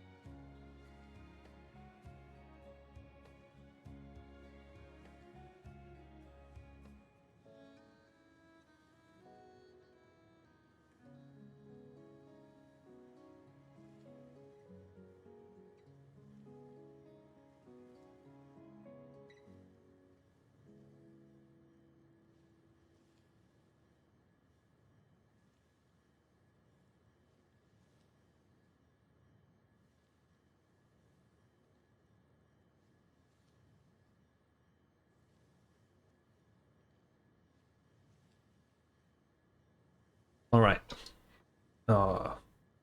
Boom. I'm not gonna go through every single one. I'm gonna go through the ones that seem interesting, right? Because like, who cares about Good Morning from Never, Ever the right? early bird, huh? Wish I could say the same for you. Right, we're gonna go over the one. We're here for lore, right? And I don't think her saying that it's a good morning matters, right? But about Ashuru could be interesting because we know where she found it and how she found it. So let's Why see. does Ashru sit up on the counter? Never To welcome mind. our clients, of course. A kitty's gotta earn his It has people somehow. nothing. Emotions. Emotions are like a raging torrent that surges through the mind. More often than not, if you try to hold them back, you'll be swept away by their unstoppable force. You know, maybe we'll go And through if all you of them. try to Why not? ignore them entirely, Why you'll not? end Let's up just go through tearing all of them. yourself to pieces. Don't trust Observation. your eyes uncritically. People only see what they want to, so don't be your own fool. That's kind of true, right? That is true. The blessings of the heavens do not fall impartially. Yeah. Ooh, thunder. Another liar exposed. Oh. That's an interesting line for thunder. Oh. Okay. I assume she's talking about Shogun? Because I don't know what else could the thunder fucking mean about lying. Unless there's some saying I don't know about where like if you hear thunder that means someone lied or whatever or get caught. If not, that this one's really interesting. Huh. Windy. Sounds like more trouble is blowing in. Okay, that's not really okay. Oh, in the desert. A deja vu I could have done without. That's fair. Morning. Wait, we saw that one. There are never any clients at this time of day. Guess I'll go take a nap. No, napping is bad. Sleep once, dude. Oh, look at the time. If you'll excuse me, there's somewhere else I need to be. In the meantime, the tea should be ready. Help yourself. Thanks. It's almost bedtime. Pull those curtains nice and tight now. The moon is always watching. Secrets of the Curatorium. What kind of work do we do at the Curatorium of Secrets? Well, most clients seem to think that we're in the business of rescuing cats, chasing off dogs, and collecting debts. But personally, I don't tend to get involved in menial errands like that. Yeah, that's what the Ahoda's for, isn't she? The curatorium's doors are open to all, but only those with a key are granted access to the inner sanctum that is the Northern Intelligence Network. But whether they walk away with fool's gold or the real deal, well, that depends entirely on their own abilities. I feel like this one is locked to do the story. Because, I mean, it seemed like a big deal that Nefer runs the Intelligence Network, but it wasn't really surprising whatsoever at the same time. Homeland. When people talk of their homeland, they often speak with great nostalgia. But there's nothing in my past to remember fondly. If there's a glimmer of hope to be found, it lies in what has yet to come. Yeah, you got disrespected based on your birth, and then a few years later you decided to basically kill 2 tribes that you didn't like. Yeah, I wouldn't want to go back either. Inner thoughts. Most people are incapable of hiding their true feelings. As long as I watch their faces closely, I can see right through them. And when I can't, well, that's when Thoth's little blessing comes in handy. Just kidding. To this day, I've never met anyone I couldn't read like a book. Oh, interesting. Yeah, well, the box is broken now, thanks to Rerir. But, you know, she doesn't need it anymore. The moon wheel. Maybe there really is some mysterious link between Thoth and the moon, and that's why I ended up with this thing. What? But I wouldn't exactly say it feels like the gaze of the gods. More like the gaze of that old trickster watching my every step from behind. Not that I have any proof, of course, but I guess a good liar is always afraid of being lied to themselves. Oh. Why the fuck would he have anything to do with the moon? Oh. What the fuck? Yeah, who the fuck would grant a moon wheel? Well, let's actually think about that for a second. The moon goddesses, other than Columbina, are all fucking dead. Right? And like, at least how it is with the Gnosis, it's all the power of the dragons. I mean, sorta. It's the power of the dragons encased in a fucking chess piece made of the body of the third descent. It's whatever. The main power comes from the dragons, right? And it's all like divided into the 7 elements because it's from the 7 dragons. Moon wheels also have different elements, right? But like, Columbina's the only alive moon goddess, right? Nefer couldn't have gotten this moon wheel from like another moon goddess because they're dead. And it's not like Nefer's like hundreds of years old, because she isn't. And Columbina is very much like Hydro aligned. So like it makes no sense that she has that Dendro moon wheel. Who gives them out? And why did she mention the fucking Ibis King with this? That's weird. What the fuck? Okay. Back when I was at the academia, I belonged to the Vahumana Darshan, which specializes in social studies and historical research.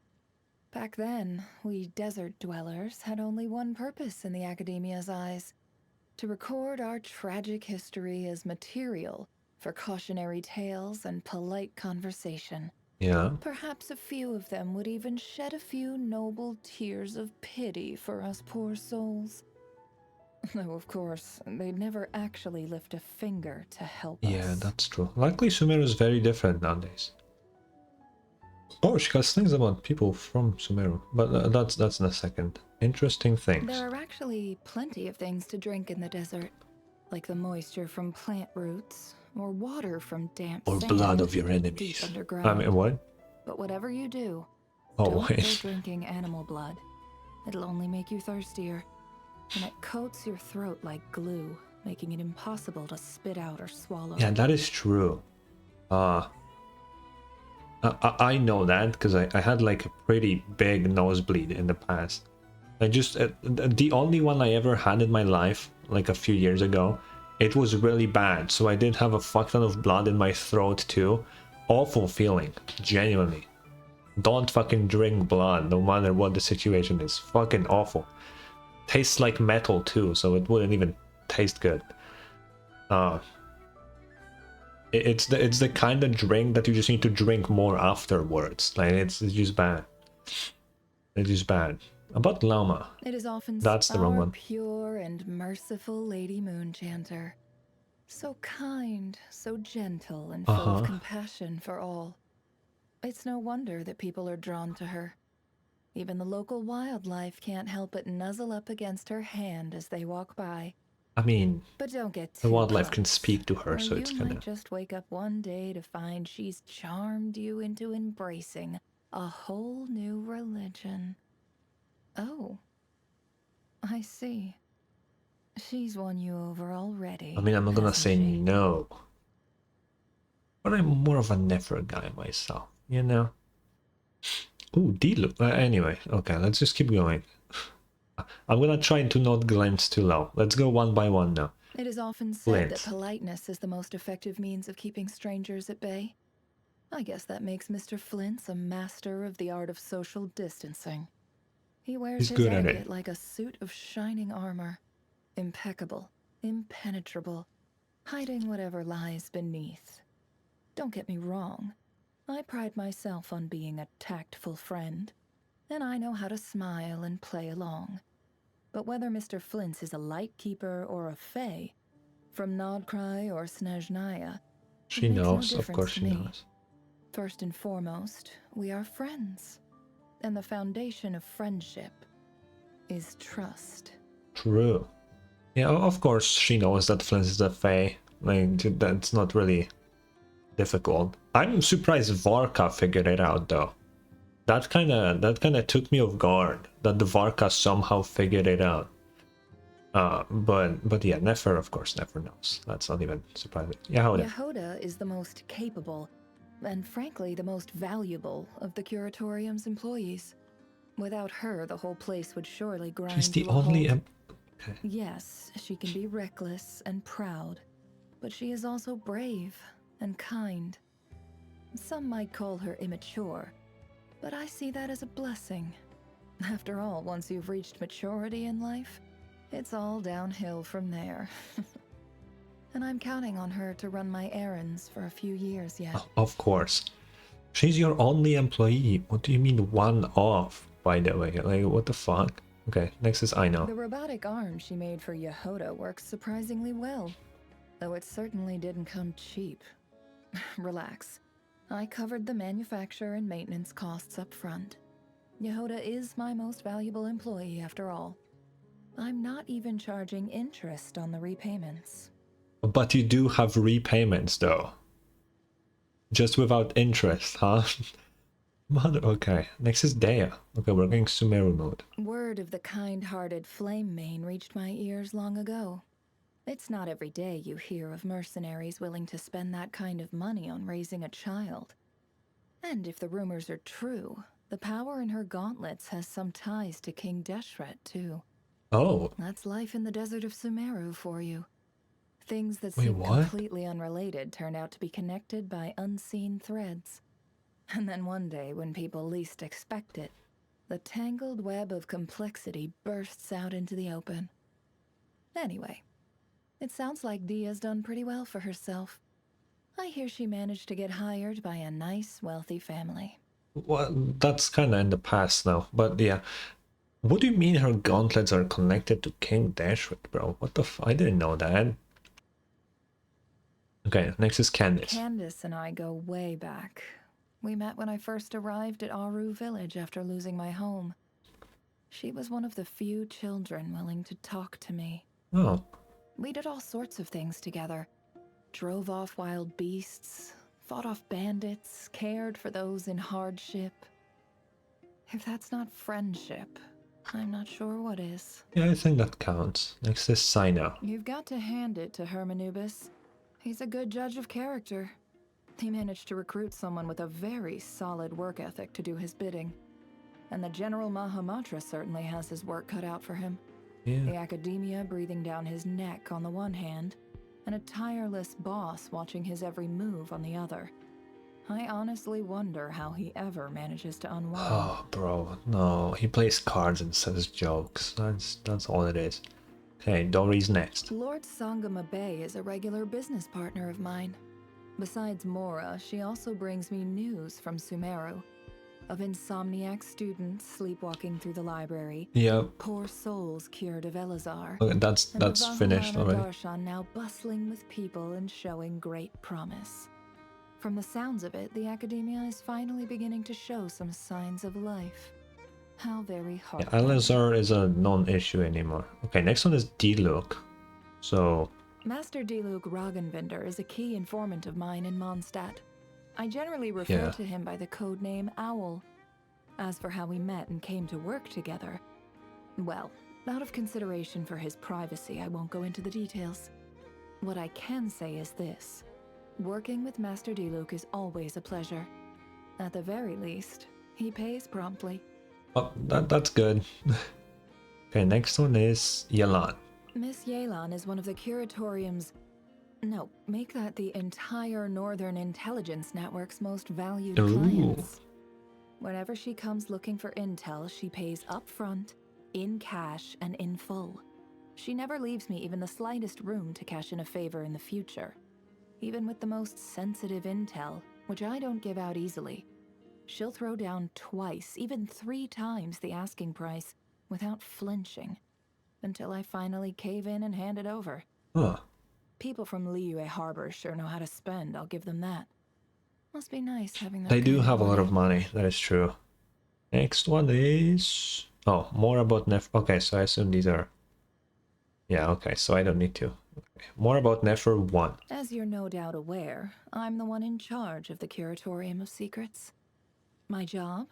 Solving problems that other people can't, or won't, deal with themselves. And for better or worse, there's plenty of those people around in Nodcry. So I don't think I'll be going hungry anytime soon. Aha, sure. Nodcry draws in all sorts. Ambitious adventurers, lawless rogues, wanted criminals, and drifters with nowhere else left to go. They all come chasing dreams, eyes bright with aspiration, hoping to strike it rich or make a name for themselves in this anarchist's paradise. Me, you ask? Chasing your dreams is a high-risk, low-return venture. Not my style at all. I'd rather help others chase theirs. After all, dreams are illusory and fleeting. But the dreamers themselves, they're real as real can be. And more than willing to pay for a little help. Oh. That is true. Like the last part. Okay. I don't regard Sumeru as my homeland. It never offered me warmth or tenderness. Just shoved a blade in my hand and left me to fight or die. Still, at least I had the chance to carve out my own path. Yeah. They say that the winds of change are blowing in Sumeru. Perhaps I ought to see what all the fuss is about. Though I find it hard to imagine that the academia is any less dull than it used to be. That is probably still the same, yeah. Number 4. The way I see it, a person's hometown should be somewhere they can sleep soundly and breathe easy, free from fears and burdens. A place full of warm memories, old friends and family, who welcome you back with open arms no matter how long you've been away. Somewhere you can stop to rest and gather your strength before setting out once more to face whatever the future holds. Tell me, is that what your hometown is like? Fuck if I know, Nefer, not gonna lie. I have no idea. Number 5, I don't okay. expect I'll ever find somewhere to truly call home where I genuinely feel at peace. In my experience, every connection I ever make seems to get torn away eventually. Maybe that's just the price of accepting a gift from a trickster, huh? In the end, it is a fate that nothing and no one will escape. Not you, not Yehoda, not Ashru, not even Nodcry itself. You'd still come to see me? Absolutely. Or at the very least, stay in touch? You really think that'll be enough to break the desert's curse? A little naive, but sure, why not? I'll be expecting your letters. And hoping they don't suddenly stop coming. Yeah, I hope so too. Okay, hobbies. Every now and then, I watch people from my window and try to deduce what they're thinking, or where they might be headed. So your hobby You should is... try it sometime. Okay, It's just good watching mental people. training, and actually surprisingly entertaining. Plus, if a friend or client happens to visit at the right moment, you can casually mention what the person outside does for a living, or what's been weighing on their mind lately. They'll either be thoroughly stunned, or thoroughly impressed. Yeah, I can see that. Troubles. I still haven't found the answer Thoth needs. And I must say, Oh yeah, we know being that led now. around by someone else, mortal or divine, is not a particularly pleasant experience. The Ibis Kings seem to find my response amusing enough.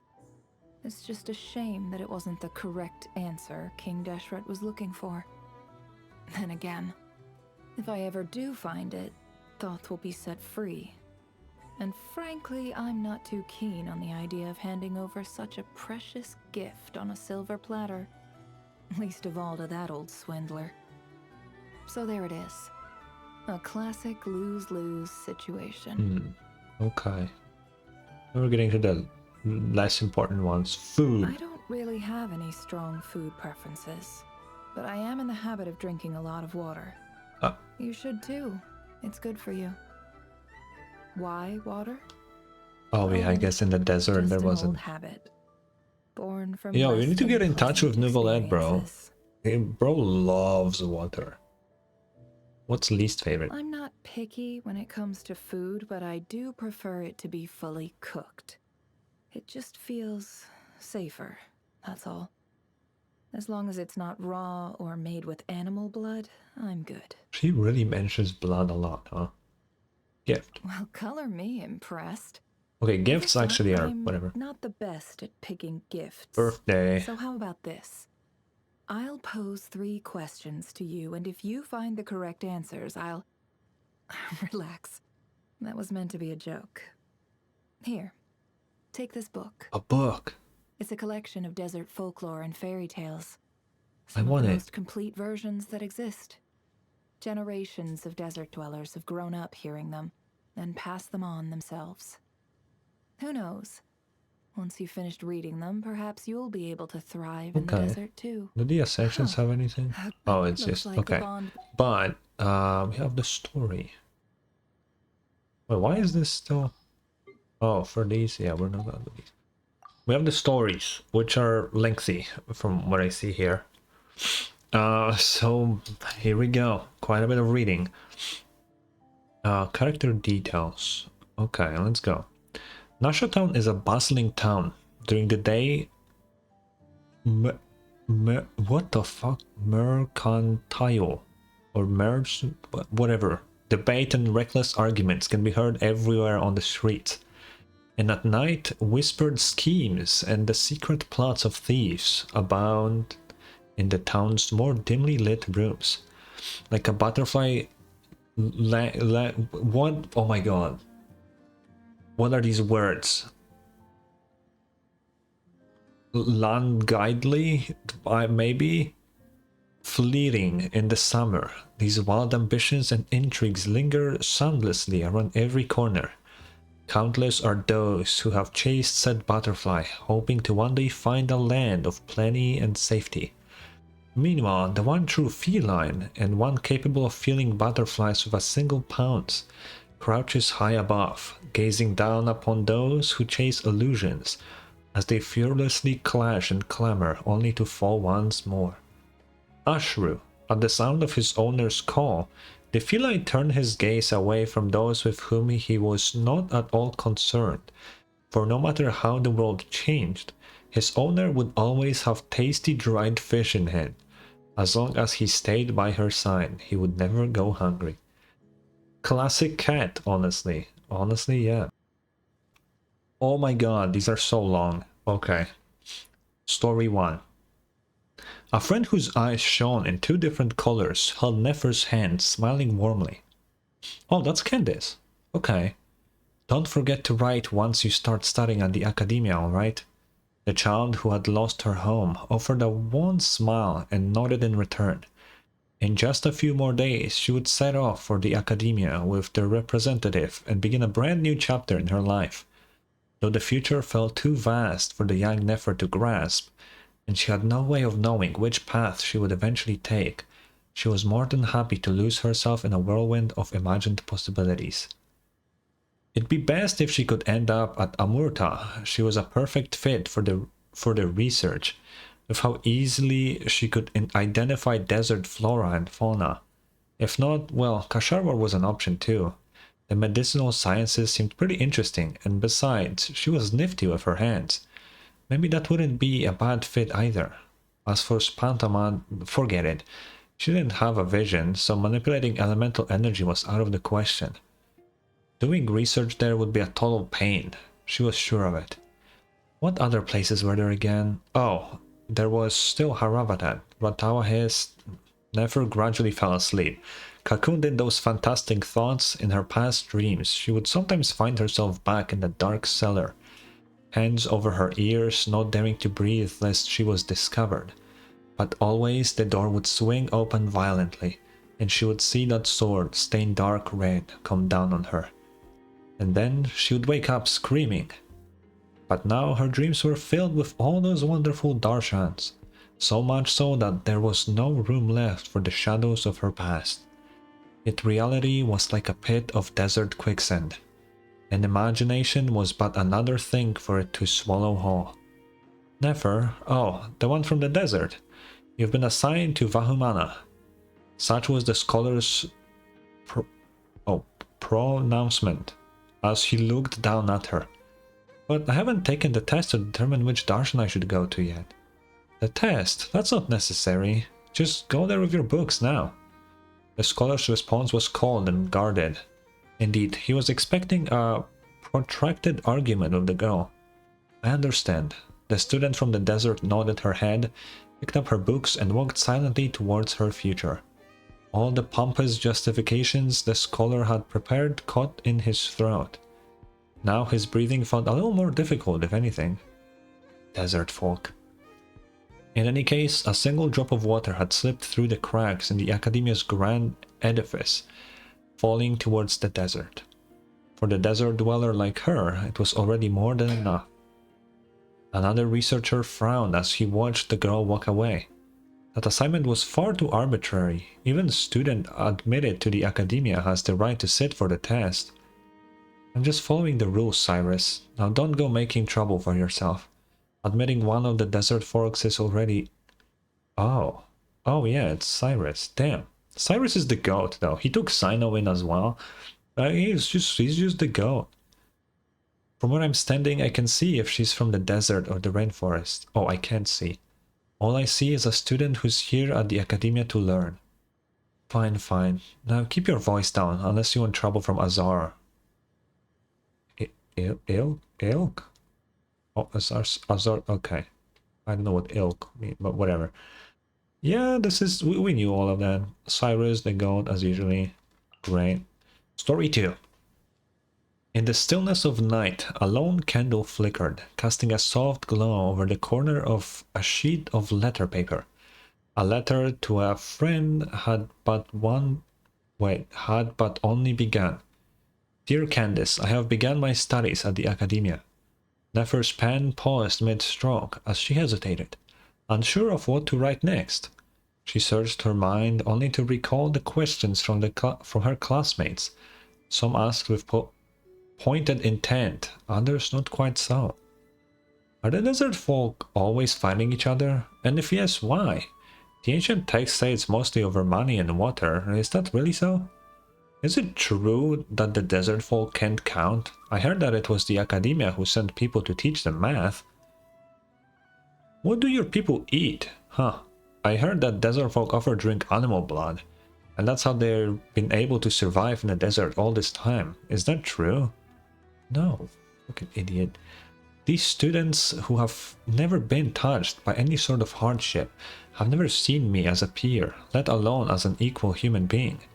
To them, I'm nothing more than a curiosity, an object to be gawked at. The only reason I'm allowed to exist here is because they need someone to use as a footstool. I've tried explaining, yelling, presenting every piece of evidence, and I've dug up every story from the depths of my heart, all just to prove that we aren't the desert folk they imagine us to be. I think that perhaps I should return to our village. There's no place for me here at the academia. I miss you too, Candice.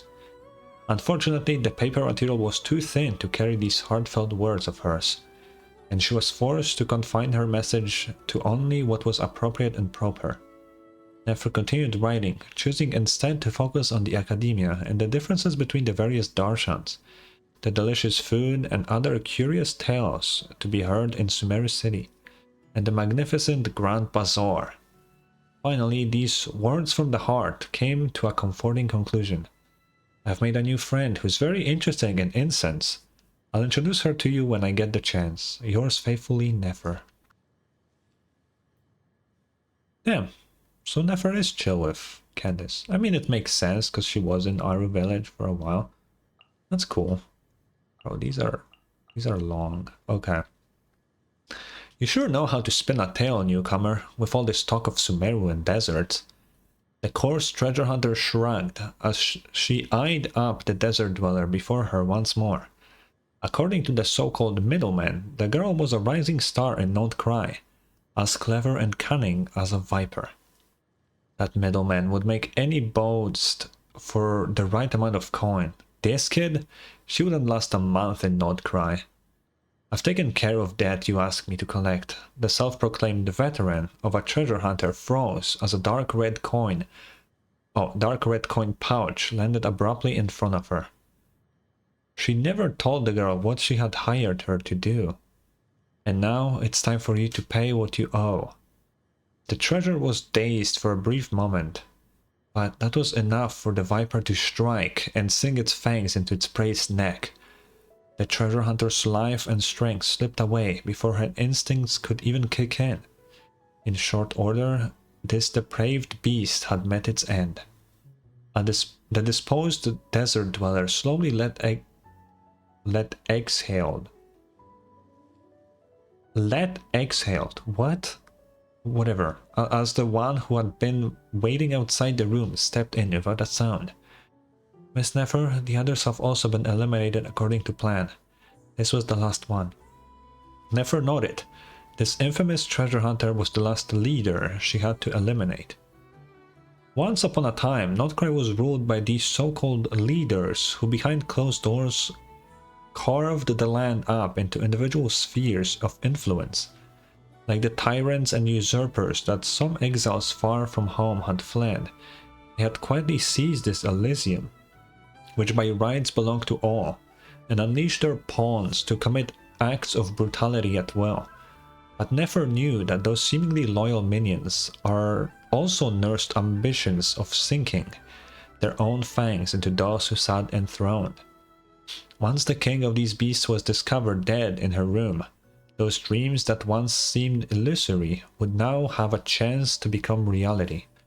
Then they would fight, devour, and plunder, tearing each other apart even as the flames of ambition scorched their own flesh. All to forge a crown from bone and blood, a crown that would grant them power over all.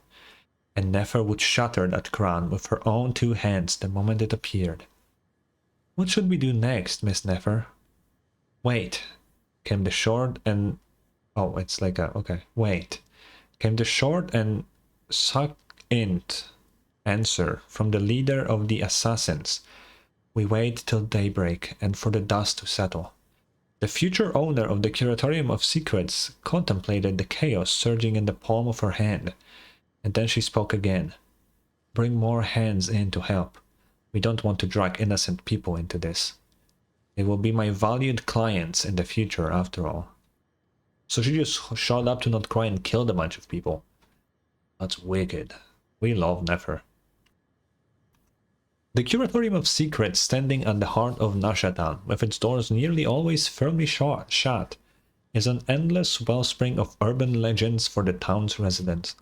Some say that the owner, a native of Sumeru, nurtures an army of grotesque minions within using various mysterious rituals, and that when the stars are right, she will unleash these war hounds to bring destruction upon all.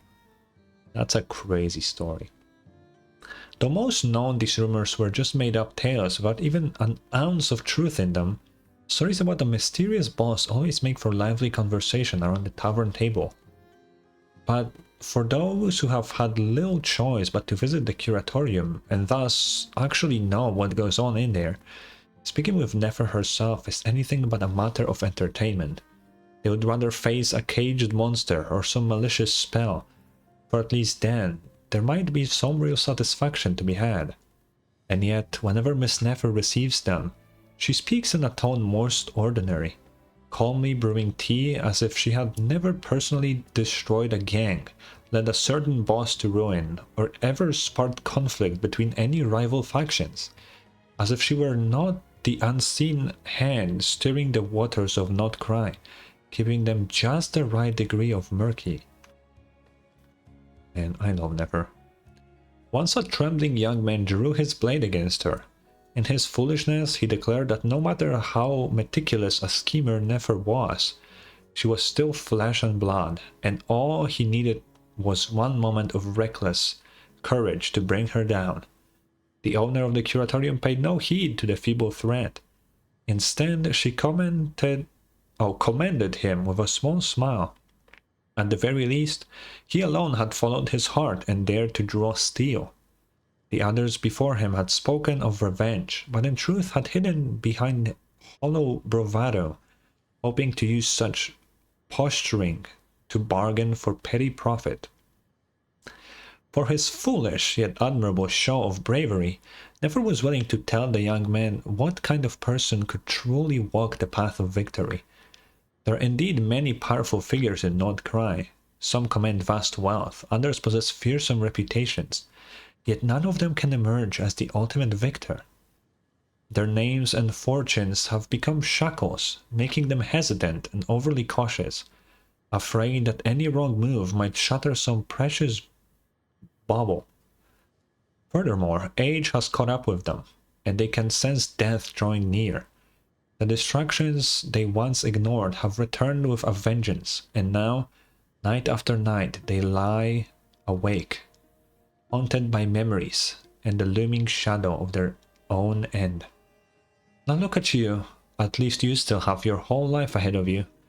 That alone gives you the room to become more than ordinary. Then the owner of the Curatorium of Secrets smiled, and she offered the youth a commission with which he could potentially make a name and fortune for himself. Be honest with yourself. What do you think you can accomplish on your own? Another client has just left the Curatorium. Nefer closed the door, then poured some water into Ashru's bowl. She crouched down and spoke to the cat who remained in his own world as he drank. Well, Ashru, looks like we've just bought on another temp. They're brave, sure, but tied down with a ton of baggage, I doubt they'll make it very far. We seem to have gone through everyone in town, but there isn't anyone interesting enough, it seems. Meow meow meow meow meow. Okay. What? I was late in filling your bowl today, you say? Alright then, I'll see if I can find you someone full-time. Obviously, we can't have you going without water, so let's find you someone first, interesting or not. So, did that turn to be Yahoda then? Okay, fifth one. A good chunk of Not Cry's residents were left speechless when the Curatorium of Secrets announced that it would officially open its doors to the public and accept commissions from anyone. When the news broke, the adults' first instincts was to grab their children and warn them. I'm telling you, don't you dare take even half a step closer to that place. To reinforce their warnings, they would then cite a slew of bizarre urban legends, most of which were entirely fabricated. Most. Their unease about the curatorium stemmed largely from the instinctive fear of the unknown. However, children don't tend to think that deeply. What they remember is how kind and pretty Biggs's Nefer is, with her lovely voice and gentle manner. They remembered the candy she gave them and the fascinating stories she has told. Stories that, while a little scary, were still far more entertaining than the adults' lectures. The lady in green is the owner of the Curatorium of Secrets and is a good person, so the Curatorium must be a good place too. Man, gaslighting people? Hell yeah, we love Nefer for that. As a result, the first ordinary client to visit the Curatorium was a tearful little girl who would only stop crying after being comforted by a certain permanent staff member there. In between sobs, she explained that her parents had said they were going out on business, but they hadn't come back. As such, she wanted to ask Miss Nefer to help find them. The girl's small wish was quickly granted. Once the clues were found, the young lady with the metal arm acted swiftly and decisively, rescuing the couple from the bandits who had taken them captive. And when the time came for payment, Miss Nefer asked for only a single hairpin from the little girl's head. And this is how the first tender shoot sprouted. So she did something nice. Not because probably she felt bad for the girl, but because that would put her with good rep. The girl would be like, yeah, Miss Nefer fucking helped me and all she wanted is just this little payment. She will spread that and people will be like, oh, I guess Nefer is chill. And then the truth comes and she just wants everything for her own good, you know? Smart. Word of the commission eventually spread through the little girl's vivid retellings. Little by little, people began to consider visiting, and one client after another found the courage to step into the once mysterious building and pour out their troubles. What did I just say? Even the children would sometimes sneak in just to play with the lazy black cat, only to scatter in laughter when Biggs's Nefer returned. Today, the Curatorium is like a river winding around Nashatown, a place where people come to draw water, to play, and sometimes to stumble upon small blessings along its banks. For the unwitting common folk, their interactions with this river would end right here. Only those who have truly ventured into its deeper waters know that tranquility and gentleness are a mere facade. In truth, the river has conquered all its tributaries, commanding them to merge their waters with its own. In its darkest depths, the merciless currents surge stronger than ever, dragging things that should never surface down to the bottom, burying them deep beneath mud and pebbles. Only one person can uncover the river's true secrets. Boss, can't you send Ashu to look for the cats next time? I don't speak cat, you know. The girl with the metal arm bounced into the curatorium with a pout on her face. Nefer closed the ledger and watched as Ashu leaped into the table, settling down and rolling over contentedly under the vigorous petting of the curatorium's sole permanent employee. You get to eat all this cat food every day without lifting a paw. Next time, I'm taking you out on field duty. The sunlight outside the window was perfect. Surely the river's surface would be shimmering and sparkling, dotted with people rowing boats and swimming, lost in moments of pure beauty and carefree joy. But as for what lays beneath the water, no one would ever know. That is exactly how they operate. True. Okay, we have Ashu and the Moonwheel. Ashu probably won't be anything new. We're gonna read it anyway, but the Moonwheel could be interesting. Back when Nefer negotiated with the Ibis King, stranded as the latter was in Aru. Oh, latter, sorry. The king sent his emissary, a small cat named Ashru. Through the body of this little creature, the king was able to have a brief meeting with her despite his circumstances. Interestingly, while indwelling Ashru's body, the Ibis King seemed to also share in the cat's physical sensations. Unfortunately, Before Nefer could learn about this, the cunning king had already left Ashru's body, turning him back into an ordinary little cat. As for the reason Nefer has kept Ashru by her side, besides the fact that he is truly adorable, the owner of the Curatorium of Secrets has considered that the Ibis King might once again use Ashru's body to communicate with her. And when that time comes, she will never let such a golden opportunity slip away again. Okay, interesting. Now, the moon wheel. Usually these tell you how they got their visions and stuff, so this is probably that about her moon wheel. But let's see. That is quite the bargaining chip, Lady Nefer, the emissary from the Northern Intelligence Network noted. Nefer's proposal, in truth, had exceeded his expectations. He had merely hoped the Curatorium's owner would help locate a certain traitor so that the appropriate punishment could be meted out. But at the meeting, he learned that she had already arranged for their target to visit the Curatorium for some business 3 days later, giving them the perfect opportunity to act. It was as if she had known his intentions all along. And as for Nefer's requested recompense, it was simply to have a chat with the person in charge.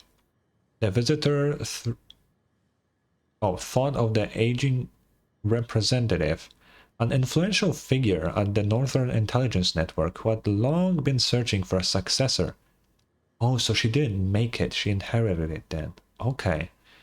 This visit to the Curatorium was this very deal, had been approved by him. Could it be that he had already... Perhaps this conversation between Nefer and her representative would lead to a change in leadership at the network. The emissary quietly pushed down certain thoughts that might stir up unnecessary trouble, offered his thanks to Nefer, and took his leave. Nefer caught the moon wheel that she had tossed high into the air as she watched the emissary depart. It had appeared at the bottom of the box of gifts the emissary brought after their conversation. Ooh. Okay. Amidst the pearls and the gold, this extraordinary item immediately caught her eye. It was something no mortal could ever have forged, and it certainly wasn't listed in the emissary's official inventory. But what really made her pause to think was another story about the moon from the past. Okay. Long ago she had held a conversation with the Lord of Lies within Aru, and to this day she still recalled how skilled that sycophant, the Ibis King, was at deception and persuasion. She still remembered how he boasted of laboring across 3 moons, such that he might guide the benighted mortals below, weaving reasonable threads of fate for all living things, such that life on Earth could sprout anew in cycles. Okay, wait, let's read the rest. He had also told her how, upon arriving in Sumeru, his talents were recognized by the discerning King Deshret. He claimed that he was then elevated to lead the great 7 pillars of King Deshret, that he drank the wine of revelry with the king himself, and that he once planted greenery alongside the goddess of flowers. In short, if Nefer were to accept his grace, she would gain extraordinary power. Nefer didn't believe these tales for a moment, absurd as they were. To her, they were nothing more than lies hastily spun by an old trickster trying to win her trust. After all, King Deshret had exiled 3 sycophantic courtiers to Aru.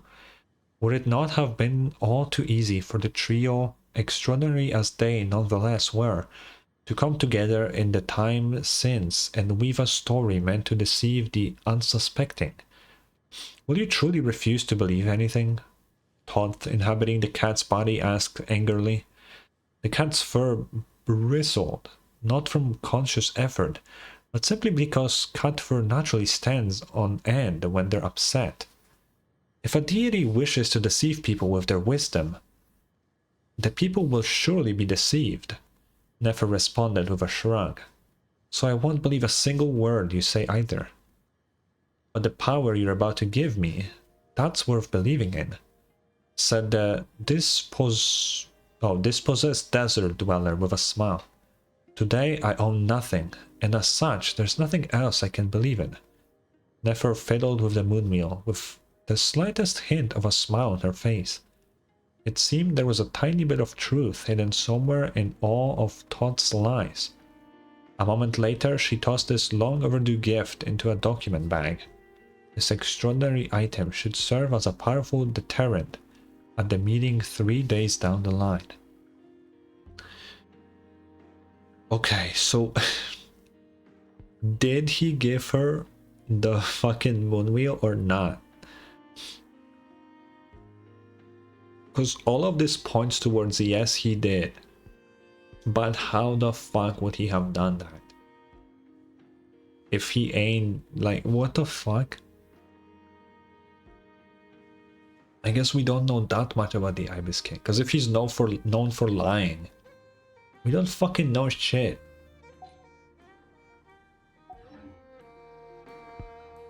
Wow. Oh my god, that was crazy. Okay, that was all of reading, but we're not done yet. We need to collect intel with Nefer. This should be the last week we do so. Because we will hit the cap on the people. We just need to fucking find them, because I have no idea where they could be.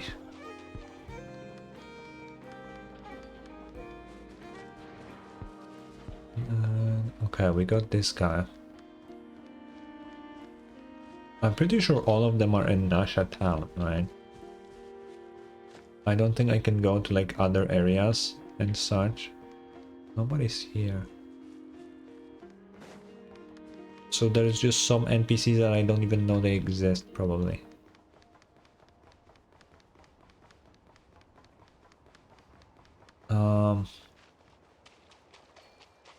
Oh, I didn't check this guy. Oh, he's a thief. Okay.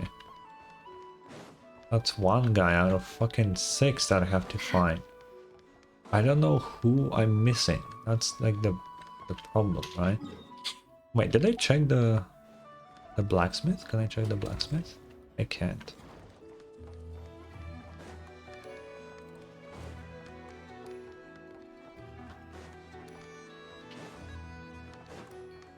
That guy is checked. It's so hard to find everybody now. It's checked. Yup.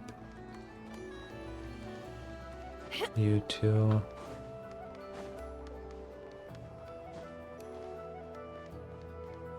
Cannot check her.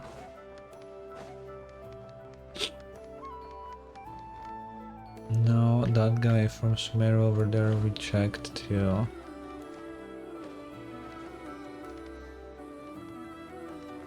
No, that just puts me on Inos Kanan. There is no NPCs over there.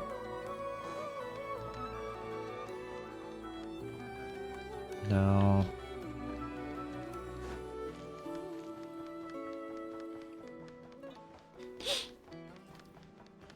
Is there anybody here?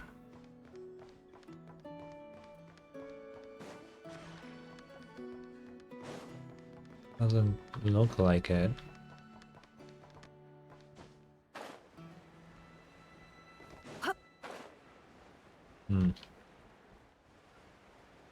Why is it so hard to fucking find people? Oh. Viljami. Now that's a man who's lost it all. Pity that pile of cold ashes still hasn't flared back up again. Oh. Okay.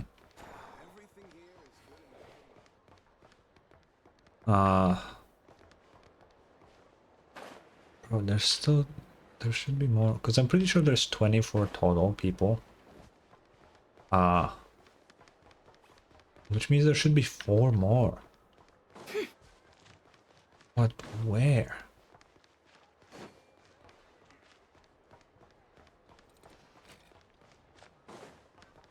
Wait, can I actually? Let me see.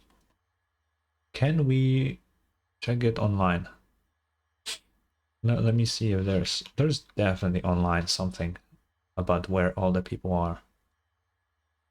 Maybe even if I just check the wiki.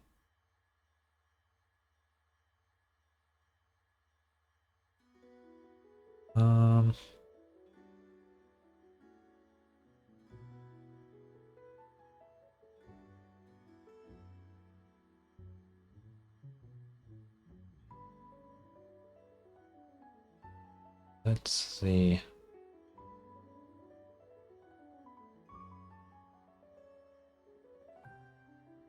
Oh wait, actually, what are the intel?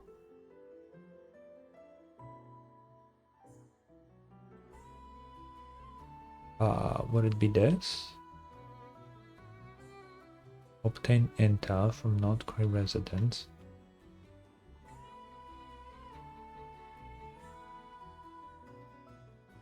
Oh god. Okay.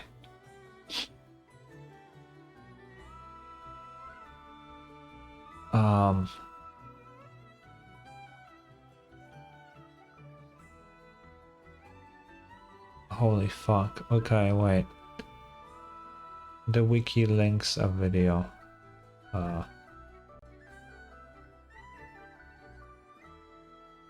Let me check.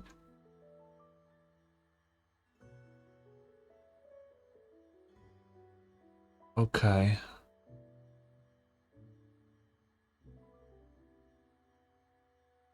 Wait, all the way here?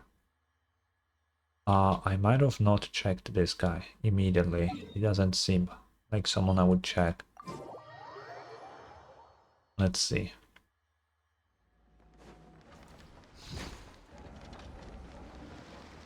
I didn't even know there was a guy here.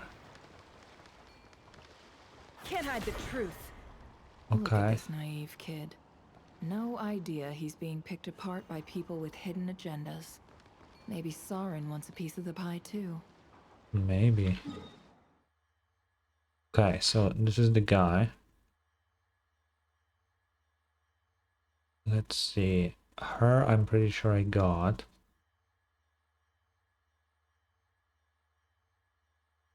Yeah, this guy I have. And oh, I think I have this guy, but I'm gonna check. Because I might not.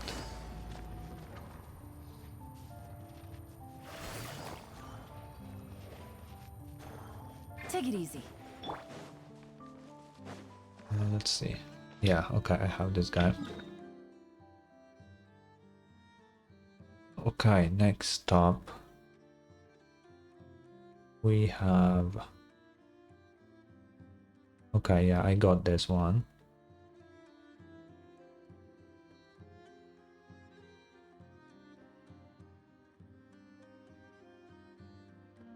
The detective guy, I'm pretty sure we checked, yes. Oh, okay, I know I've been there before.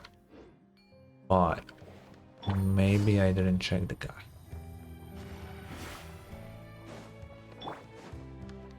Let's see. This guy. Okay, yeah, we checked him. Okay.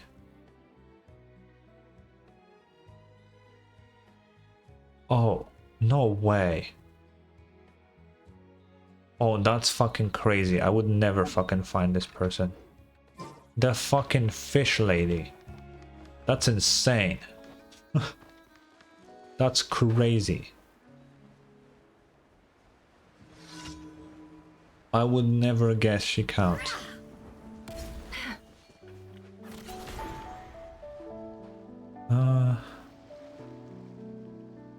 Oh, real dinner relic from the Atlas. Interesting. Okay. Also, apparently there's 23 according to this video, and not 24, which is strange.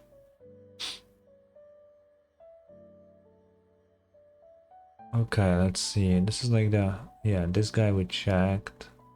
I think everybody in this section we checked. Yeah, this guy, the Melusine, the guy down next to the tavern. Wait, she went into the tavern. Oh, you can check that guy? Oh, fuck. I really thought there was nobody in the tavern. Oh, shit. Why is only one guy in the tavern that you can check? Wait, that's the wrong way.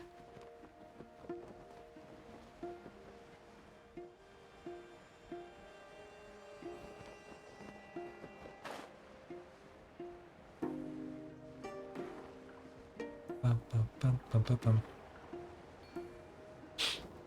Okay. Let's get him.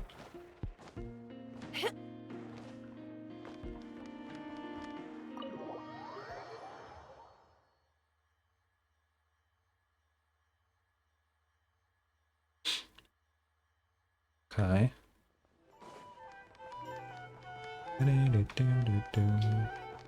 He's fucking that. Yeah. Seems to have a mission directly from the Tsarita? Oh. Now that's interesting. Okay, let's see. I think I'm missing still one, right? Because I think we did 4 today. Yeah, we have these 2.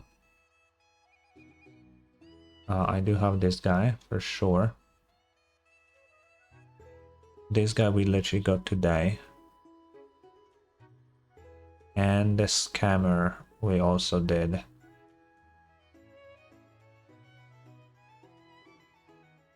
Wait, from here? Where the fuck are you going? Oh, wait, no. This guy we have. This guy, yep. And, oh, okay. I guess we have all of them now. Okay. I guess I miscounted. Alright. And that means it is time for our last intel quest thingy.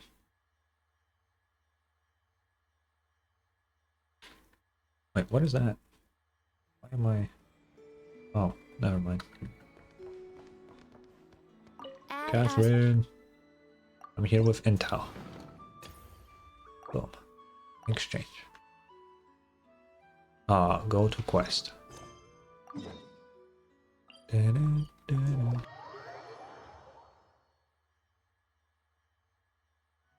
Oh, it put me up here. Oh.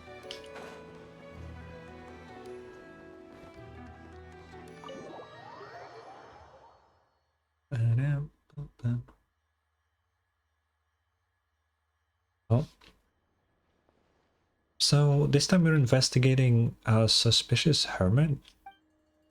Aren't hermits all suspicious by nature? Anyone who runs off a life halfway up a remote mountain can be entirely normal.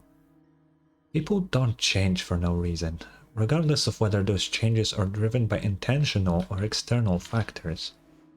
Besides, that missing merchant raises questions. Huh? But that area's full of dangers. Everyone knows that. Bandits, monsters, there's a million ways of a traveling merchant might meet their end out there. Seeing as everyone knows how dangerous it is, don't you think a merchant who regularly passes through would be well prepared? Despite knowing the lay of the land, an experienced merchant just disappeared. Something like that rightly raises suspicion. Yahoda, I'm leaving it to you to visit this suspicious hermit. It's a long road. Make sure you don't stray from the path.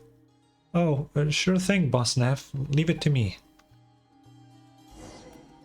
Yet another Yahoda use. Let me drink some water real fast.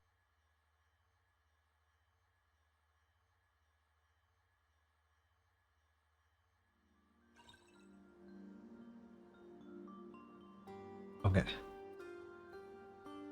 Let's go.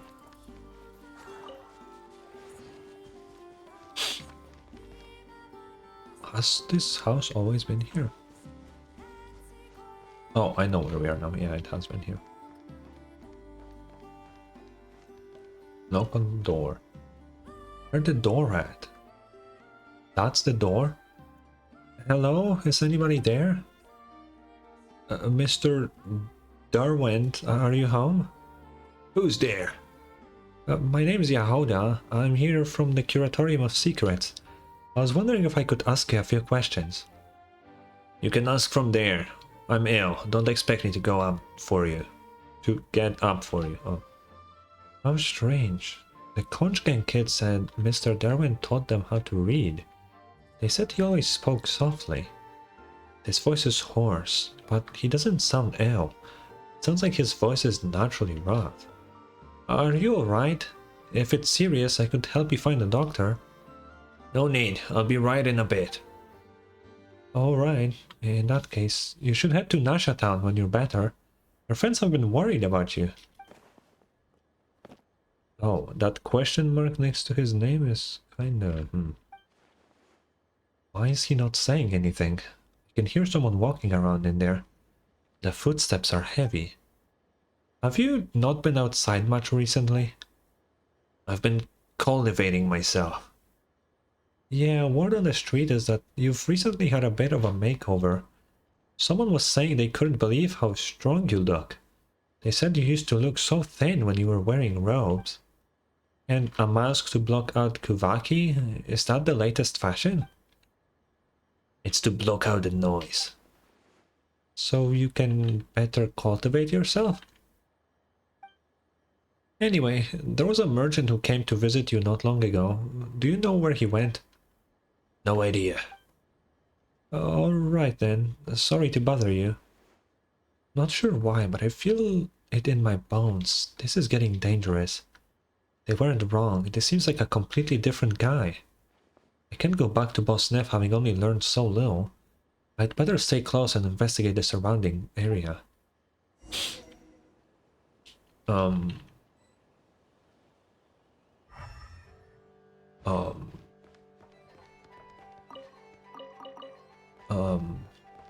This?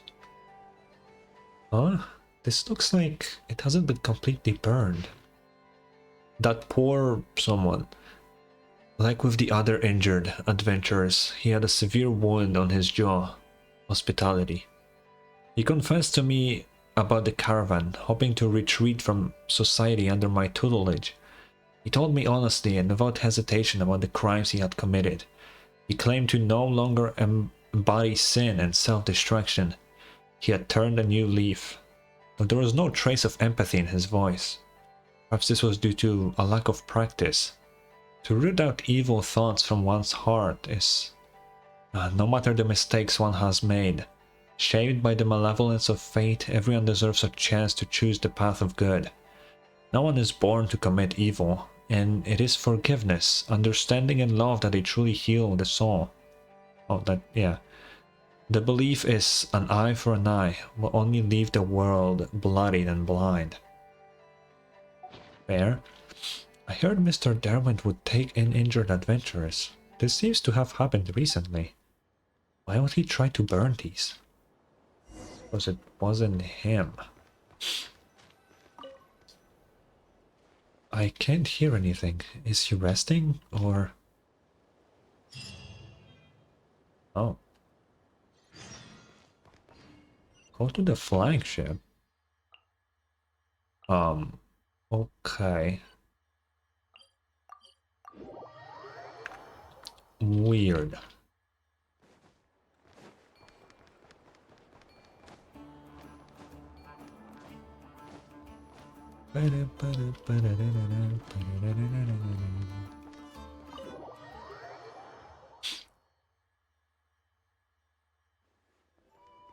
Oh, both of them are here.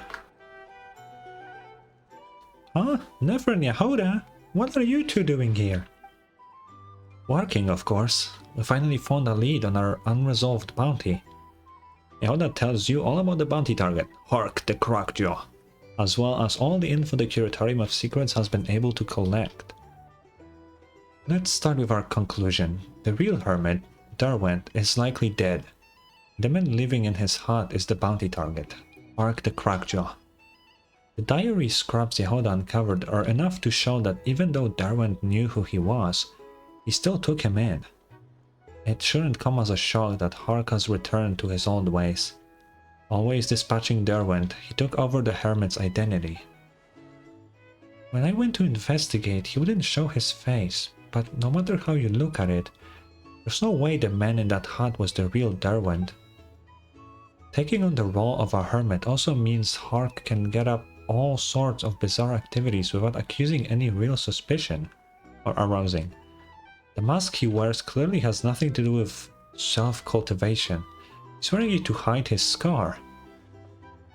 As for the missing merchant, the worst case scenario is that he's already dead. How can someone be so evil? Repaying others' kindness with murder? It makes Paimon's blood boil. For what it's worth, I don't think Hark stole those goods from the peripatetic circle. Not enough motive. He'd behaved himself well enough for 10 whole years. Is the price of a few stolen goods really enough to make him throw away everything he'd worked for? I don't believe so. So let's indulge in a little speculation. We already know that he returned to the wreckage of the Atlas and attacked the treasure hunters who came looking for treasure. When people are in dire straits, they often instinctively return to where it all began. When he was still the helmsman on the Atlas, he had fame, wealth, everything he wanted. But what about once he joined the peripatetic cycle? Even after 10 years of good behavior, the second something was stolen, everyone turned their suspicion onto him. What must have stung even more, Juhani, who was once a pirate, albeit one of significantly less renown, remained free from suspicion. He accused Juhani there and then, but no one believed him. Driven by disappointment and rage, he made his first mistake. That was the turning point. Whatever went down in that hermit's hut was likely a similar situation. For someone like that, even the smallest of conflicts can blow up into a fatal confrontation. Hey, traveler, we can't allow someone as dangerous as that to keep walking around doing bad stuff. Bounty or no, let me deal with this. Since travel is so eager, you should get some rest, Yehuda. Alright, I've been working overtime on this investigation. I think I deserve a holiday. As for whether my speculations are correct, we'll find out soon enough. Okay, let us go then. Whoa. After 4 long weeks, the storyline is coming to an end.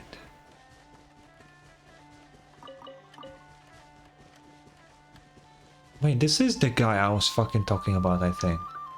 The one that I swear to God in the past he was over here somewhere. Or maybe he was here the entire time, actually.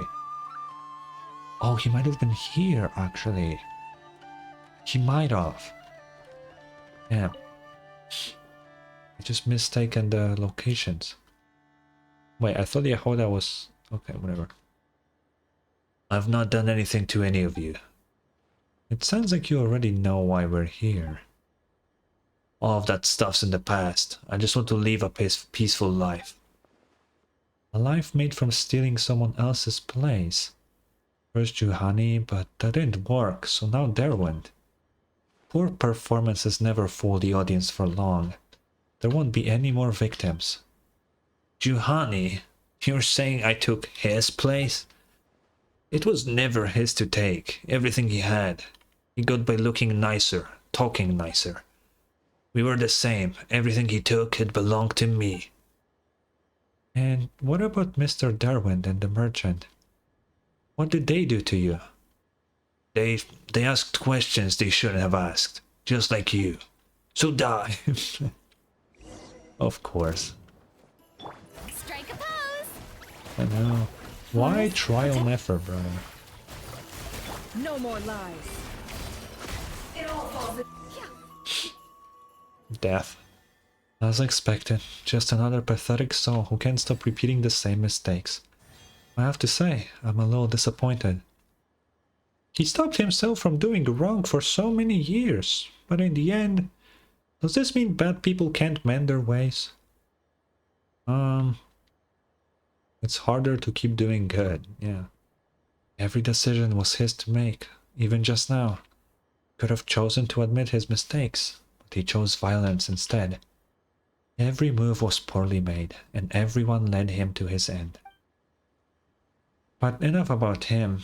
Here's to a job well done, traveler. You can take the bounty proof to Leszek as arranged. It was great to have you two take the reins. I could have sworn I was on a vacation today. Yeah, true. And now that it's over, I think it's about time to get started on your next job, right, Yehuda? But she didn't get anything, bro. Huh? Oh, poor Yehuda, man. So do I get something that I can turn in, or... I'm gonna go to him anyway. I don't think they will actually give me anything for doing the bounty. But let's check. I keep going the wrong way every time. I keep forgetting that the fucking flagship is this way.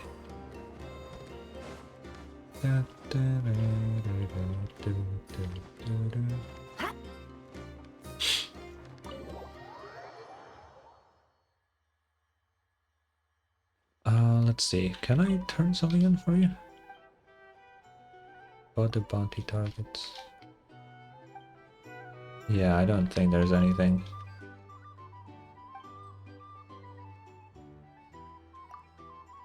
Why are the old bounties still here when I literally just cleared it? I feel like it should change. Okay, but whatever. Anyway, we are done with Genshin. I still want to do a little bit of Star Rail stuff. I didn't do my dailies, so we're gonna start with that. But there are two things I would like to do. One being I want to read the Planar Ornament Lord finally. I still haven't read the fucking 3.7 ones. I meant to read them literally the day of the patch or the day after, but I didn't. Let me change this. I start rail. There we go.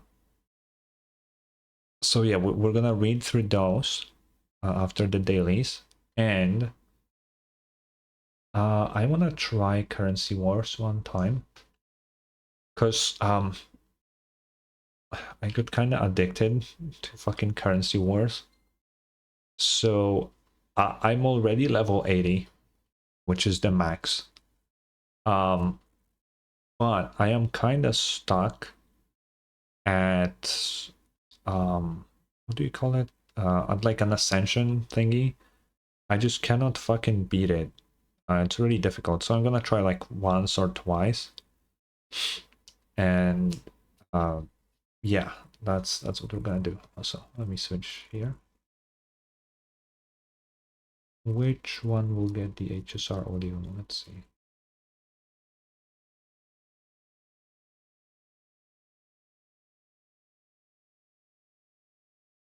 Hello? Why is it not saying HSR? My game slightly lagged, so it might just be that.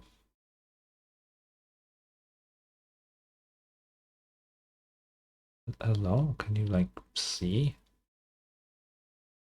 OBS, what the oh, there we go. Put the audio up.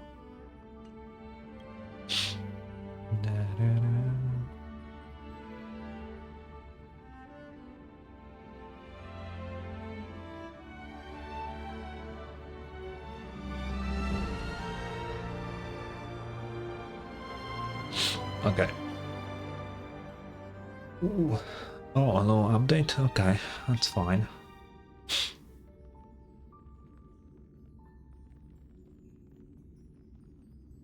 No problem at all.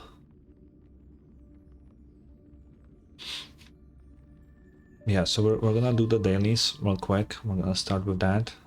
I don't even know what I'm farming, not gonna lie. Oh, I gotta restart.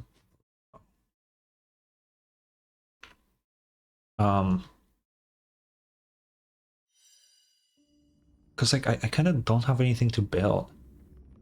And you know, second half doesn't have a character.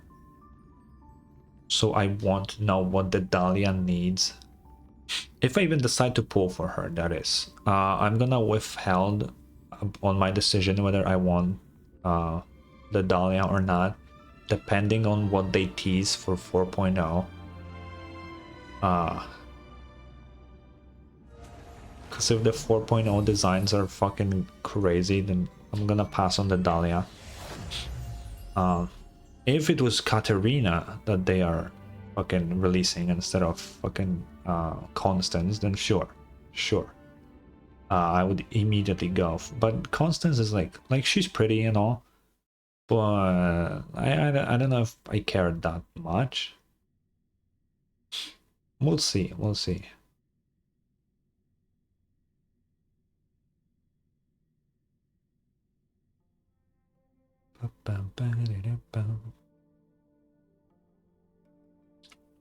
I don't know how lengthy the Planar ornaments will be. They are usually all kind of the same size, so there might be quite a bit. And depending on what the Amphorius one actually says, because for example the Deliver relic set, it's kind of like a repeat of our adventures in a way, just said from a perspective of an Amphorian storyteller. So it's nothing like crazy. So if the Amphorius Planar ornament is kind of the same, then we can pass on that one. I'm more interested in the Tengoku livestream because I assume, just like it was with Penacony and just like it was with Amphorius, I assume it's a tease for the next planet, right? That's fine, and I really, that's amazing, but can you like let me go? Thank you. Okay, let's get everything done. Assignments, claymore, mail, claim this thing.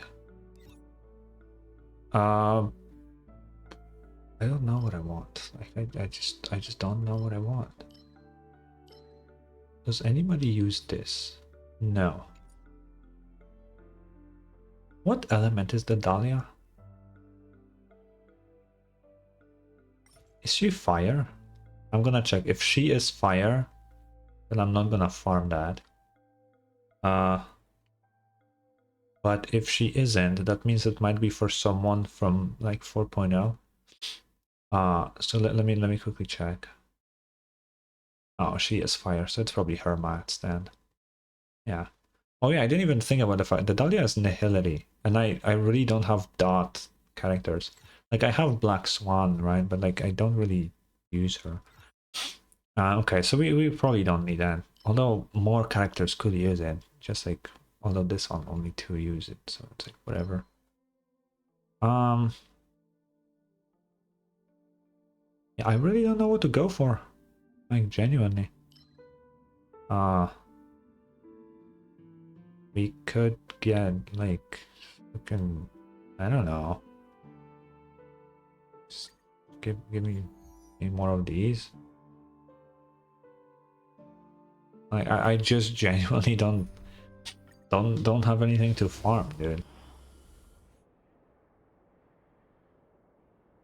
There is just nothing.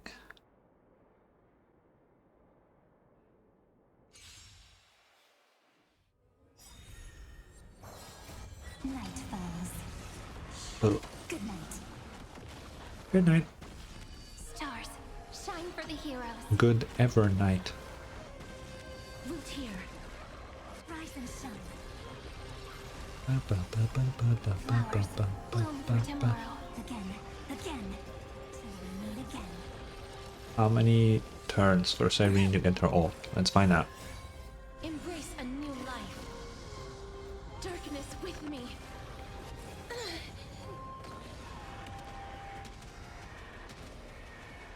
May death protect Explosion. Stars, shine for the heroes. Your time to shine. Rise and shine. Fiends or devils, I'll crush them all. Night falls. Good night. Boom. Memories waiting to be woken up by a shooting star. Siren. Bro, this old being a whole ass cutscene is insane. Blink. May time watch over the Evernight. Rewrite destruction with me. Embrace a new life. Night falls.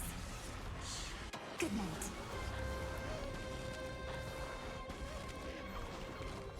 Fiends or devils, I'll crush them all. Take the answer. Don't blink. Cleanse hatred with love.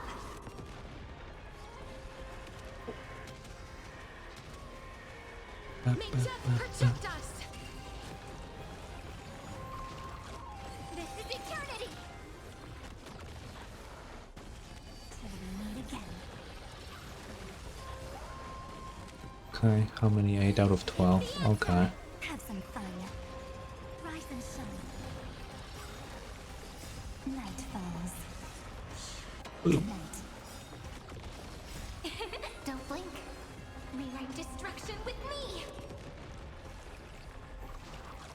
This is eternity. Again. Till we meet again. As you wish. Embrace a new life. Take the answer. May death protect us. This is eternity. Don't blink. Cleanse hatred with love. Oh, and she double tops it. Damn. Destruction with me. Take the answer. Have some fun. And again. Don't blink. Cleanse hatred with love. Rise and shine. Root here. Great. How many is that? Oh my god, so many relics. This one's not bad. Okay. No. No. No. No. No. No. No. No. No. No. Okay. Oh wait. No.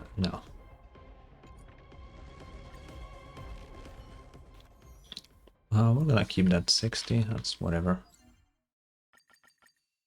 I'm gonna do dailies at an earlier time tomorrow anyway, so it won't overcap. Oop. Wait, can I get a level up? Probably not. Damn. Damn. Okay. Is there anything here? Oh, this fucking thing. Yeah, I don't really care. We have... where's data bank? There we go. Wait, factions? New faction stuff? Ooh. Okay, I mean Lord Ravagers. We know Lord Ravagers. There's a core flame in the center of the universe. It burns brighter and brighter until it consumes the entire sea of stars, all to welcome a magnificent oblivion at the end of all realities. It's interesting that it says core flame. You know, but we know what Lord Ravagers are. I don't think we need to. Oh wait, but it's about each of them. Ooh. You know what? Fuck, we might double. We might double. I'm gonna skip the beginning because we know very well what they are. But about each of them, we can go with that. Asad Praman, that's like the one against Elation. Some say Asad Praman is the most human of the overlords, while others argue he's the least. Rarely seen on the front lines, he prefers to orchestrate from afar. More chess master than warlord, moving his legions with methodical precision. Worlds that fall under his gaze are consumed by waves and waves of slow, cruel jokes. Like the infamous fall of the Ogle Ring. Over a century, Asad Pramad advanced his Void Rangers inch by inch, just to force the military line of the resistance into the shape of a single line of text. Destruction is where laughter ends. It is mourning, not celebration. That's insane. Known as the one who destroys elation, Asad Pramad embraces the title. When his work is done, he scorches a giant smiling face into the surface of every dead planet, as if mocking the very idea of life. That's kinda wild. Zephyro is feared across the stars as the most terrifying of the Lord Ravagers. He is obsessed with the final moment of annihilation, the beauty of absolute erasure. Yet some whisper that encountering him may be a mercy. Among all the Lord Ravagers, Zephyro alone offers a death without pain. Some doctors of chaos even theorize that his destruction is a form of resistance. They believe he is a self-annihilator summoned by IX, refining fading colors into blinding white light to defy the shadow of the Eon. His devastation has been known to bleed into the dreams of the Nihility Pathstriders, leaving searing marks on their waking flesh. Oh, interesting. Many believe Zephyros targeting the Nihility. One self-annihilator once described a nightmare at the end of all things, with nothing left to destroy. A Lord Ravager hurled himself into IX's divine corpus, followed by a single violent beam of white that pierced the endless dark. Ah, okay, Selanova. When some desperate civilizations cry out for salvation, those requests are heard by the family. But it may be Selanova who answers, and her descent brings ruin to enemy and supplicant alike. Unlike her mysterious peers, Selanova's origin is known. Nanook personally ignited a world of harmony and elevated her from the ashes of the Eternal Centurion. She is deemed the destroyer of harmony, leading the Antimatter Legion and commanding Void Rangers and starships in vast, coordinated campaigns. For eons, she had followed the path of the Cancer of all worlds, spinning a web of death across the stars. Some say she alone among the Lord Ravagers knows the truth of the Oh, sorry, I had to sneeze. Oh god, of the Stellarons, or worse, that she's the one planting them. Oh. Could be, maybe. Okay, Luxbane. The colossal entity, also known as the Sun Devourer, is credited with numerous stellar extinction events recorded by the Intelligentsia Guild.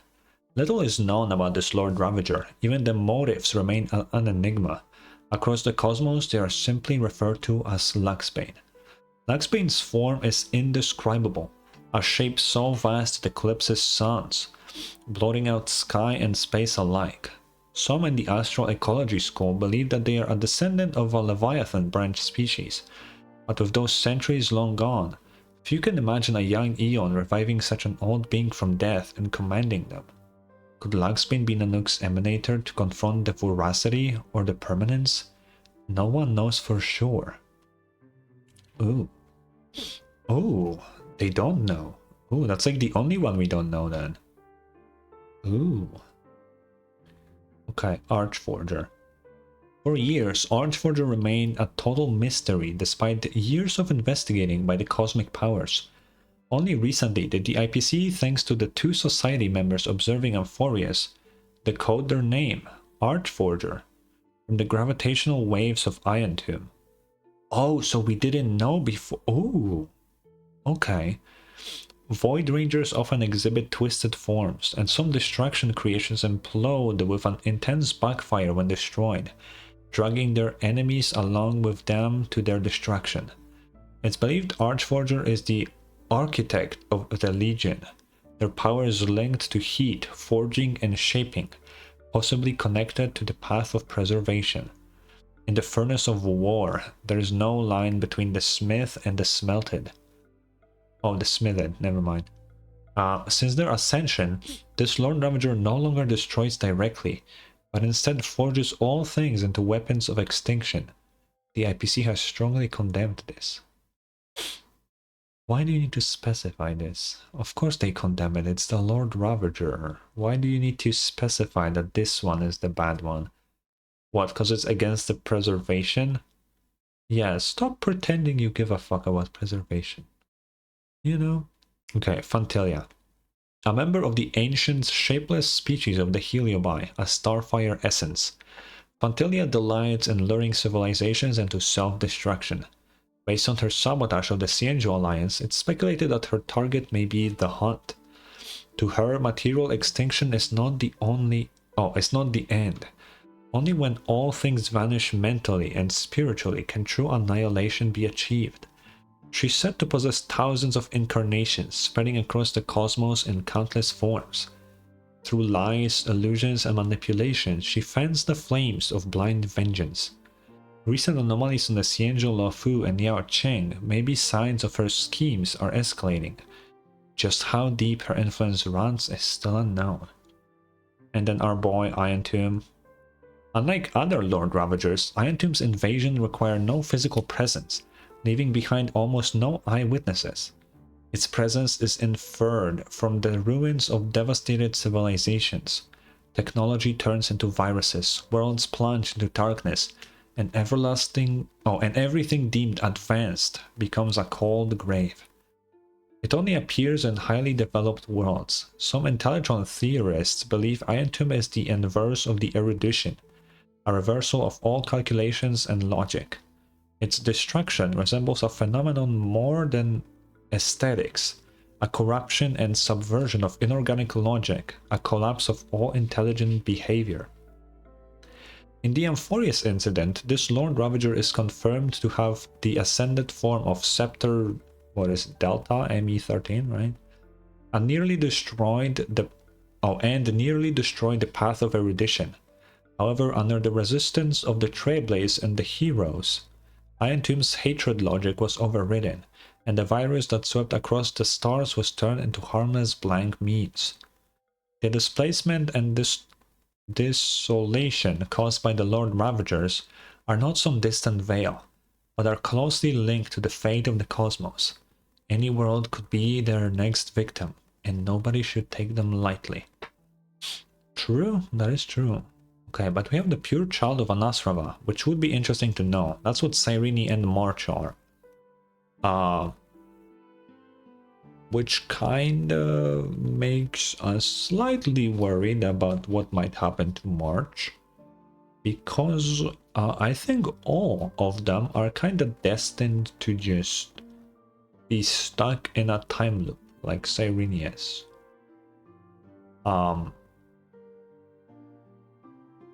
Not good. Obviously, they don't remember that they're in a time loop until the end when they decide to go on a time loop. But it's still not a pleasant experience, right? Yeah, not good. Not very good. That's how Fully came to be too. Which is very weird, because that means that Fully was a child of Anasrava, and then they went through their life without Fully... with Fully existing, and then at the end of time they became Fully, even though Fully was a thing, and they went back in time to be that Fully that then they themselves knew about once they're born, and then they become themselves. Let's just read. You see millions upon millions of steeds pulling chariots, blanketing the earth. Yet only one reaches the finish. But you also see how wheel tracks existed before any chariot's departure. Definition of pure child of Anasrava from the Garand Dictionary of the Demutian language. Wait, so millions of steeds pulling chariots, blanketing the earth, yet only one reaches the finish. But you also see how wheel tracks existed before any chariot's departure. So that just means that the tracks existed before the chariots left? As in there was already a path for them, even though before they were even a thing? I guess so. I guess, yeah, I guess that's the case, yep. And the fact that only one reaches the finish, I don't know what that would imply. Does it mean that only one of them will be fully? Or no? Okay. Either way. Across the long ages, the words pure child of Anasrava seem more like a baseless rumor, scattered throughout the fragmentary chapters of cosmic history. Different historical records lead to figures of vastly different birthplaces, races, identities, and even life experiences. They also never know each other. The only common thread between these women was that they all walked the path of remembrance. Literally interpreted, the pure child of Anasrava must have countless intricate connections with Fuli, the master of Anasrava. Could these women be some special form of remembrance emanators? The conjectures are endless. They could be fragments of the eons scattered across the cosmos after their shattering. Fuli's countless manifestations walking among mortals, different facets of their memories of themselves. Each theory seems self-consistent, yet riddled with contradictions. Among these possibilities, one cannot be ignored. One or several pure children of Anasrava established the Garden of Recollection, where they work together to guard the secret of remembrance. That the crystal god of the Eden of blessed insight is only a false avatar, a fragment of memories. It signifies the shared destiny of all pure children of Anasrava, to remember the stars until these women's mind fades and their body dissolves. In the end, only one of them will ascend to become the true Fuli. So I think that's what they mean by one reaches the finish. March and Evernight seem to be related to the secret of the Garden of Recollection. I mean, both of... Wait, Evernight. Oh, that's what you mean. I mean, March and by turn Evernight too are a child of Anasrava for sure. I think the way you... I mean, it's hard to know. We will need to meet one more to be like sure. But like, the fact is that they are always women, right? So that checks out with Cyrene, who's one of them.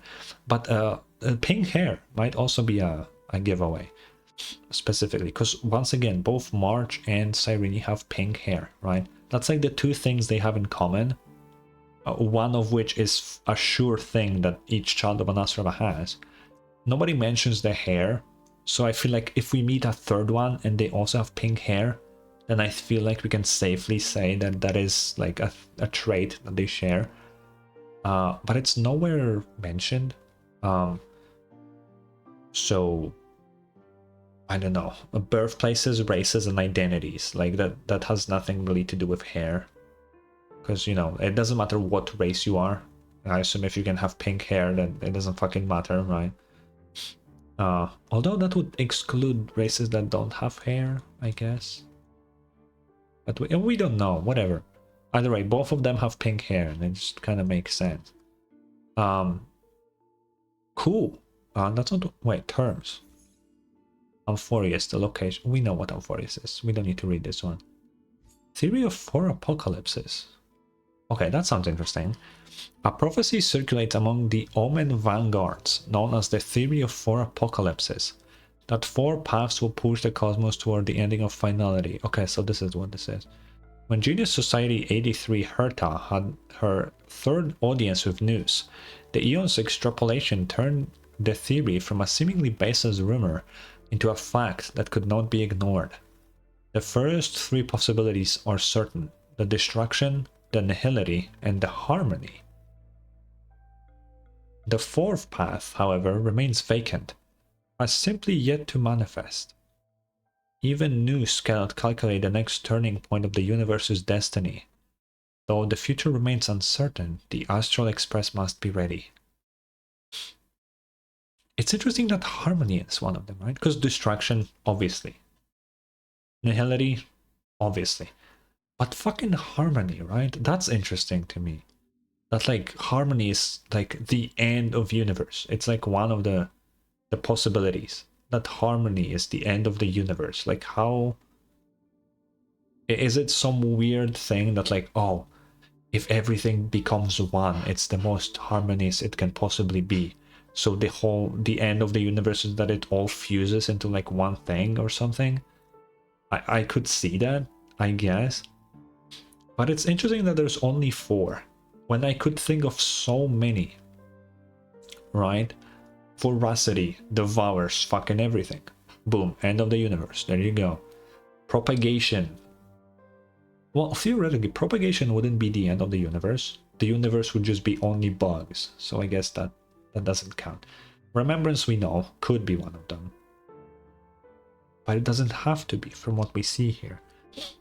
So, fuck. Okay, so when Kafka told us that like remembrance could become the kind of finality, I guess what the script for Elio says is that Elio also doesn't know which one is like the sure 4th one, but he knows which ones could be the 4th one. Remembrance was one of the options, but only if we choose incorrectly during Amphorius. And because we chose the correct path, it didn't become it. So now it's still on the table for any others. Okay, interesting. But we are here for the Planar Ornaments. Amphorius. Let's see. Is this literally just... let me quickly skim through it before we do this.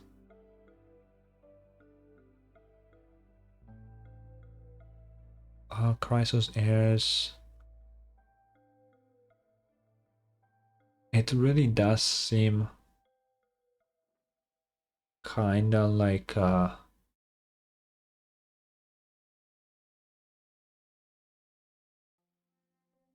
there's like a poem. This does feel kinda like just a retelling of Amphorius, which makes sense because this is literally the planet of Amphorius, fucking Planar Ornament, right? So it makes sense that it's literally just Amphorius. So we're gonna...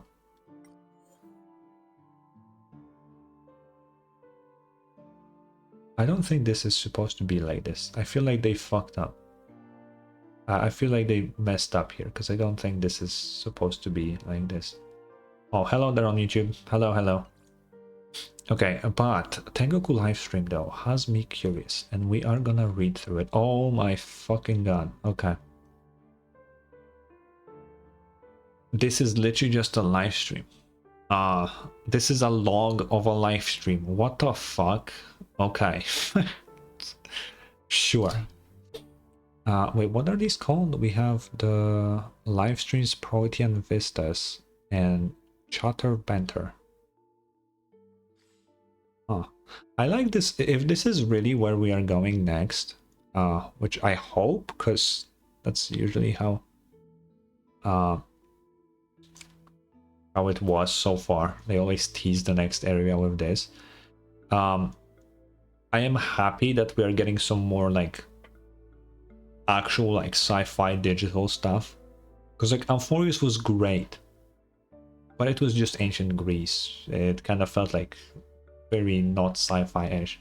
I'm good. I am good. We're gonna read some quick lore right now. Why did I go back? Okay, let's see this. Riddle posted on August. Riddle. Oh, okay. Is it the freaking... Are they called the... I don't know what they're called, but I know that this is like elation stuff, like the riddles and shit. Oh, wait. Actually, because we saw Sparkle at the end of the little side thing for Amphorius. Oh, maybe we can see Sparkle again. And this will be overall like about elation and stuff. That'd be cool. It's Hanami's birthday stream today. But why does it feel like we just celebrated it last month? Oh wait, no, this is chat logs of a stream. Riddle is just a guy, and that's so stupid to read. Also, Hanami, I may be reaching like crazy. Sounds close to Hanabi, which is the JP name for Sparkle. Just putting it out there, right? She claims her birthday is on August 73rd. Try finding that on a calendar. That's, yeah. Hanami updated her status. Wow, so many gifts. Thank you, everyone. Also, if possible, please help clear out Hanami's wish list. Okay. I know she's trying to drain my wallet dry, but you know what? I'm totally cool with it. My dear Hanami, my precious Hanami. My goodness. You're that person who was just online, aren't you? All those gifts you're sending, you're just trying to make yourself into a top fan, right? Our Hanami already has her own fan base, so stop trying to force your way in. You think I can't look up your ID? You're a lawless thug, a criminal. You think I don't know that? You're pretending to be Hanami's fan like us, but you're really just trying to build up a fan base to cash in on her popularity and trending status. Get out of the stream. What the bro? Who are you to talk? What's it to you? At least I showed up for the live stream. What have you been doing? Are there only Hanami stands in this forum? No haters around? If you're a fan, head straight to the live stream channel. Oh, so this is a forum then, not the chat logs. Okay. I'm a hardcore anti-fan. We need to make a plan to really mess with her and her fans. Not just get her cancelled, but get her arrested. I've DM'd you the group chat link. Bro. Being a popular VTuber be like, this is literally just that. I've joined several anti-fan groups. We act like bros normally, but the moment something happens, they bicker internally. Heh, I'm done with this. Okay. Hanami updated status. Okay. Logging off. As the night draws to an end, digital nomads in cyberspace peer around curiously, exchanging fragmented discussions and offering ambiguous stances. Ultimately, none will be remembered. Virtual characters celebrate virtual birthdays as virtual chaos seeps into chaos reality. Oh. How much does this person hate? A lot. They literally doxed a guy here earlier, so I mean, yeah. Wait, so virtual characters celebrate virtual realities. So is this planet fully virtual? It's not real? Because that'd be pretty cool. Like you just enter like a... But that would just be Amphorias, but they know they're not real. That'd be literally just the same thing. So everybody's Hatsune Miku then, is what I'm hearing. And Hanami also isn't real. It's just like a... Okay.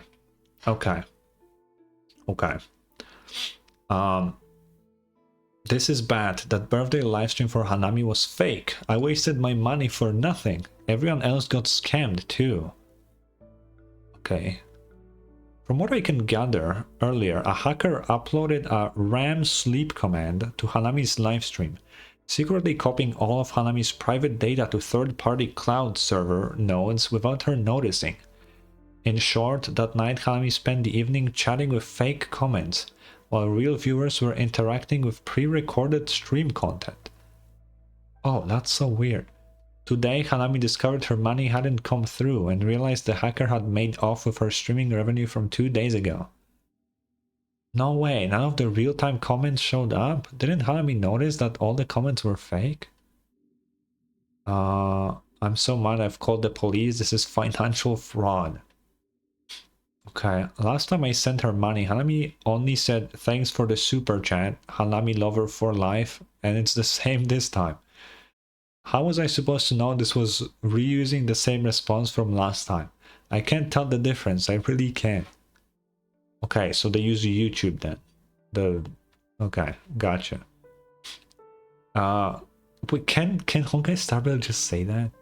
I doubt super chat is like copywritten, but that's like straight up, only YouTube calls it that. So it's okay, anyway. Besides, she always ignores non-paying chat messages. I just thought she wasn't paying attention to me. Oh, so she's a bad streamer then. Okay, gotcha. Lamau with a cyber heist serves her right, totally deserved. So many people in the live stream pretending to chat normally, but no one dares to call it out. Everyone thinks that if others don't bring up the issue, then there's no issue. You know, that's kind of real. That's kind of how the internet feels nowadays, not gonna lie. I'm done. Never spending money on virtual streamers again. No. She never really interacted with me, and I can't tell if she was ever sincere. I thought she would respond in real time to my live comments, but now I see I was just fooling myself. That's crazy. Oh, hello there. Hello. Welcome to the stream. Don't be so negative, bro. Sure, you got scammed out of your money, but you were happy that day. Does it really matter if that Hanami was real or not? Can't sleep, come hang out with me in my live stream. You've got a point there, bro. I love to watch the stream. The live stream countdown begins as the viewer count climbs steadily. Digital wanderers with mixed emotions stir once again as another wild and sensational broadcast is about to begin. True feelings mixed with true lies. Truth here ain't worth a dime. I am streaming everywhere you can possibly think. There's also Kick if you prefer that, but I don't know. Whatever suits your tastes. I'm there, always. Oh, thank you for the follow. Thank you, thank you. Okay, so it didn't name a planet.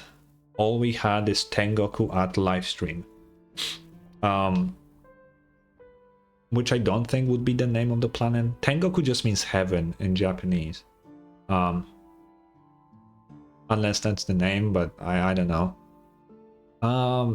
Okay, so we have virtual streamers, but virtual in a sense not as a VTuber, but virtual as in Neurosama, as in they're literally just AI generated. So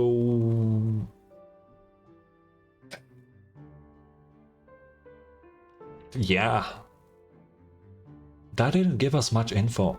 Wow. Maybe another word for it? Probably, I assume. Because when we had... Wait, let me go back to the data bank. Because... Oh, fuck, I was expecting kind of more. Because right before Penacony came out, like literally right before, we have gotten the Watchmaker set. For relics... Wait, no. Planar Ornaments. I'm in the wrong thing. We got Penacony Land of Dreams right before Penacony.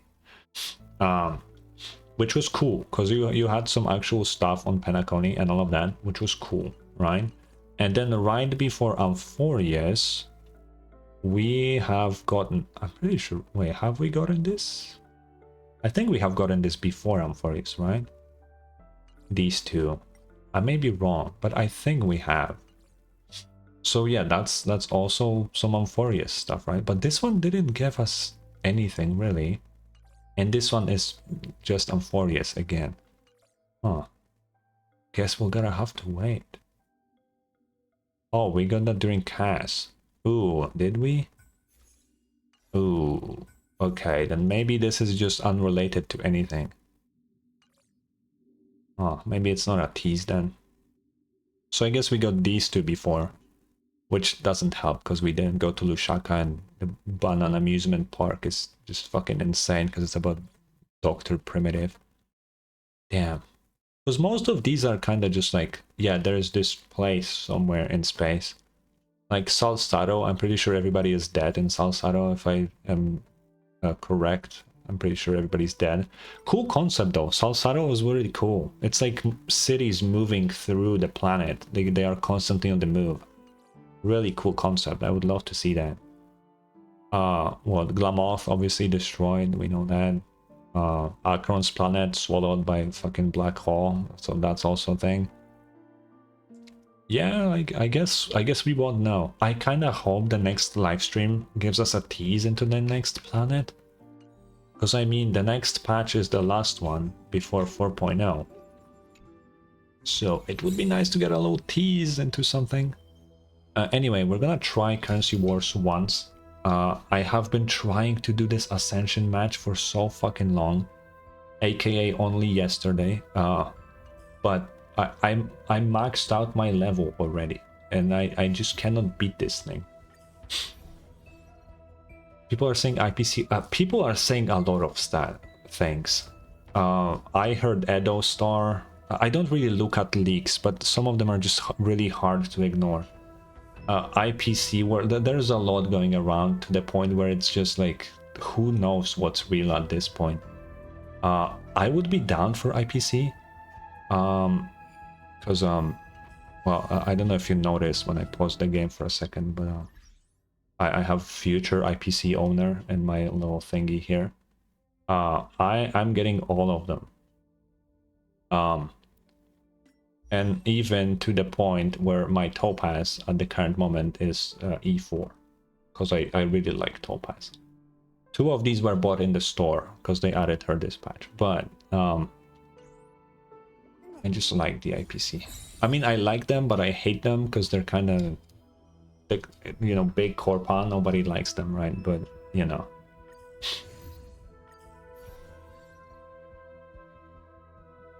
Okay, let's see. What are the enemies? Okay. Okay. Kinda sucks. Enemies in the first plane get enhanced, increasing their speed and max HP.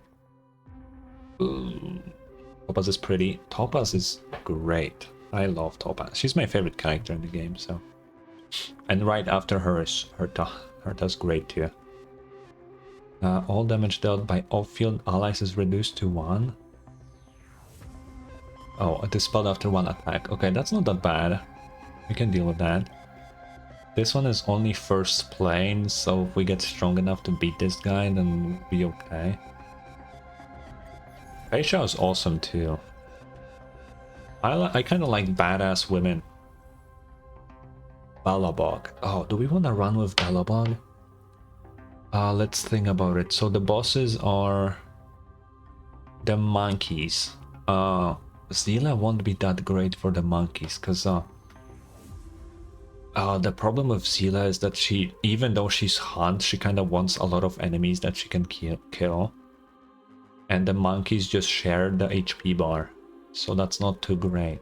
But you get the giant fucking mecha.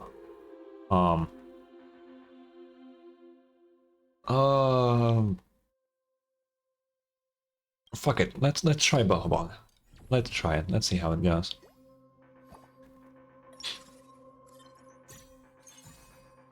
Okay. Let's see what's in here. Alright, alright. We will put these 2. Let's get some shield from March.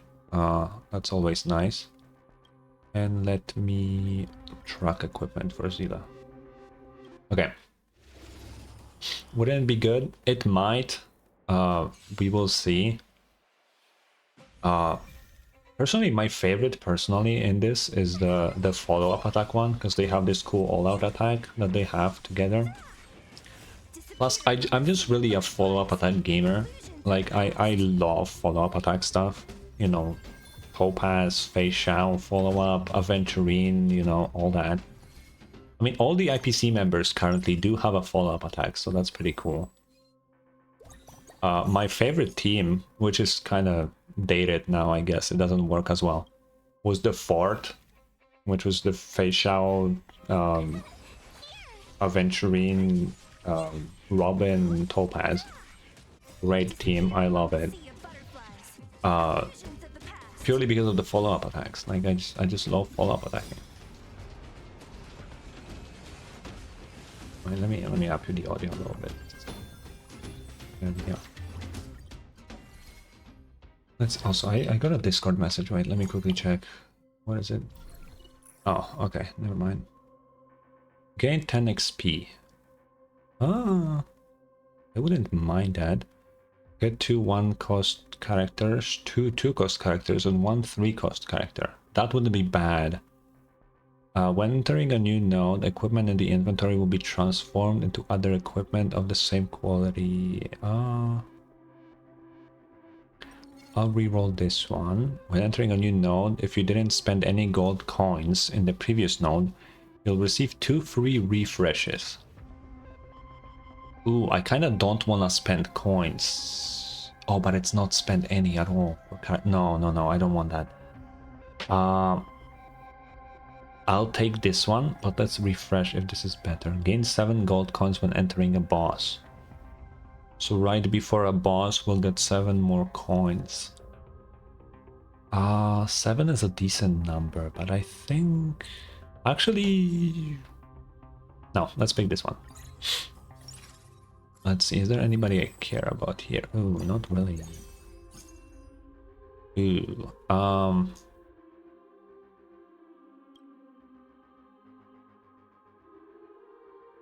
put a Goliath. She's pretty SP friendly too, so that's nice. I will replace March with Dan, because Dan is just better at what March does. I would like to sell someone for 3. We're not gonna use Finan. It will give us more interest.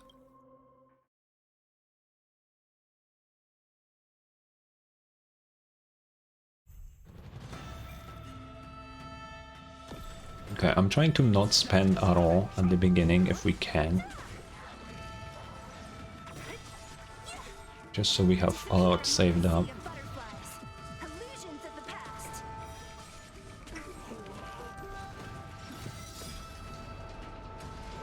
Oh yeah, I need to start tracking the Balabog thing now. Oh damn, he just one-shotted them. Okay, yo, Balabog might have been the way. Let me quickly track it though. Track. Let me track. Okay. Nobody from Balabog there. Sparkle is always good though. And she kind of has the quantum resonance that Zila has. I'm gonna grab a Sparkle. I think Sparkle's great. Let's put off Agalaya for now. Let's put Sparkle here. I'm not gonna sell anybody yet. Actually, I will. I'll say sell the Ciphers and Kafka, because we're not doing that. Actually, sell Agalaya too. Oh, I can have more characters? Okay, I guess Hyacinth comes in. Alright. Oh, one of them is a 3-star. How is she faster than Zila? Isn't Zila's whole thing speed? Like, what the hell?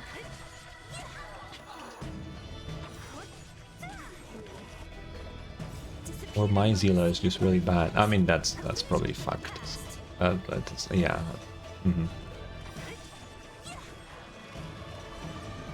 Okay, robot.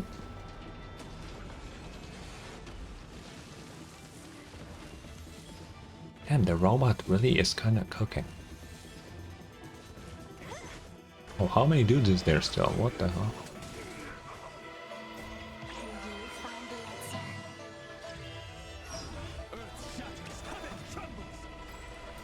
Ooh.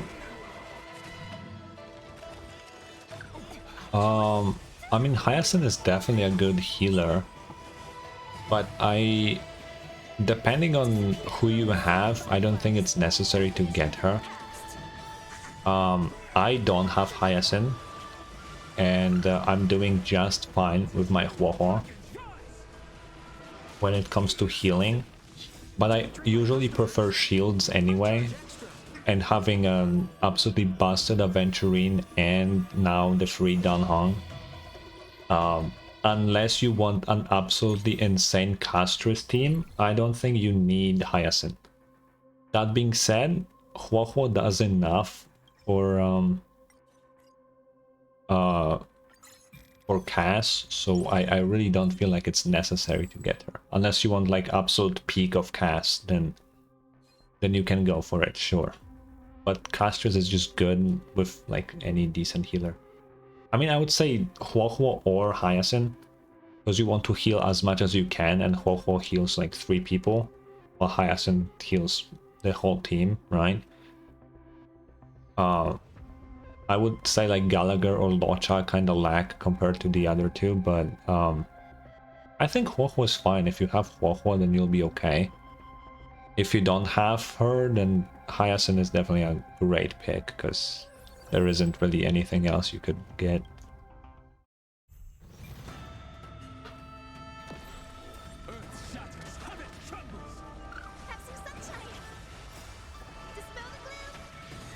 It's crazy that Cass's best team is like insanely pay to win. You just have Hyacinth, Cass, fucking Evernight, and Cyrene. Like, it's crazy. I mean, I say that, but the only one I'm missing is Hyacinth, but, you know, it's still crazy.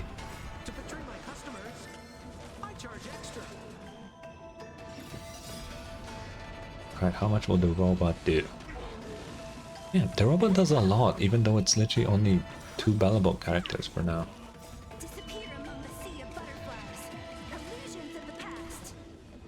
Damn.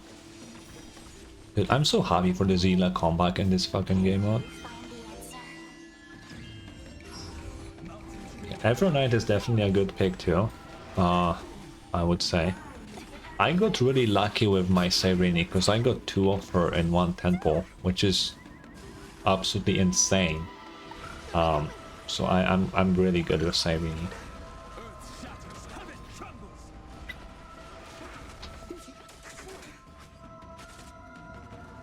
But we'll see. I probably will skip Dahlia because I feel like 4.0 characters will be cool, just like 3.0 were. And I don't really play that, and Dahlia is Nihility, so...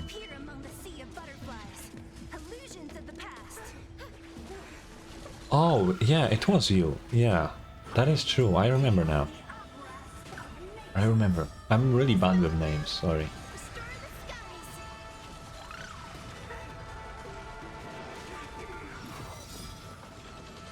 Boom. Oh my god, okay. Literally last turn and we got them.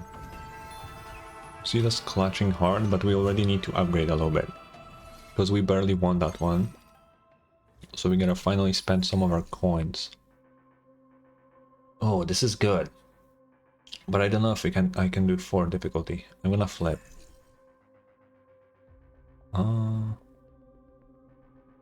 Lucky star.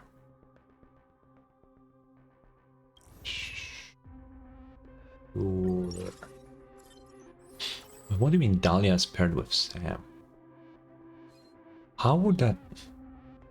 Okay, I gotta wait for the live stream to see her kid. Because if she brings back Firefly from the dead, that might be tempting. But it still really depends on what's in 4.0.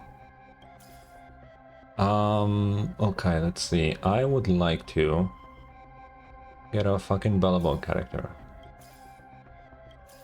I thought we were supposed to have increased chances for Bellabog. Where are they? What the hell? Dude. Oh, I never look at leaks. I'm very against leaks personally, so I never look at them. Okay, I'll grab another sample. Bro, is Bellabog dead? Did they kill everybody? What the hell? Yeah, I kinda always feel like the leaks kinda take away from the fun in 2 ways. First of all, you lose that excitement of the live stream because like you just kind of know what they will be talking about, and I like being like, what, that's their kid, wow, that's crazy, you know. You agree? Yeah, Vile, yeah, exactly.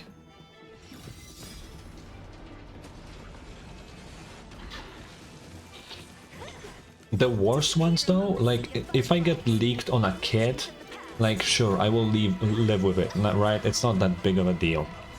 But if it's a story leak, oh man, I have murderous intent when I see one, straight up. Or even untagged spoilers, like that shit's evil. Every time I have like a short with clear spoilers, I always do like a 2-second thing at the beginning, like, whoa, spoiler, because I just don't like being spoiled myself, so I kind of try not to spoil others as well. And it's just the worst, man. Like, It's just bad. Oh, this is going pretty badly. I probably shouldn't have picked the higher difficulty. And all of that for a fucking star item of all? I mean, why am I doing this? As long as we pass this bar somehow, it will be fine, because we will get the reward. Even if we lose the HP. We already passed it, so it's fine. How much HP does this monkey have? What the fuck? That did nothing. What? Dude. Spaldon Naxa's death? Yeah, that's fair. That being said, Anaxa had the most death flanks out of all the Chrysos heirs. Like, I immediately knew this guy's dying, and it was kind of funny, honestly. Okay, we can do the treasure one. We don't need to do anything. What is like the worst thing I got spoiled on by like leaks or stuff? Oh, actually, the worst thing I think that I saw story-wise, it wasn't an HSR. I'm kind of good at dodging HSR leaks and stuff somehow. But I got leaked at fucking Rerear in Genshin, and that kind of pissed me off. Because as a lore lover, when I learned that we're meeting Rerear, and I didn't know that because they didn't announce it yet, I got kind of angry, not gonna lie. Give me that. This one. Actually, we could upgrade sample a little bit too if we have items. We don't. That's fine. I would love Sunday in here. Sunday is great. What do you do? Basic attack and skill damage amplification, or on field field strength of the first off-field on-field character. I don't know what will be better. This is by, so this amplifies by 12%. This will be 24%, but I don't know what exactly this translates to damage. Is it 24% more damage, or I don't know. This is like pure damage, right? I feel like it was comparable, because if this one is 12, this one's 24. But he's blue, so he might just be bad. I'm gonna pick Sunday. Yeah. I'm gonna do one reroll. The Belobogians are dead. I don't know what the hell is going on. Where is fucking Pela? Where is everybody? They're just gone. What the hell? We might not beat these, but we'll see. They're out for vacation. Dude, I need them in the fucking... in the trenches right now. They cannot be on vacation. We're out here fighting for our lives.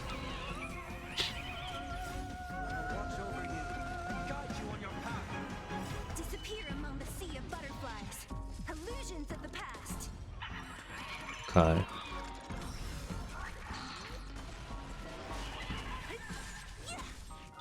That's decent damage, but Zila cannot shine with this in it. But the robot kinda can.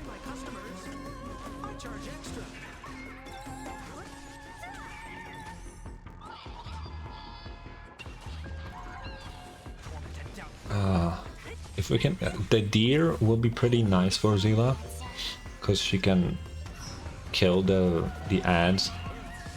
Kokolia Sorda will work for her, I guess. But this guy is like a really bad thing.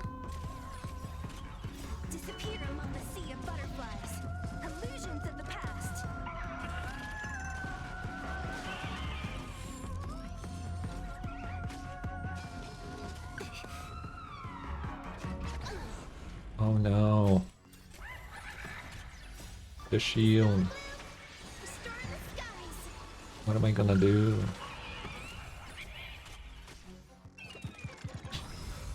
Skill points recovered. Don't think I'll need them. I have 7, but thanks.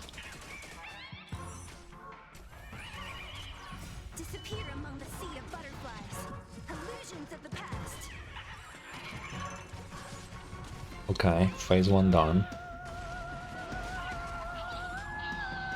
A tank boost, that's what I'm talking about.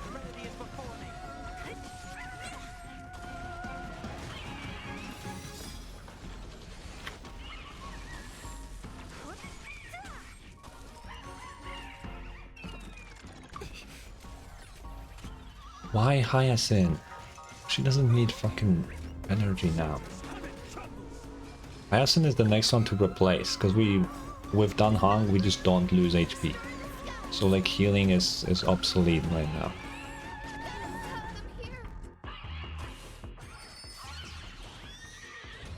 Yeah, even their skill didn't do anything.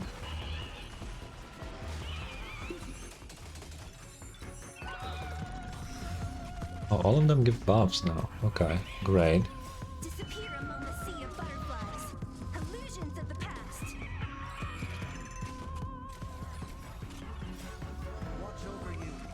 Whoa, that's quite a team. that is a wild team. I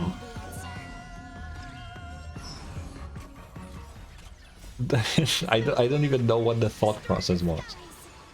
RMC doesn't help. I mean, kinda, maybe, sorta. But that's crazy. The saber in there is kinda there. Finan has no charges in that team whatsoever. He gotta charge himself. That is quite the team.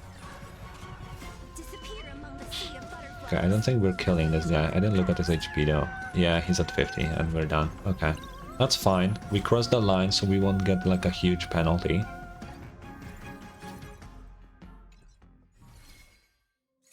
Yeah, exactly. The battle is just over when he charges. Okay. Oh, Sampo can get something? You know what? I like this one.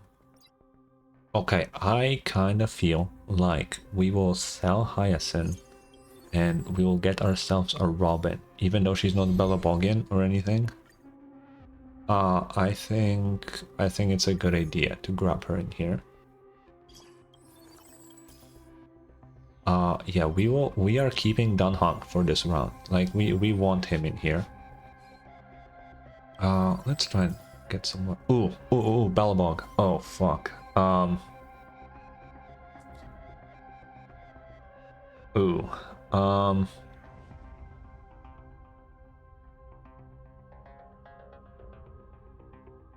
For now, let's do this. Or maybe I should just fucking upgrade. Should we ball and upgrade? Yeah. Let's upgrade. Let's not buy anything anymore. Wait, let's do it like this. Yeah. Let's reroll something. Maybe we'll get something good. What do you need really? You need a knife. Reroll this. That's not a knife. Okay.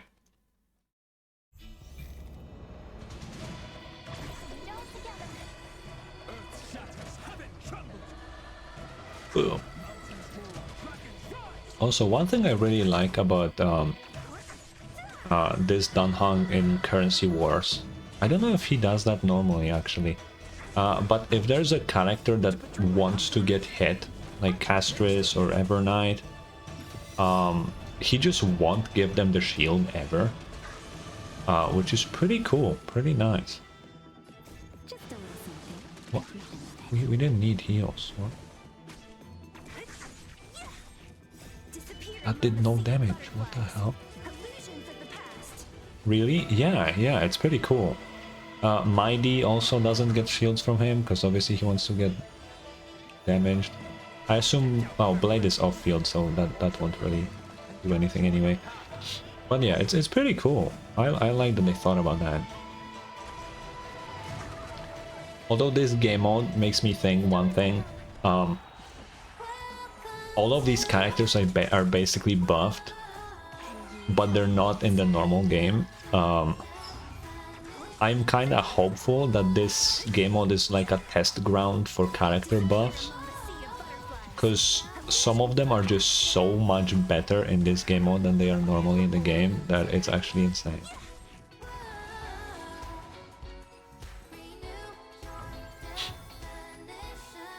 Wow. Okay, stop singing, Robin, please. Oh, investment. Loses 20 squad HP after 4 nodes, gains basic weapon box. No. No. Do I like character concept art? I mean, I'm always happy to see some, but I rarely do, actually. Sometimes I get sad when they pick a weaker design. But you know how it is. Reduces the difficulty of enemies encountering boss nodes. All characters on the field permanently level up into random characters. Oh, what the fuck is this? So my team will be completely random each... Oh wait, no. The current characters will once just change. Oh, that would be a crazy risk. But... provides 40 gold when you reach level 9. You're at 7, that's really far. Yo, I kinda wanna gamble. Fuck it.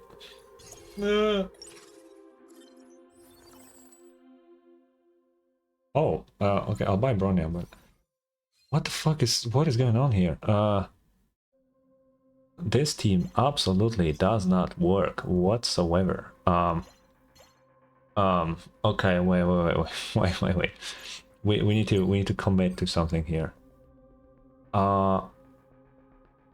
We have... oh my god, this is like absolutely awful.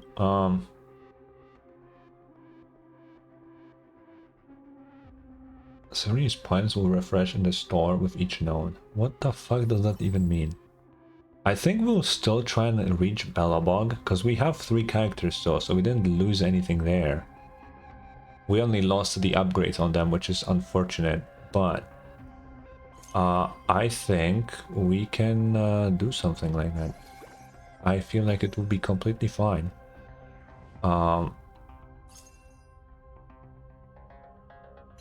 Boom. We will grab Jeppy. We will buy this Pela. And we'll pop her in here. You can go Akron. Cyrene is like someone I'm willing to replace. Refresh the store immediately to fill it with 5 cost characters. Oh my... what? Oh my god. And we got, oh my god. Yo, I think I keep Cyrene, not gonna lie. You will go here. I keep Cyrene just for these things. Holy shit, dude. Okay. This is great. We don't have any sustain, so we would like to... oh, yeah, you. Does Sampo still want this? No. I put it on Yan Cheng, but he's kinda just here. Oh my god. Okay, I think we might be in. This is absolutely insane. Jeopard isn't a great sustain, sadly. But, that's fine.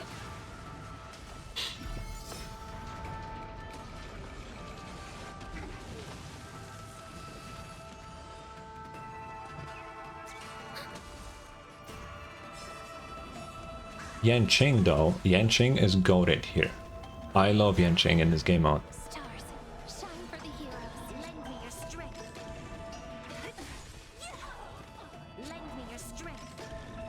And Bronya summoning cock, like, yep. I think we're in. I think that gamble might have been the greatest choice I've ever made in this fucking game mode ever.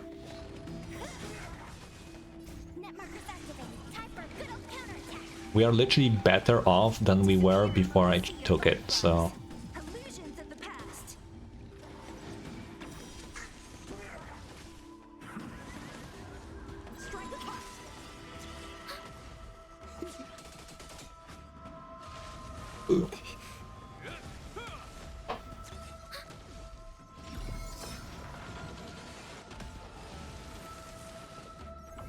Great.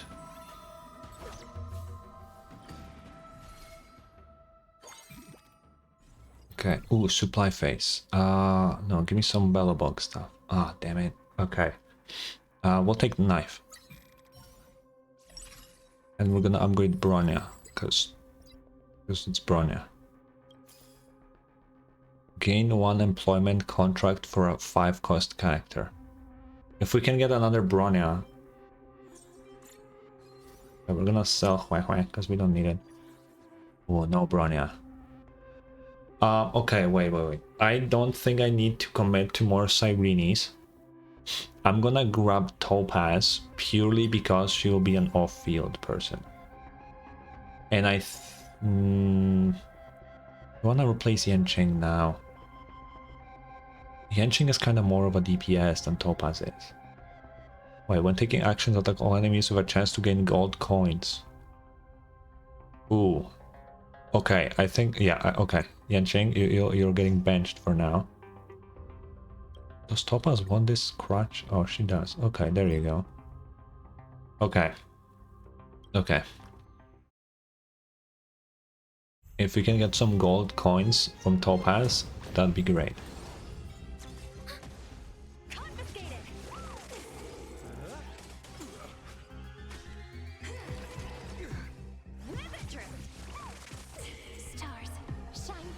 I just kind of wonder what is the percent chance for those coins, but...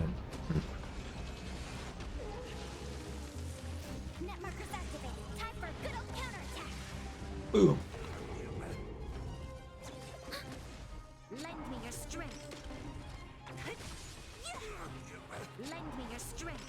Cock.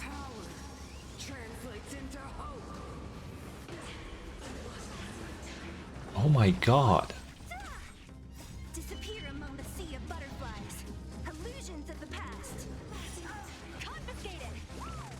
Okay, the damage is insane.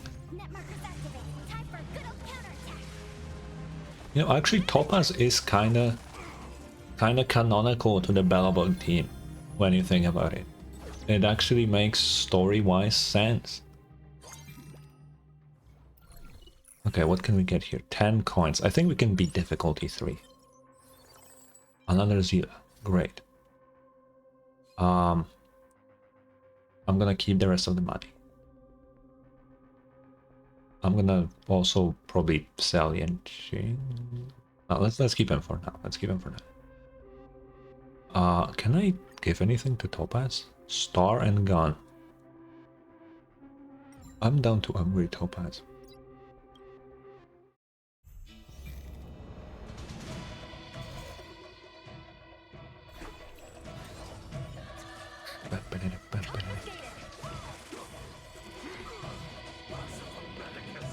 Ah, can't summon.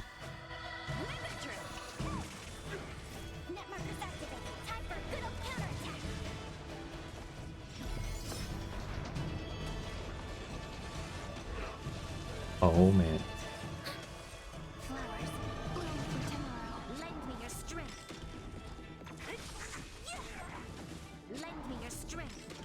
Okay, Kokolia's gonna blow them up.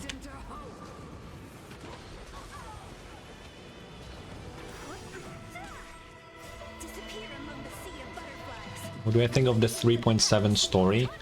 I think it could have been shorter, but overall, a great finale. But I do think it suffered from pacing issues like basically all of Amphoria's.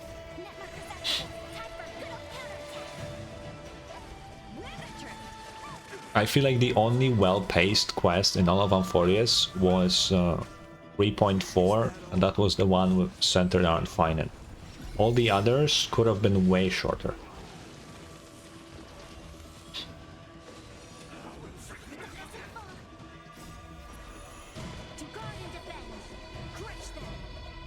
But the highlight of the quest, the fucking Scrollum planet-sized mech showing up. Genuinely. That was so hype.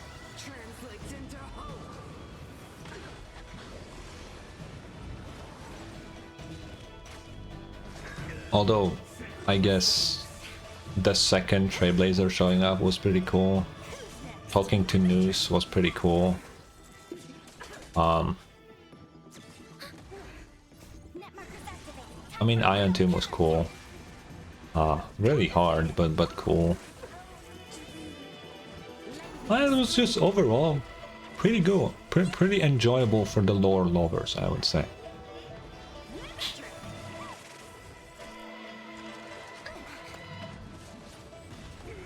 For Scrollum to be playable, yeah.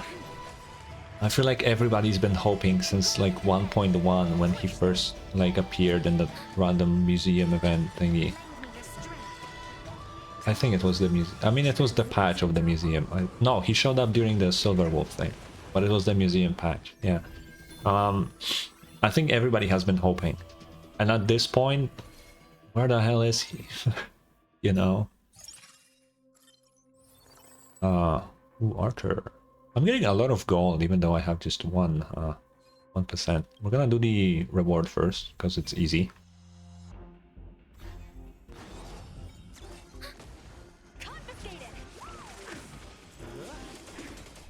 Wait a minute. Although I feel like if Scrollum will be playable, either they make him a 4-star or they update his model to be even cooler. I don't think Scrollum deserves to be a 4-star personally, with him being such a crucial character. It would be insane if they made him a 4-star. So I feel like they would have to slightly update him. Not by a lot, but just slightly. What do we get here? Knife. Okay, Zila's finished. Great. Let's see, what do we have here? Enemy difficulty 1. For the boss? Oh, hell yeah. I would love to put Natasha in here, because that puts us at 5 Bellabog. That means the robot is maxed out. Can we max it for... We can.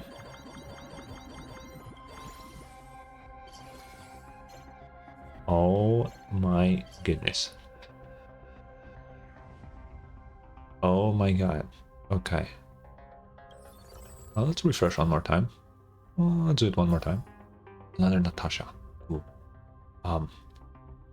Okay, Genshin, get the hell out of here. Okay. Can I give something to Pela? Okay, double roller blades don't do anything. What does it do? At the start of the wearer's turn, speed amplification increases by 15%. Does Sampo want it in this stance? He does? Fuck it, we can upgrade Sampo. Why not? Okay, let's see. Can we beat Kak while also having Kak on our team technically?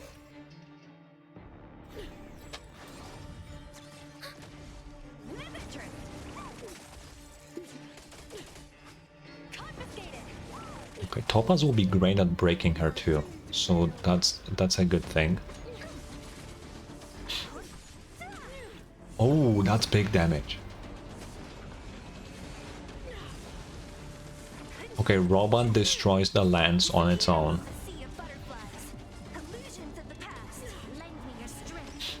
And now Kak attacks Kak.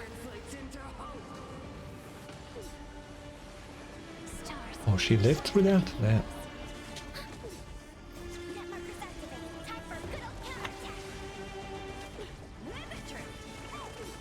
Okay, phase 1 done, and we didn't even finish the whole cycle. I think we're good. Oh, but she summoned Bronyad. Oh, she does... Oh my god, okay, the damage is insane. Zila Bronya combo is crazy in this game mode. Holy shit.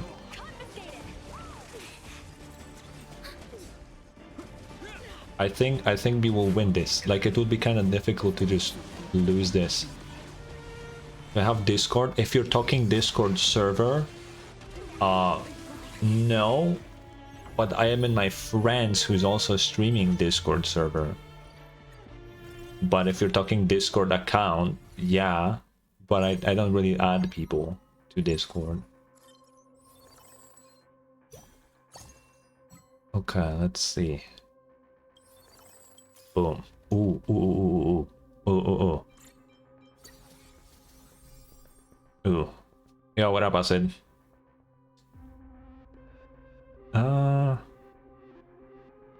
Get raided?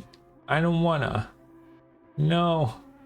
No. Wait, Acid's raid didn't even pop up, but Toby's did. Get fucked, Acid. Get fucked, dude. I don't know why it didn't show up, by the way. No idea. Acid raided first, but she didn't show up, so just get fucked. That's so funny. Gain 2 contract for cost 3 characters. I'm gonna sell this one sample just to get this. Let's see. I still have Sunday. I don't want to add anybody onto the field. So I'm gonna grab Saber. And Cody, goddamn. Oh, there she is.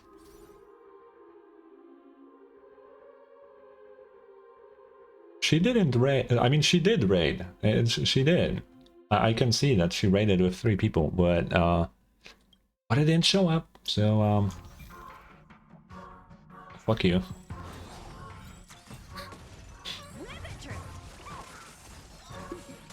I feel like it's a skill issue, honestly. Not gonna lie.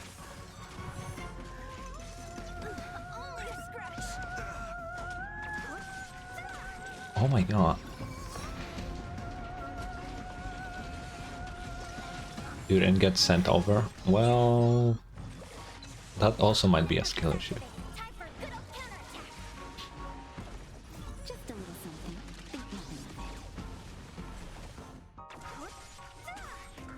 He lived. Oh no, what a waste of the cock summon. No.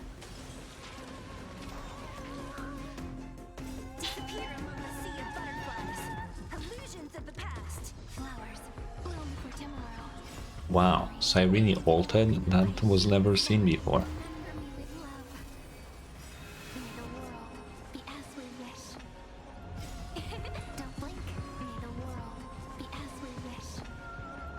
Why would she double ult the same per... Alright.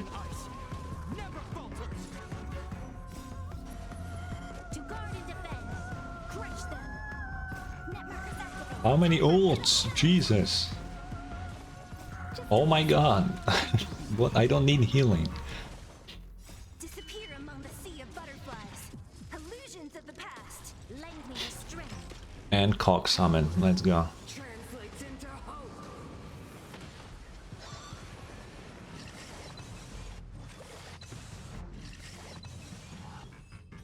There we go. This team is fucking crazy.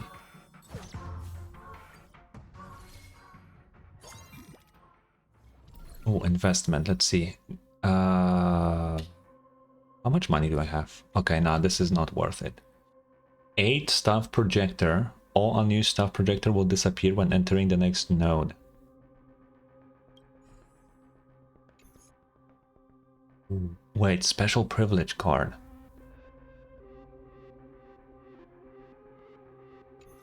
But I don't have advanced equipment. I cannot even make one. Okay, this... Oh, but I get basic... Oh. Okay, wait. Let's refresh this, because we definitely want to use this. That's not bad. I kind of would like this, because we could get the 3-star Zelo of that. We could also get to 3-star... Okay, I'm gonna just pick this. Yep. Okay. Oh, and Jeppy gets 2 stars too. That's great. Okay, so Zila will get her to to a 3-star.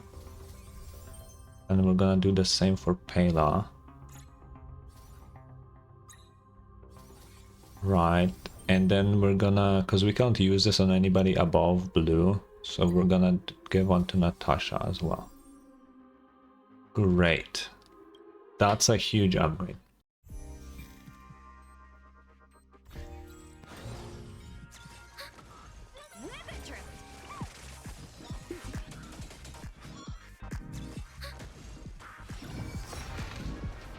Much damage. My god.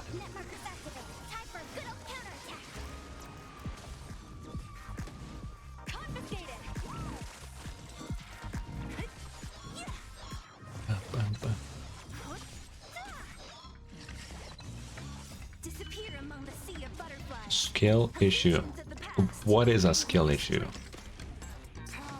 No skill issue has occurred. What are you talking about?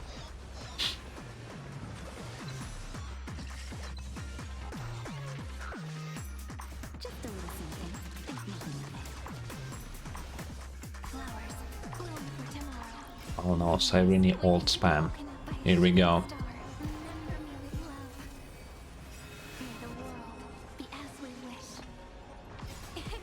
I don't know why she double ults on Zilla. Like I don't I have no idea why, but she does it.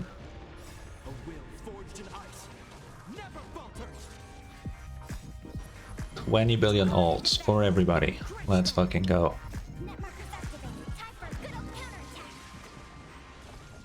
Do we need all of those? Absolutely not. But we are gonna take them. Oh, we have robot? Yeah, why not?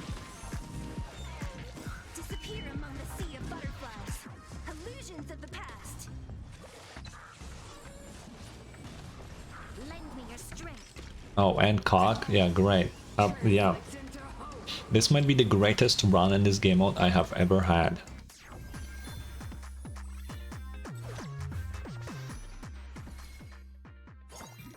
Whoa, what is that one? I've never seen that one. What the fuck?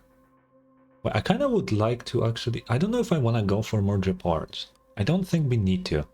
But I would gladly level up Topaz. You know what? Yeah, let's take one Topaz. Obtain a basic weapon box. Sure. I'll take it. For Bronya? Hell yeah. I assume... Oh, Sampo wants this. Over Topaz? Really? Why the fuck did it come with Topaz? Oh, okay, I'll give it to Sampo. What is in this? What is that? I can get an emblem. Ooh. Okay. Oh shit. Okay, wait. Which ones can we get? We can get Knight Demigod.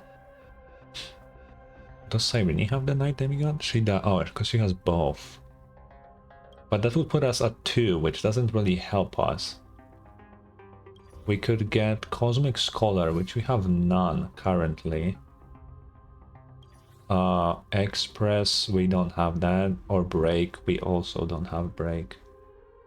I'll go with Cosmic Scholar, because that will actually give something for us. We can give it to anybody, like Natasha can hold it. Oh, I guess Cosmic's... Wait, really? No?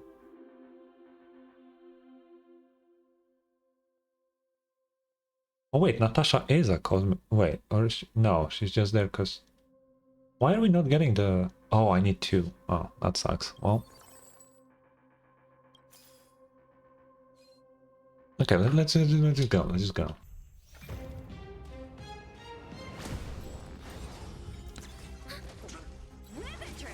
With interest.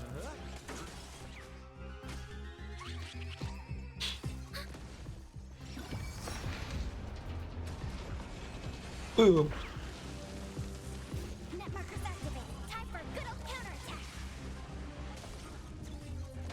Okay.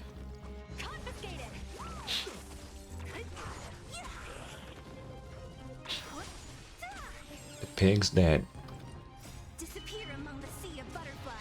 Illusions of the past.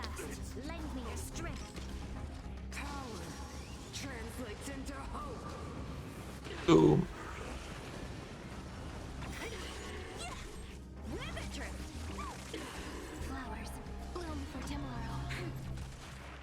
She didn't use the skill? What the hell?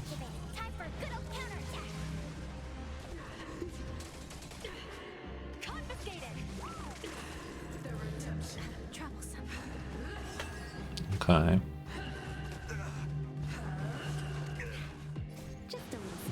We didn't need heals, but thanks.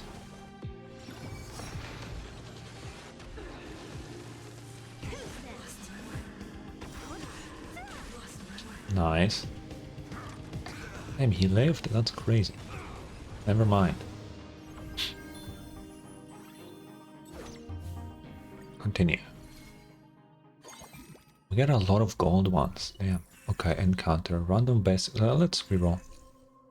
Okay, I'm gonna try. We'll see how difficulty 4 will go. Ooh. Another Bronya. And another Topaz. Hell yeah. 2-star Topaz. That's great. Yeah, we can't really buy nothing. Filled with 3 cost character. We don't need that. Okay, we're good. Okay, this one is kind of difficult because it's difficulty 4.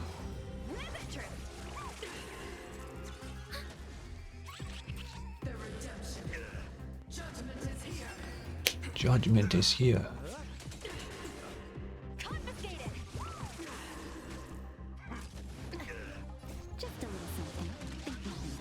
Why does she? Okay.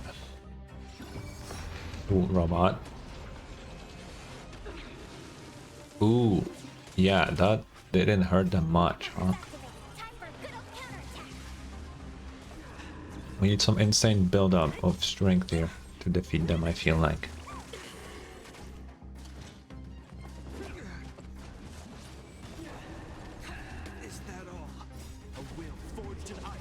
Never falters. Oh, okay, cock.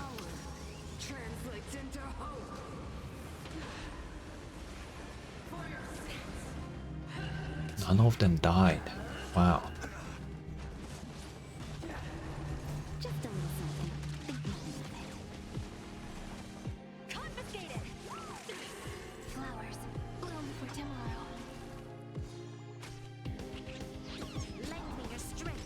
Okay.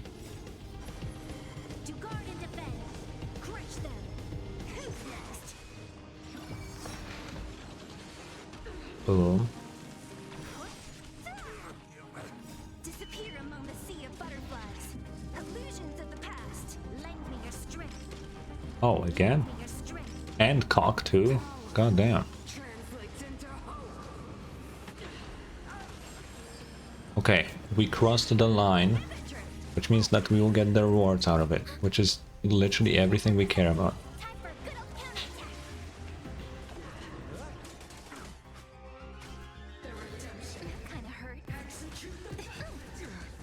Ow.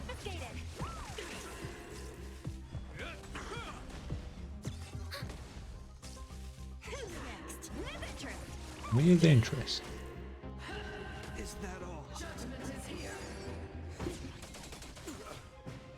Okay. Oh, and robot again. Oh, damn. Oh, that will hurt. Uh-oh.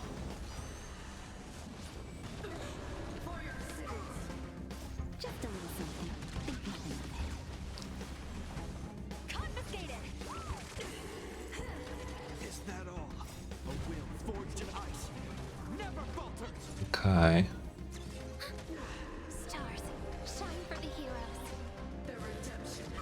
We might be able to win this if Cyrene is able to fucking ult. Which she's about to.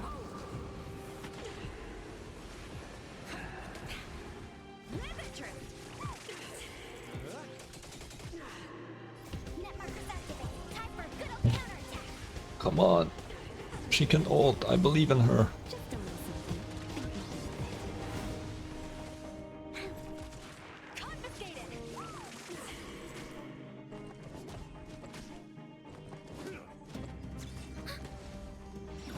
Okay, robot.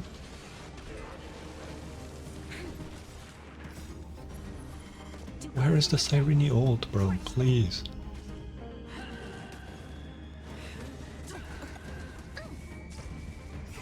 There it is. The ult has been charged. I don't know why she isn't using it though. There we go.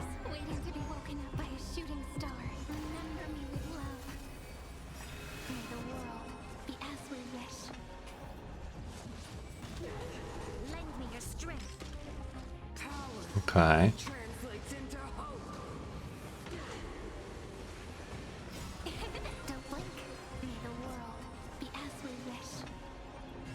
Boom.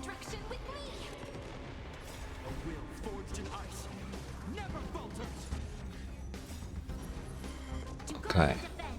Let's see if all of these buffs and debuffs and everything will be enough to kill them. Even if the answer is no, we don't really care.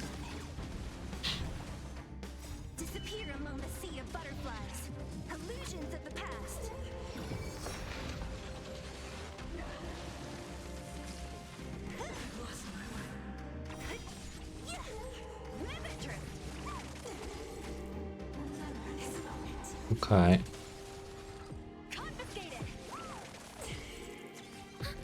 Okay, we didn't kill them. Well, that's whatever. We didn't need to, because we have plenty of health. And we got the things that I really wanted to. Yeah, give me support. Ooh. Wait, another Bronya. And another Bronya. Oh shit, we are close to a 3-star Bronya. If that happens, that's kinda insane.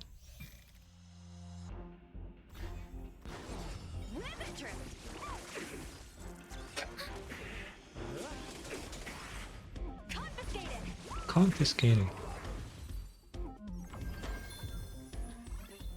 Okay.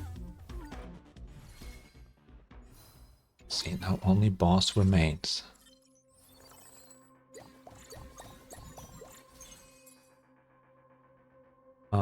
Okay, boot hill won't be needed. Love the guy, but won't be needed. This. Boom. What we're gonna do is we're gonna fuse this. Right, we are gonna fuse this. I would like something for probably Topaz, because she's doing... actually... we might want to get something for Ayla. Let me get rid of you. So this should theoretically change this to... oh no, it just does that? Oh. For every 10 SP the wearer has, they gain 4 on-field strength and 2% off-field strength. How's your speed? Oh, that'd be great on Zila now. But Zila has her whole thing, so now... I guess I'll give it to fucking... what? I could give it for Topaz. She has quite a bit of... or, wait. Even better. Wait. Give these back. We can do this. The crutch. Oh, that also works on Topaz. Oh, she can have them both? Ooh. Is this guy weak to fire by any chance? Actually, it doesn't matter. Okay. Now, because it's the boss, we can spend freely. Another special privilege card?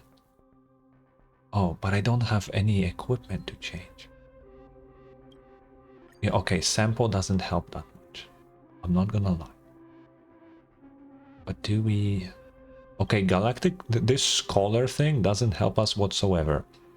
Because we don't have more scholars. Let's... oh, I cannot turn this. Oh my god. HP.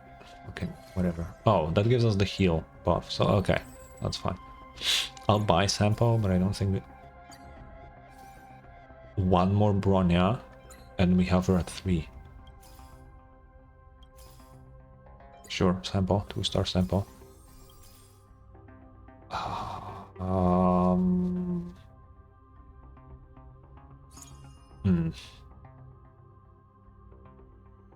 I think we need to invest everything we can into another Bronya. We have only 3% chance to even get a 5-star, let alone in being Bronya. Damn, we didn't get her. Not at all. Damn. Well, we can't get her anyway. So I think the best thing we could do is just sell her and hope we get someone else upgraded. Because we don't have any money left anyway. So we're just gonna sell all of our Bronyas. And let's just buy whoever shows up. I don't think we need heals that much, so we're gonna skip on Natasha's.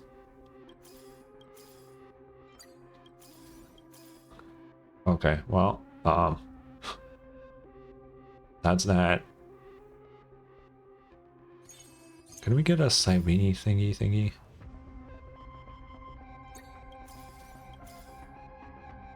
No. Well, okay. We're going into battle like this.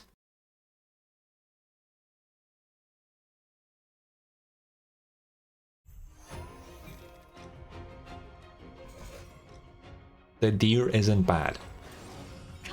The deer is actually like one of the better bosses we could ask for.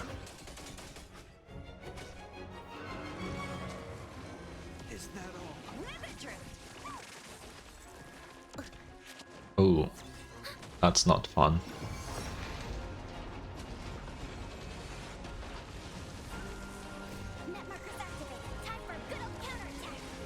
Ooh.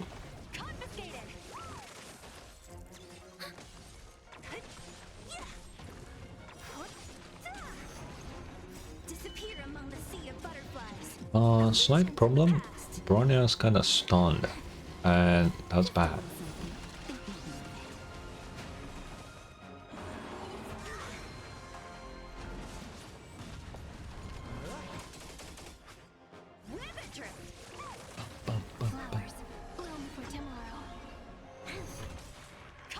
Fuck, she's still stunned. That's bad, because she can't even summon cock like that.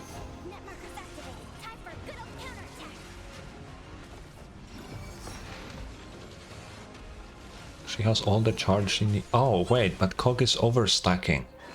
Wait, maybe it's not as bad. We didn't lose any stacks, because it can overstack. Okay.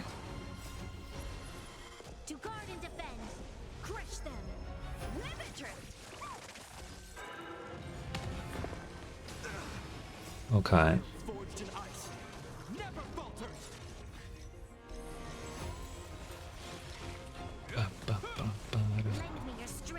Oh, another one.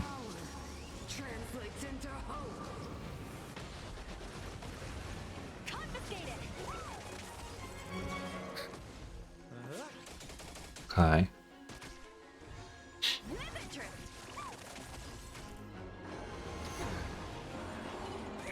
Well, we're doing pretty good damage. Ooh. Okay, on to phase 3. Oh my god. I think we win.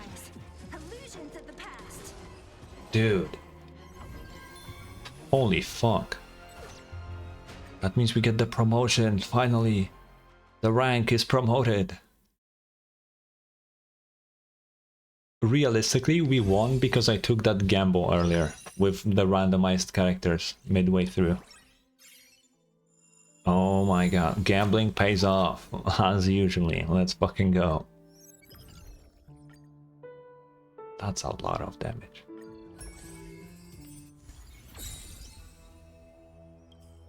Hell yeah, dude. Oh, and we get the Bellabog thingy for this. Nice.